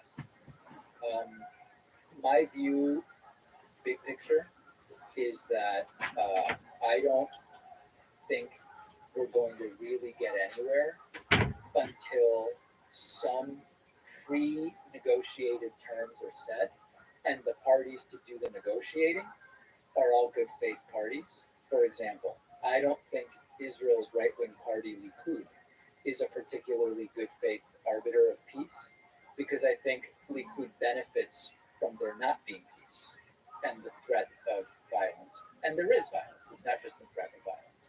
I don't think Hamas is going to be an arbiter of peace for the Palestinian people either. I think the Palestinian Authority is a question mark. I'm not sure. So I think that there need to be some preconditions that would need to be set with regard to everything from settlements to a lot of this minutia. Big picture, though, if I imagine what the most likely solution looks like, it doesn't mean it's a perfect solution, and obviously it's a solution many people will say it's not going to happen. I think it's a solution where the borders are similar to what was being discussed in the Clinton era to some degree. As many of the settlements as possible have to go, understanding that some of the bigger ones are just not going to go, and there's going to have to be meaningful land swaps, which Yasser Arafat seemed to be amenable to when he weighed in on it. I believe it was in the 90s. The topic of the Temple Mount and Jerusalem, etc., is a complicated one, but I think that almost certainly East Jerusalem is going to have to be part of an eventual Palestinian state. We can go as far as we want to with a lot of this stuff. What role does U.S. have to play in this coming to the table with good faith parties? I don't know whether I go back and forth between believing that the U.S. should play a big role to the U.S. should play essentially no role whatsoever, because, of course, of the funding of Israel that the U.S. provides. It's not that I have a personal problem with American involvement, and somebody like Bill Clinton was arguably relatively well positioned to try to make something happen. It's more just will it be seen as credible on the global stage? And that's, I think, the most important thing, because at the end of whatever negotiation takes place, both sides need to agree that this is where we are renouncing all past claims. And in the future, if there's a disagreement, we can't go back to that thing from the 80s or the 90s. That's just like a critical piece of this. Yeah, it has to be stable and, materialize into something stable over years. Yes. Another difficult conflict going on in the world is the war in Ukraine. What do you think about the Russian invasion of Ukraine in February 2022? I don't pretend to be an expert on this issue. I think you probably know more about this than I do, just from the brief conversation we had before we started filming. My view as a general observer of geopolitics and the way that this part of the world is related to American presidents over the last several cycles, is I don't think it's controversial to say that this was a war of aggression, an invasion of aggression, an act of aggression by Vladimir Putin.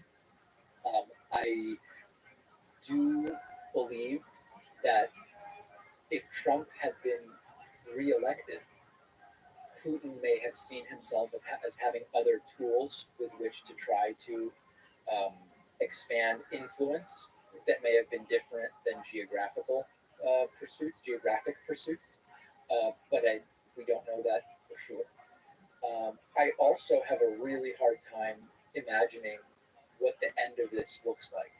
And that's very scary, because sometimes the most benign end seems to be that Putin ends up out of power, either through no longer being alive or deposed in some way. It doesn't feel like that latter is super likely. The former, there's reports about his health. I don't know how accurate they are. It's just hard to imagine a face-saving exit that is going to be even remotely, what's the word? It's not even a question of acceptable, just it's not satisfying either. Just not tragic, I guess, is what I'm looking for.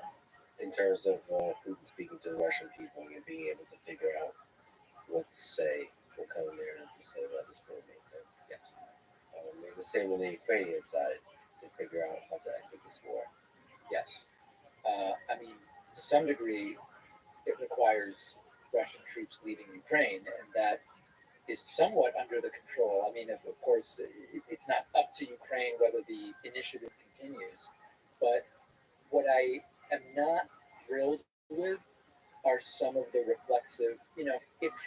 in power instead of Joe Biden.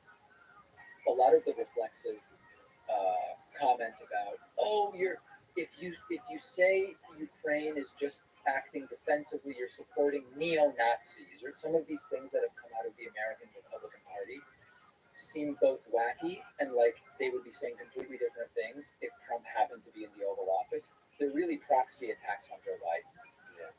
Well, that in some sense, Ukraine is also kind of political litmus test of how you speak about it. I think because of the huge amount of funding that's going from U.S. to Ukraine.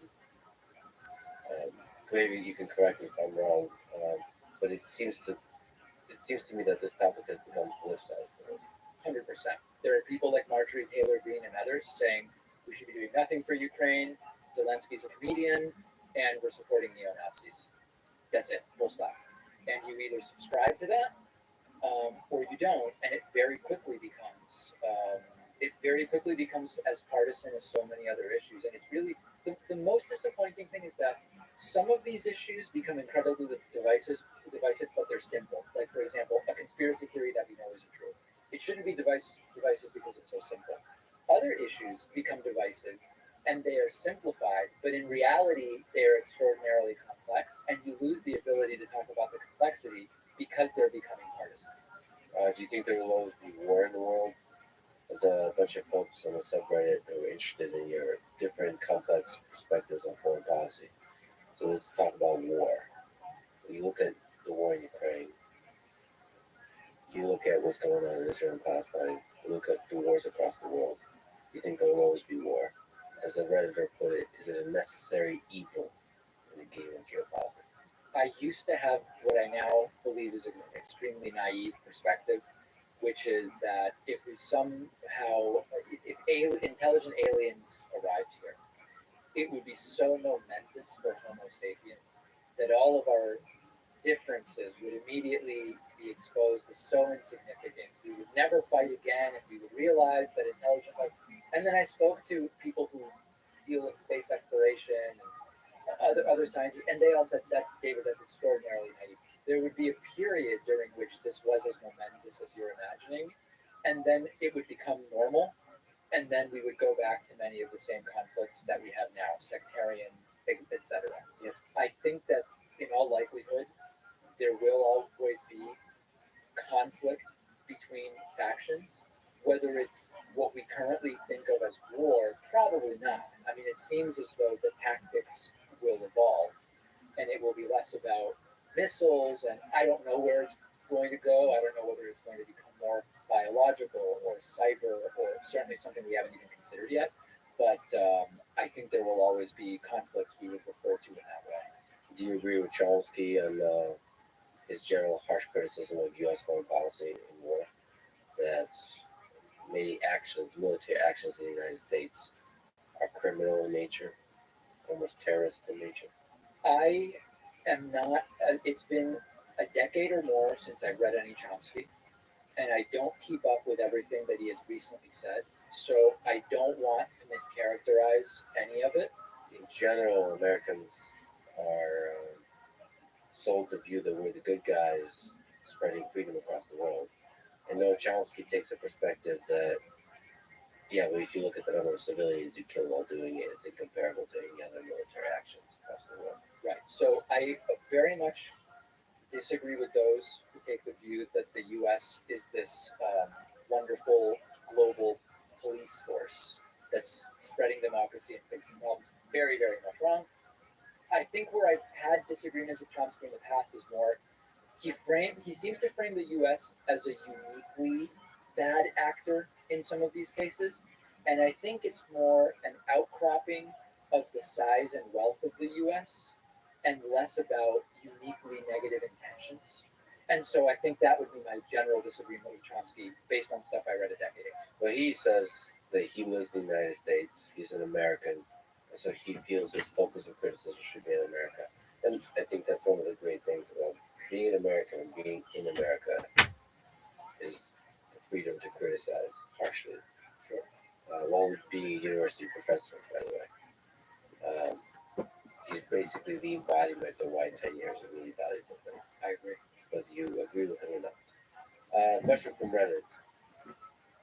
Ask David what he plans for his gardening this year. Is this a joke or It's not a joke. I got into gardening a few years ago. Honestly, I'm with the baby. I can't do a garden this year. It's just, and I have a lot of travel coming up, so everything would die. But I did start to try to figure out gardening. If you're stressed by the toxicity of the social media world, gardening is a great hobby. It really is. But it is extraordinarily time consuming. So I have no garden plans this year. Are there books or maybe movies in your life that had a big impact on you? That you were thinking about that diet. Has there been stuff you read? Forget it about just books or blogs or writers or just sources of information that had that molded you into the intellectual, into the critical thinker that you are. It's so hard. This is sort of like, you win an Oscar and you want to make sure you thank all the right people. I read so much and have been reading for so long that it's really hard to say, but I think certainly for me, narrative nonfiction has been a fantastic genre to learn not only about history, but also about people and psychology. And very often when people say, I don't really read, like, what can you recommend to me that might be interesting? Depending on, knowing them to some degree, I'll give recommendations there. No In way, terms my of, friend. just things I picked up recently that I think are interesting. Oh, I love that you're I've here. been reading a bunch of Neil Postman. I read Jenny Odell has a new book on time and the concept of like saving time, spending time, etc. Oh, you make me so Just happy. published it. Super interesting. I hope you're I sleeping. just read Lansing's book about the Shackleton voyage in Antarctica in 1914, 15, and 16. Super interesting. I'm really all over the map. I have that one on audiobook. I've been reading. It's very interesting. And it seems inconceivable how these guys survived. Completely inconceivable. And yet they did. Word. I'm in agreement on that. It kind of inspires you to think of space exploration Really? and taking on similar kinds of risky and dangerous journeys. In narrative nonfiction, I agree with you very much. I've been reading a lot of 20th century history about Stalin and about Hitler. Rise and Fall of the Third Reich, I've read twice now, and I recommend. What did you get out of reading it the second time? So when so the second time I listened to the audiobook as I ran, I get the same thing from it as I get maybe reading Man's Search for Meaning, which is all the troubles of day to day in the modern world kind of fade away and dissipate when I'm thinking about the,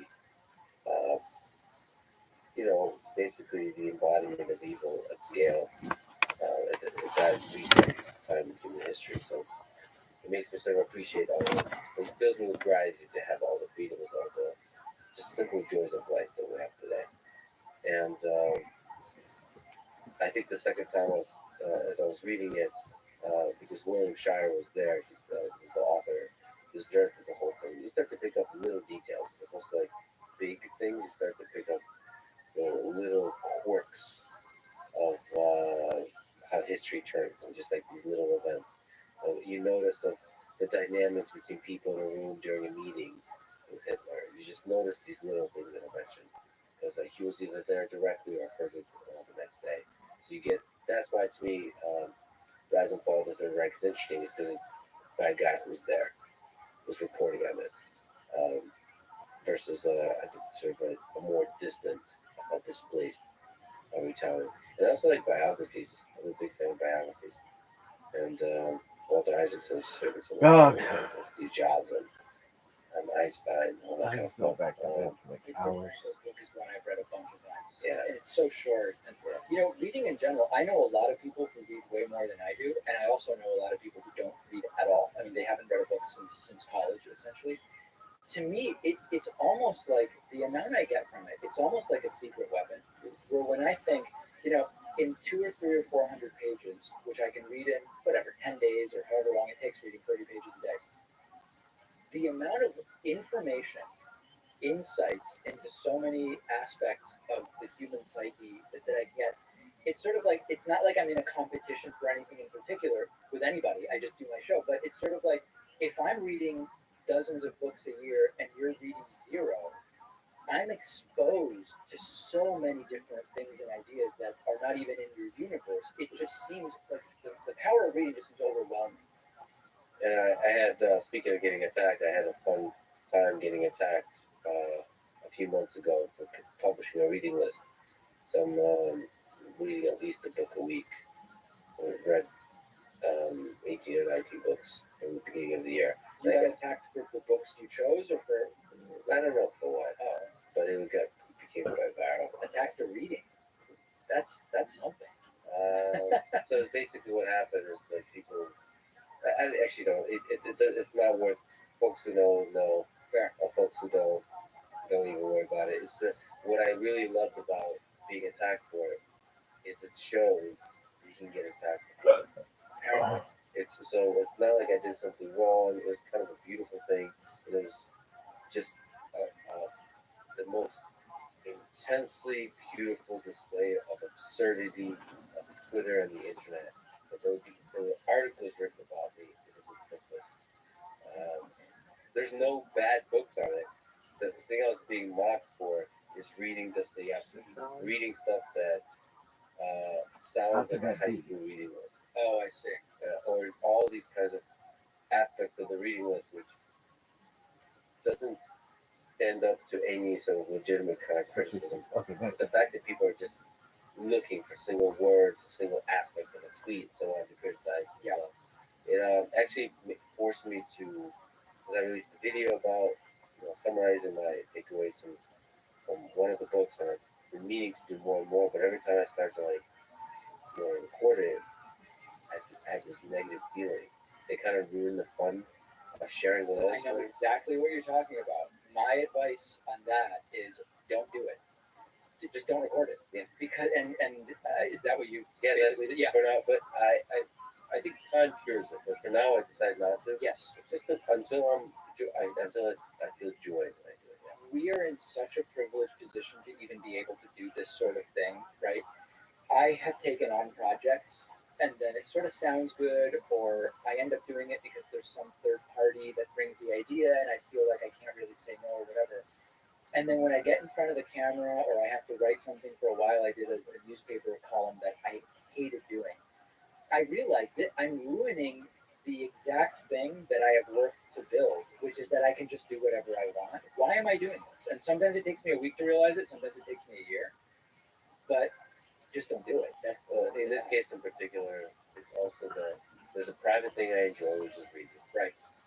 And if sharing that private thing you enjoy is not fun, then just don't share it. That's there's certain private things that should remain private. That's which is one of the first things ever. I'm the same person privately as I am publicly, but the books, it's like, man, I don't get to share. I guess with these conversations, I can share some of the stuff I'm reading and enjoying it. It sucks. It sucks to get attacked for stuff, and it sucks to get attacked for stuff you love. Yeah, especially reading. I mean, it's that's the bottom of the barrel. I have these ideas where I'll go, maybe for my next thing, I'll go from politics, which is so toxic. I'll go to travel blogging. There's so many travel bloggers I follow, and there's so many interesting places. And then I go, wait a second. I like traveling and just hanging out. Now traveling is going to be my job, and now I've got to bring 2 cameras with me, and I've got to get shots, and I've got to film my food. I'm not going to do that. I'm just going to do what I'm doing, but then I'll travel when I want to take a vacation. But of course, some of it could be fun. I mean, I have to say, when I did the one video on a book of 1984, I really enjoyed it. That whole process was fun. It was I don't think I've ever thought as hard about a book when I had to make a video about it. Because I had to I read 1984, I don't know how many times, probably 5, 10 times. I don't remember. I read Animal Farm way more. But I don't think, I was like, what do I think of it? Like, what are the key takeaways for me? I didn't really know. Like, if you ask me what I think about even Animal Farm, because I haven't done that one, and I've read that one, I don't know, over 50 times. It's probably my favorite book. It's like, I would have to struggle. And making a video about it, basically a little mini lecture. Yeah. Force me to actually have an opinion about the details of it, and to do enough research to think like, okay, what is the historical context of this book? I mean, it allowed me to say interesting and to think interesting stuff about it. So I found it to be really rewarding. To basically, you don't find one thing. One of the best ways to learn is. Yeah, I can't think of one thing I would say about Animal Farm, and I read it again not that long ago, but I don't know what comes. We kind of have a generic comment, Yeah. like authoritarianism and so on, whatever. Yeah. But there could be interesting parts of the book and the characters and how corruption happens. You could say all kinds of stuff. That and maybe contrasting it, like even with 1984, it allowed me to contrast with Brave New World um, and how that 1984 was politicized and how it's used by the Republican Party of today. Like you could say a lot of interesting stuff if you like think about it and write it down on a sheet of paper. Maybe you don't need to make a video on it. So I found it to be really rewarding in general. So I probably would do more of it, but not always. Not as a media professional, just like with the travel blog. I agree with that. I mean, you get threatened a lot. You get attacked a lot. Do you think about your mortality? Well, the other day I went to the doctor and he said, next physical we're going to be talking about a lot of new things, and so I was thinking about it a lot that day. No, I mean, it's funny. I recently did a bunch of estate stuff, and when you have intellectual property, there's a question of like, okay, I have my assets, but also if I died tomorrow, especially in a particularly fiery death, my YouTube channel would probably for a while generate more money because it'd be like, oh my goodness, this person died in a terrible. What happens with a future revenue stream and all these different things? And it got me thinking about legacy and about the fact that people who do this sort of thing, it's kind of a new thing in a sense. And so, you work at ABC News. At some point, you just retire and someone else fills in for you. How does my career wind down? Given I don't actually know the answer. I'm not sure. What is it? I just one day stop posting videos, but all my content stays up, getting fewer and fewer views, or do I delete everything? Do I don't know. What is If the you life? die, I mean, so you, my trip to Ukraine, I knew I was going to the front. The first time I recorded a video.